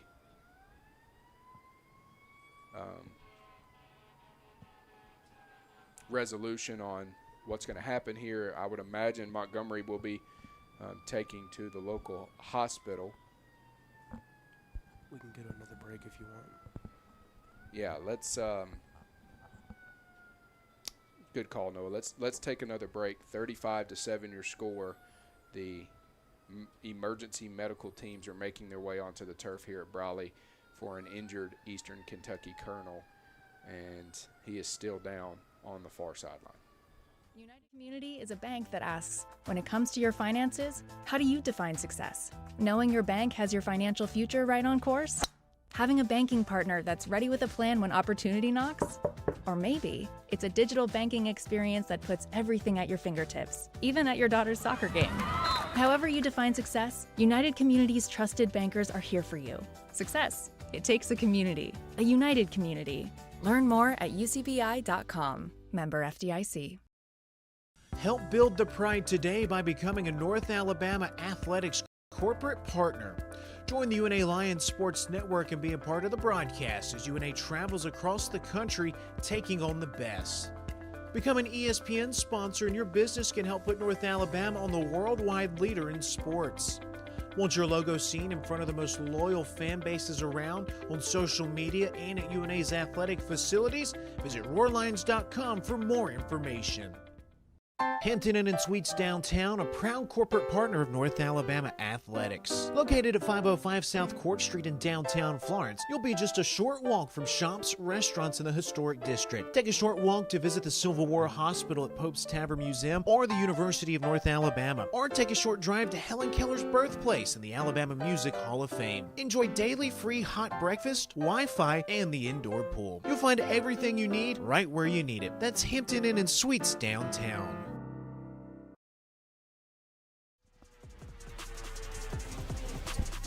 35-7. A scary scene here at Brawley. Redshirt senior running back Jalen Montgomery on the turf on the Eastern Kentucky sideline. They have the stretcher out there. Firefighters are on the scene. A host of trainers around Montgomery. Coach Wells over there as well.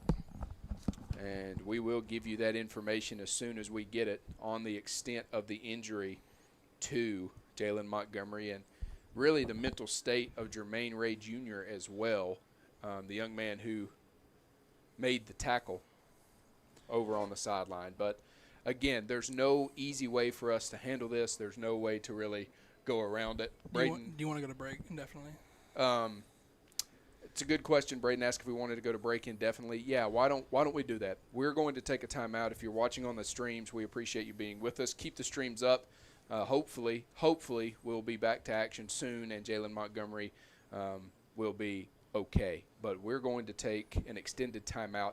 We will bring you back to Brawley as soon as we get back to action. 35-7 your score, 6:17 to go in this one.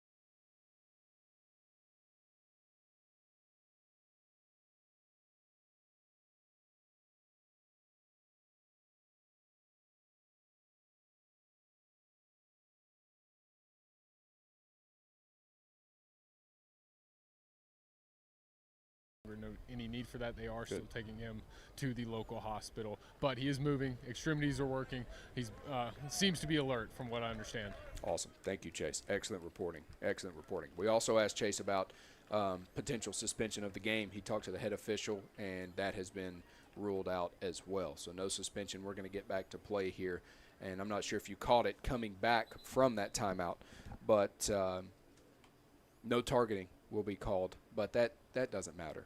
What matters is that a young man from Columbia, South Carolina is healthy. And, man, look, folks, there's no way to handle what you just saw, what we went through, the right way. And if you're a praying person, I would say pray for that young man and his family. So there's also no easy way to transition out of this, but we are going to have a football game to finish. And so it does look like John Austin Wood is warming up on the near sideline, the freshman quarterback from Mississippi. And should UNA get the ball back here in the next 6:17, we would imagine we'll see Wood taking the remainder of those snaps. I ask you, Jacob, and you've really been silent since this whole thing happened. You've lived this. You've been in the helmet. You've had on the shoulder pads. And I've asked you if you've ever been around this, and you told me that you hadn't been involved in anything like this, being in a game where this happened. But my question is, and it even feels inappropriate, but my question is, how do you get back to playing football? Yeah, that's a question that I don't know if I can fully answer.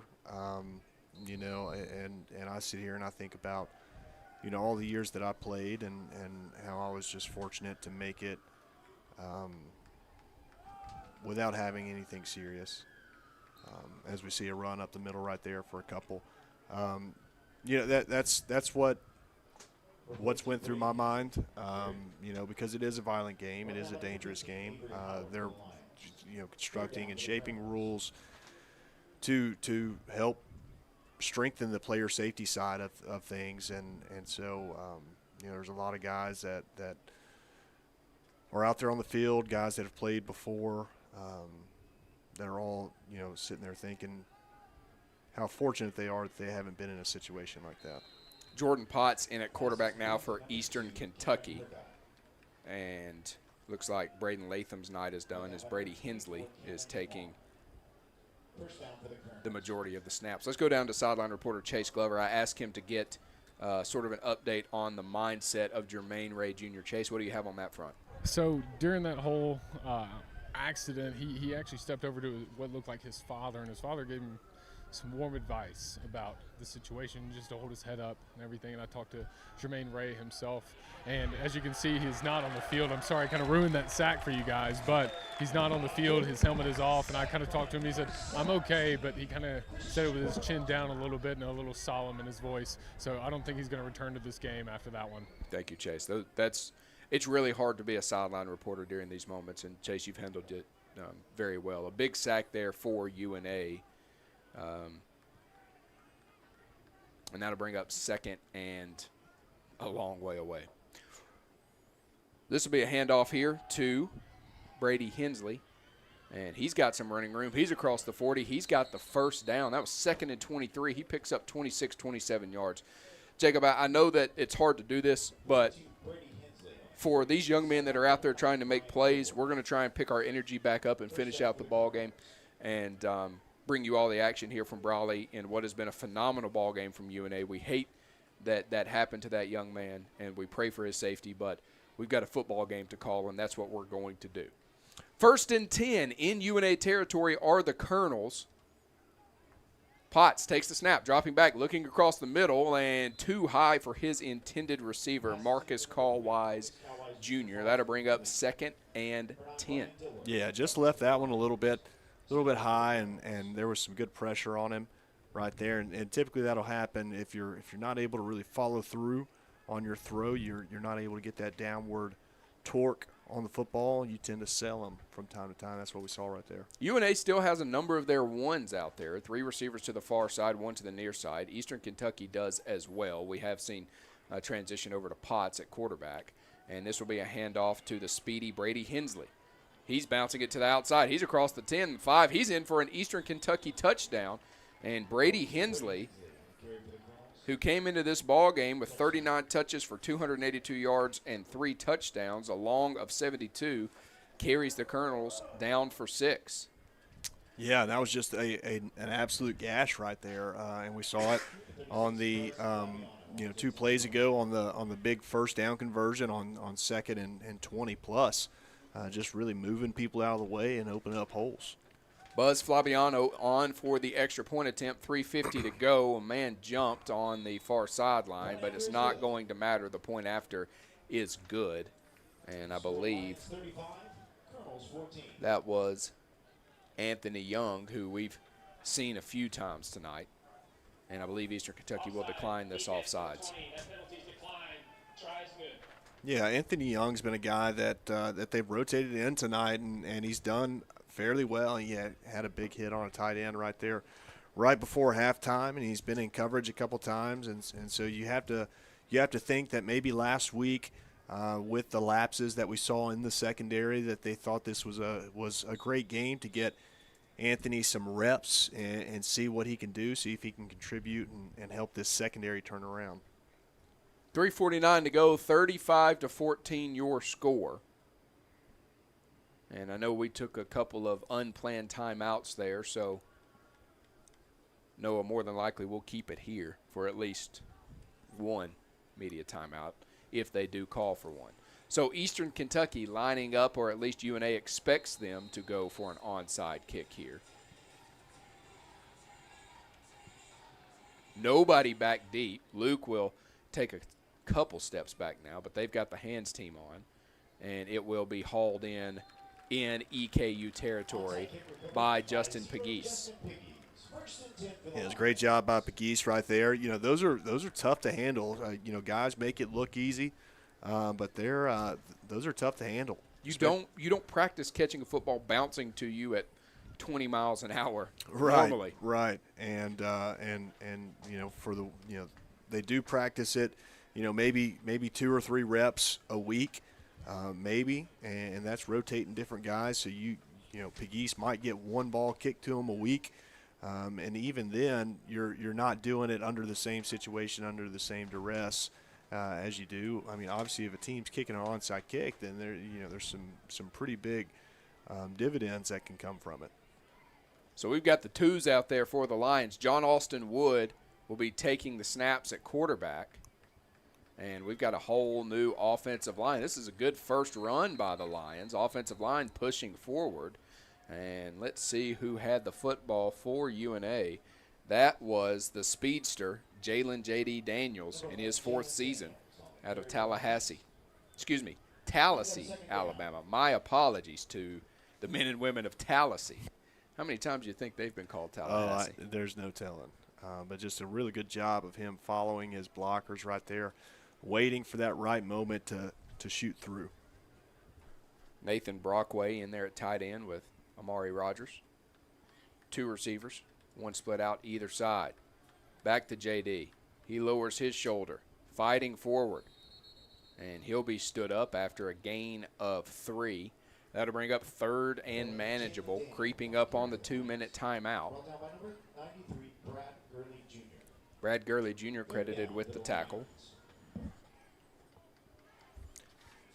that's just really good, really good patience JD shows whenever he's carrying the ball, especially between the tackles. He's really good at, and he can do this because he has the agility and the foot speed, but really good at just being patient.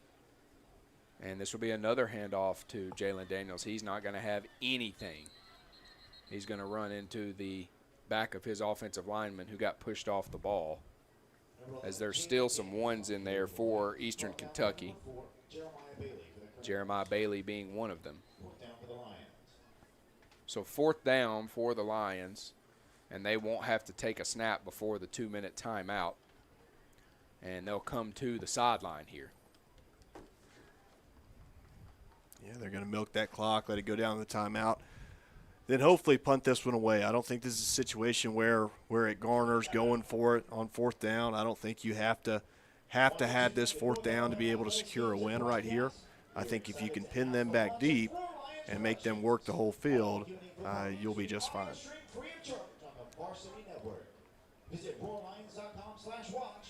I guess we'll keep this one here since we took 2 timeouts earlier. 35-14. Homecoming here at Brawley, the final homecoming here at Brawley. And Coach Dearman just came over to the sideline and took off his headset. So he's going to coach this one Bear Bryant style.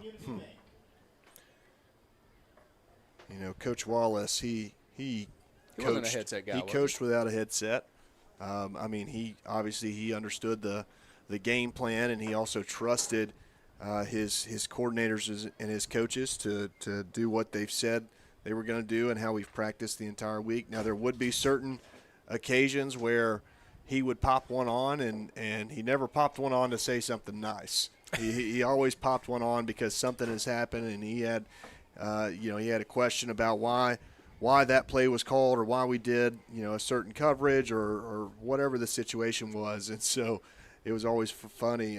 Cortland Hayes, one of our offensive coaches at the time, he was usually the guy that Coach Wallace would snag a headset from, and then he'd have to wipe it down with a rag afterwards. A little hot, huh? Yeah. Let me ask you this. I was thinking this actually earlier today. Bobby Wallace had a lot of success here. Right. You played for Coach Wallace during his second stint here. What about him made him successful? Because you hear a lot of people say, UNA, man, Coach Wallace was the X factor. What made him successful? Yeah, and I think, he's obviously a guy that has a lot of ball knowledge from, his playing days to his coaching days, the guy that he was able to be around. He coached under Pat Dye at Auburn for a number of years, really knew the game. And so what made Coach Wallace so good as a coach is he coached his coaches and then let his coaches coach the players. And so it was kind of that trickle-down effect. He wasn't a guy that was, micromanaging or overbearing. He taught his coaches how to coach, taught them football, and then expected them to go out and show that to the players. Watford puts a right leg into this one, and it will be touched by Justin Luke at the 4. What a good special teams play there. Luke looked as if he was actually hauling that one in down at the 4. Eastern Kentucky's punt returner tried to kind of fake UNA out a little bit there, and it did not work. UNA had a plan. They knew where they wanted it to go, and they put it right on the money. Yeah, and so, again, just adding to this field position battle that we've seen all night. UNA just has done a great job of pinning Eastern Kentucky back deep, and they've had a long field to work with all night. So Jordan Potts back in the game for Eastern Kentucky at quarterback. 2 receivers split out either side, 1:51 to go. And this is a different running back in the ballgame than we've seen. Which is to be expected. No, my apologies. That's Braden Latham on the carry. Bishop Burkhalter and Lance Bassett on the tackle. Braden Latham's 10th in the UAC in rushing yards out of Knoxville West High School, Knoxville, Tennessee.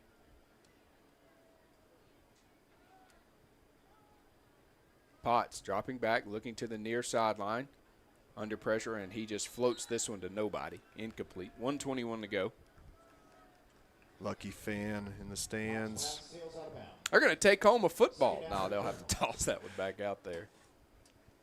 I have seen a trend of, field goals that make it to the stands. There's some individuals that get their hands on it and they just immediately take off running. Right. So that the security can't catch them. I know Auburn used to take the opposing team's field goals and toss them out of Jordan-Hare Stadium. Throw it up to the top and then toss it over. That one had to stop.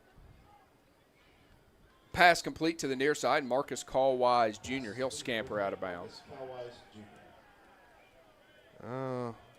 What are we seeing on the sideline there? Well, yeah, there's a little bit of a taunt after the play from Marcus Callwise. And I think if the line judge would have gotten his hand on his flag quicker, he would have thrown it. But then I think he might have remembered where we're at in the game. The situation.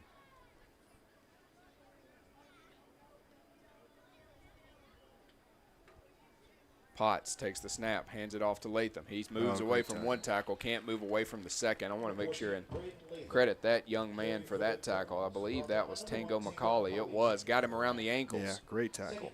Great tackle right there. Speaking of footballs being thrown out of the stadium, UNA used to play West Florida down in Pensacola. One end of the stadium was actually, you kicked a field goal, the football went out into the bay. Oh, that's cool. I mean, not if you're trying to hang on to footballs. Those things are expensive. Potts airing this one out way too far. He got a cannon on him. Yeah. His intended receiver was Ron Van Jr.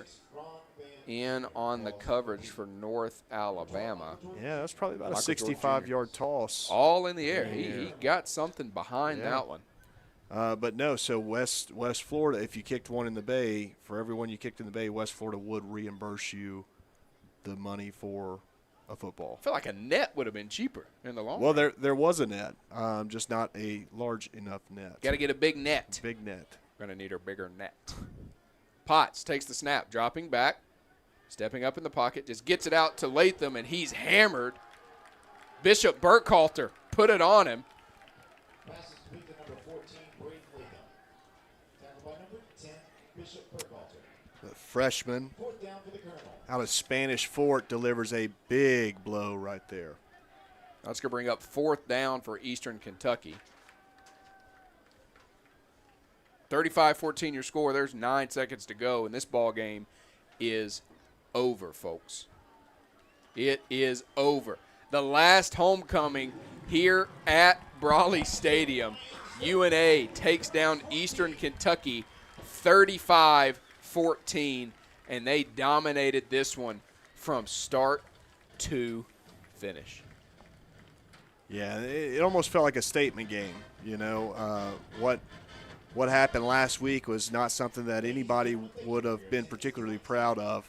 And so to see UNA come out and answer this week with a big-time win over Eastern Kentucky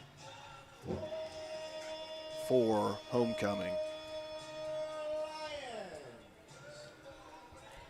So UNA takes down what is turning out to be one of their conference rivals, Austin Peay and EKU. EKU getting a big upset win over nationally ranked Austin Peay last week and coming down here to Florence. And UNA, I wouldn't say getting an upset win, but some would say getting an upset win based off the results of some of the games this year.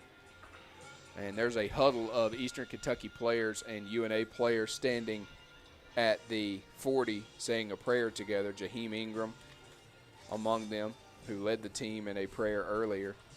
Burkett, also one of those young men. So Eastern Kentucky will make their way to the sideline, or excuse me, the locker room, and UNA will stay out on the field here for just a moment. A couple Eastern Kentucky guys and UNA guys taking a photo together. That's Pegues and Allen with Potts and McCowan. Yeah, and I couldn't catch the number, but it did look like there was an Eastern Kentucky player that was consoling Jermaine Ray Jr. a little bit, and you love to see that. Love to see that they understand that it wasn't intentional, and that sportsmanship lives on. So they're going to do the battle hymn with UNA on the near sideline instead. Let's talk a little bit about this one as we transition to the CBNS postgame locker room report. Start to finish, felt like the most complete game, including the win over Northeastern State that UNA has played all season. Offense, defense, but I'll tell you, and we'll get into the specifics of this thing as we go along, the field position game early set UNA up to make some big plays. The defense held, forcing 3 3-and-outs on the first 3 EKU possessions. And I'm telling you, special teams has just been great all season, and we were able to make the best of it. Yeah, and you know, a turnover-free football game is always great to see, and then you win the turnover battle, you know, with that turnover margin, getting that interception later in the game, and so that just adds to not only how well they performed, but how well they executed, took care of the football, and then ultimately got in the end zone. Man, I mean that's great to see. Finishing drives, you know, finishing drives, 35 points is just a great job. Here in just a moment, Chase Glover will catch up with Brent Dearman for our CBNS Bank postgame locker room reports. And those coaches' comments will be brought to you by State Farm agent Steve Pierce and Bill Alexander. And so it's a good night to be a UNA Lion. It's homecoming here in Florence. Celebrate responsibly with your friends and family. We got church tomorrow. But it felt good. It felt good to come in here and have a game plan and execute it. And we're going to go to we're gonna take a look at the stats here in just a little bit, but when I tell you the number rushing yards wise, especially as Jacob and I have talked about what has won games for Brent Dearman as the head ball coach of the UNA Lions, this stat I'm going to tell you is going to really stand out. But we're going to do that after we hear from Coach Dearman. Yeah, we'll give him a chance to say it first. Before we say it. Dollars to donuts. Bet dollars to donuts. That's what he says. They didn't turn it over. Yeah. Ran the ball well. Defense executed. Special teams played great. No, they played their tails off. Everybody, you know, on the field did. I mean, but you know, just like what I'm sure they experienced last week, the film is never as good as it seems, and it's never as bad as it seems. Mm-hmm. They probably watched last week's game film and found some really good things from it. Even though it didn't feel that way after the game. And then tonight, I'm sure they're going to go back and watch the film and break it down and go through it tomorrow as units. And they're going to find some things that they can improve to carry on into next week against Austin Peay. And so you go out and you celebrate it. You have a good time tonight. And then you come in tomorrow ready to buckle down and get it going.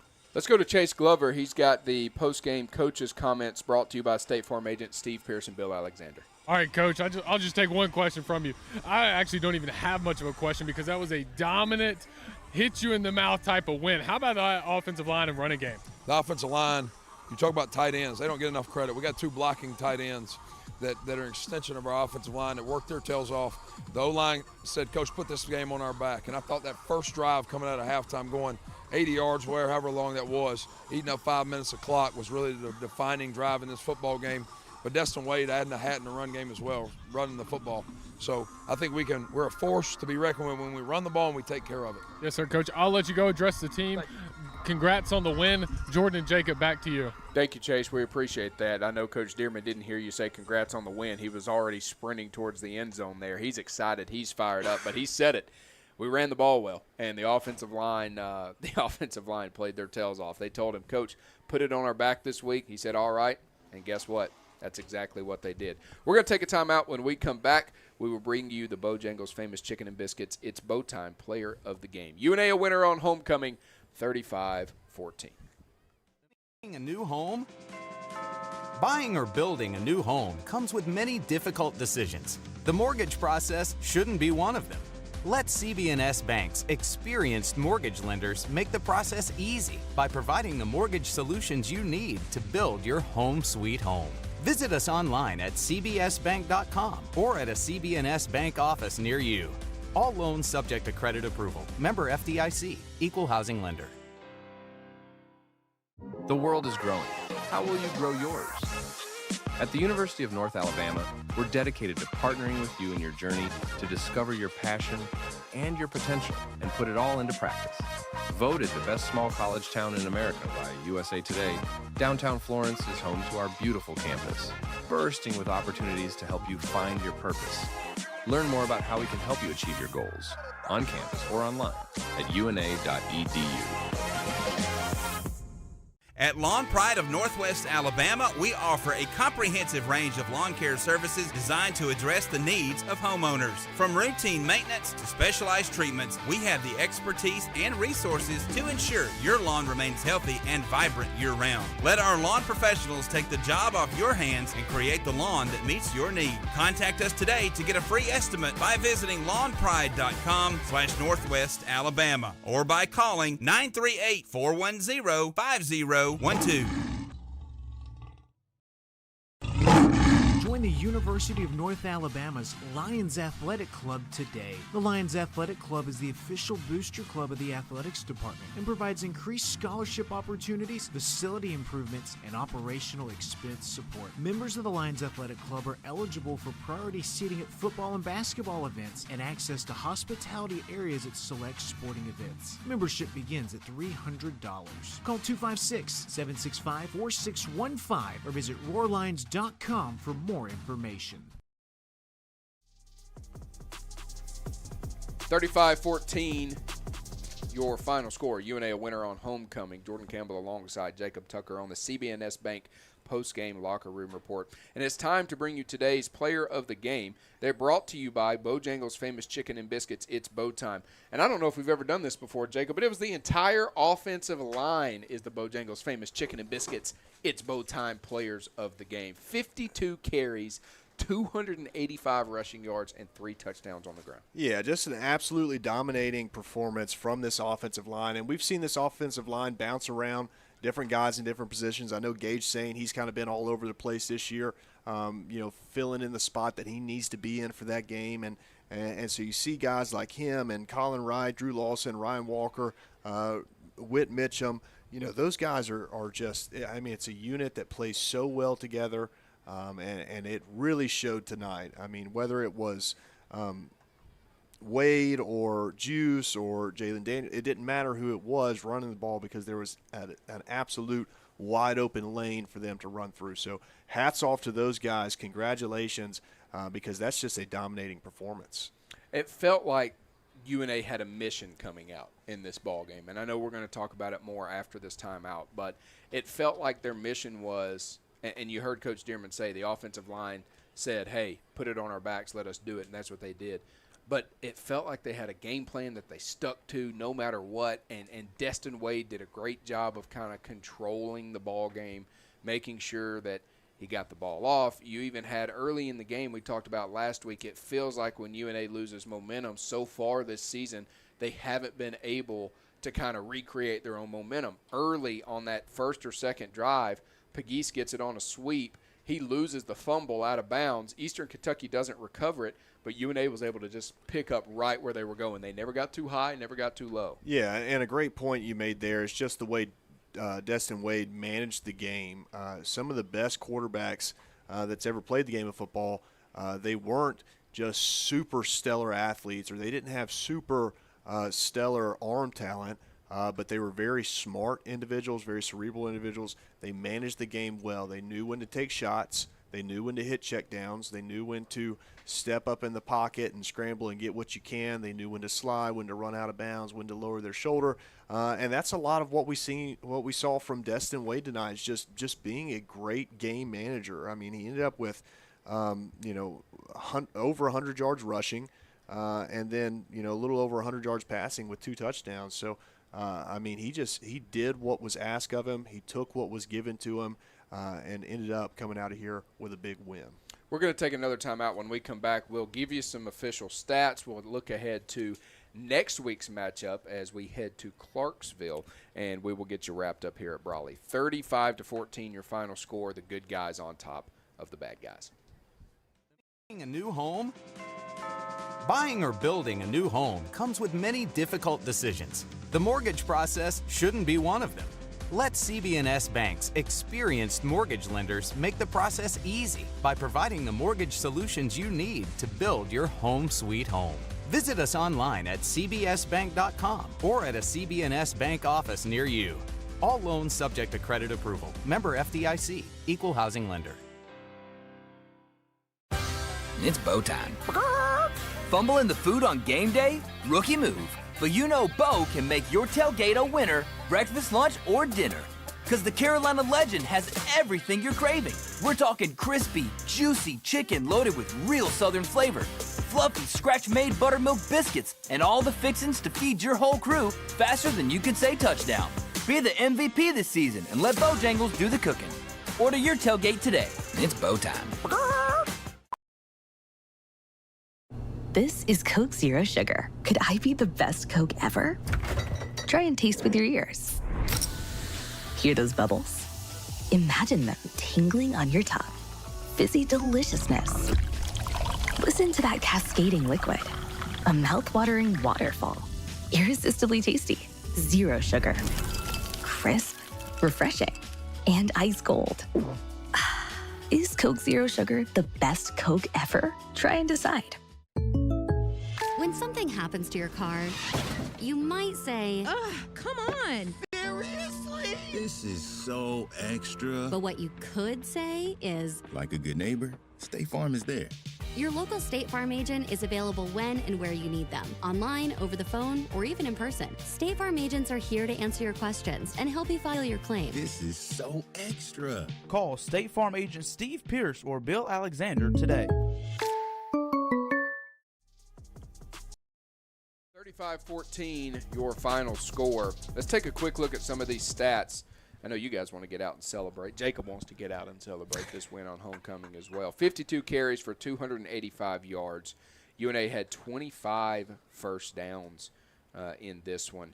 Through the air, 127 yards for Destin Wade, 11 for 18 passing. We talked about the offensive line, and that's kind of who you have to go with in this one. Destin Wade had 21 carries for 115 yards. Juice had 13 carries for 98 yards. Juice averaged 7.5 yards a carry. Destin Wade averaged 5.5 yards per carry. Jalen Daniels, 5 carries for 28 yards for 5.5 yards per touch. And L.T. Sanders, 7 carries for 29 yards. You also had Noah Gregg get into the end zone. 3 targets, 3 receptions, and a tutty. I will say this, UNA's defense, as we mentioned, played really, really good all night long. The bell cow for Eastern Kentucky coming into this one was Braden Latham, and they like to move the ball on the ground. He had 10 carries for 76 yards. That's an average of 7.6 yards per carry, but he didn't get into the end zone. Brady Hensley was really efficient as well, 5 touches for 61 yards. That's an average of 12.2 yards per carry. He went down and got it to the end zone. But overall, Burkett, even though he has good legs and really moves well, he didn't hurt you in the ground game too much. 10 touches for 20, check that, and a net of 8 yards. He had 28 yards gained, but he lost 20, so a net of 8's really good for that defense. All in all, as we've mentioned, a complete game. And it's nice to talk about, or not talk about, rather, the special teams unit being the highlight. They played well. Right. They did well tonight, but that was not what stood out. Yeah, no, and you know, one of the big stats to me, you know, kind of outside of what you would typically see with you know, yardage and completions and things like that, UNA was 8 of 13 on third down conversions tonight, which is just so huge, and it's not something that we've typically seen week in and week out. I mean, that's over 60% conversions on third downs, and what that is doing, that's extending drives, that's keeping the ball in your hands, that's moving the ball down the field, and then ultimately, like we saw tonight, and kind of what you mentioned right there, we didn't see the kicking unit because we put the ball into the end zone. And so, you know, just a great, complete game, all-around game across the board. Another guy I want to kind of, you know, give a mention to, Anthony Young coming in at cornerback and played really good. You know, for you know, really the first time that we've seen him get this much action this year, and ended the game with 3 tackles. He was in on a lot of pass breakups and just did a really good job stepping up and performing on the stage that he was placed on. UNA on the road next week. Clarksville take on Austin Peay. Brian Neese and Ben Ray will be bringing you all the coverage via radio in that one. Pre-game slated to start at 2. Let me ask you this really quickly, Jacob. When a team puts you on their schedule as homecoming, is that disrespect? Yeah, I'll say it. It's disrespectful. I don't need your answer. It's disrespectful. Austin Peay, you think that UNA is who you want for homecoming? You took the week off before UNA to bring us in for homecoming? All right. You guys can coach in fatigues. You guys can yada, yada, yada, do this, do that. Look, we just took down the team that y'all lost to last week, 35-14, on our homecoming. You can put us at homecoming if you want, but I'll tell you, guys in purple, they're going to know it. They're going to know that you put them on the schedule for homecoming, Austin Peay. And by the end of that one, if the Lord wills, the football bounces our way. You guys are going to be reduced from the Austin Peay governors to the Austin Peay city councilman. That's what I'm hoping. I don't have anything to follow that up with. Yeah, I know. I'm not apologizing for it.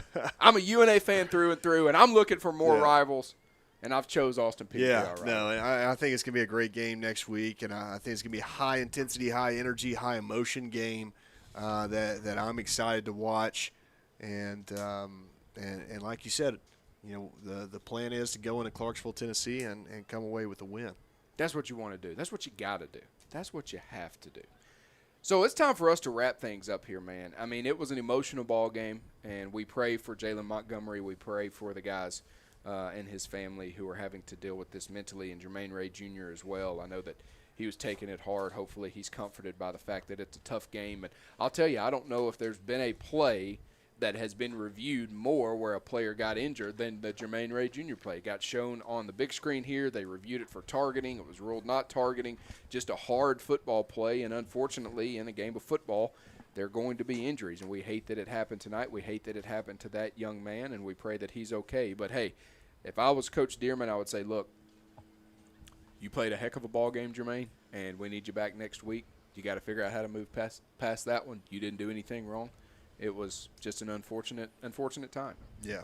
I hope, obviously hope the young man from Eastern Kentucky will be taken care of and in good hands, and get back to his normal self. And I hope Jermaine gets the help that he needs to be able to get through this. It's a tough game. It's a violent game, you can walk away with the game from the game with scratches and bruises and soreness and pains, but there's a mental capacity to this game that takes a toll on a lot of players, and it's not necessarily something that might show up tonight. Maybe it's down the road. So I hope that Jermaine gets to find his outlet that's going to help him get through, get over, get past, come to terms with what happened here tonight. It's time for us to wrap things up. UNA a winner in this one, 35-14 over Eastern Kentucky. We hit the road next week heading to Clarksville, Tennessee to take care of those pesky governors of Austin Peay. Join Ben Ray and Brian Neese for the Bank Independent Countdown to Kickoff at 2 p.m. with the game time tabbed for 3 p.m. On behalf of University President Dr. Ken Kitts, Athletic Director Dr. Josh Looney, Senior Director of Broadcasting Ben Ray, Assistant Athletic Director for Communication Mike Ezekiel, Sideline Reporter Chase Glover, Producer Noah Sullivan, Broadcast Assistant Braden Rogers, my broadcast partner Jacob Tucker, and countless men and women across the athletics landscape. We say goodnight from Brawley. Have a safe and happy homecoming. Your UNA Lions are back on top. You've been listening to UNA Football. UNA Football is brought to you by Bank Independent, Coca-Cola, Midgard Self-Storage, Bojangles, CBNS Bank, Alabama Health Guidance, Florence Utilities, Lawn Pride, North Alabama Online, State Farm Agents Steve Pierce and Bill Alexander, United Community Bank, Adams Beverages, First and Sold, Lister Hill, Hampton Inn and Suites Downtown, Buffalo Wild Wings, Simpsons, Singing River Brewery, Burnley Spine and Sport. This has been a production of Roar Lions Productions. This broadcast is owned and produced by the University of North Alabama and is intended for its live audience. Any rebroadcast without the express written consent of the University of North Alabama is strictly prohibited. Thanks for listening. And Roar Lions!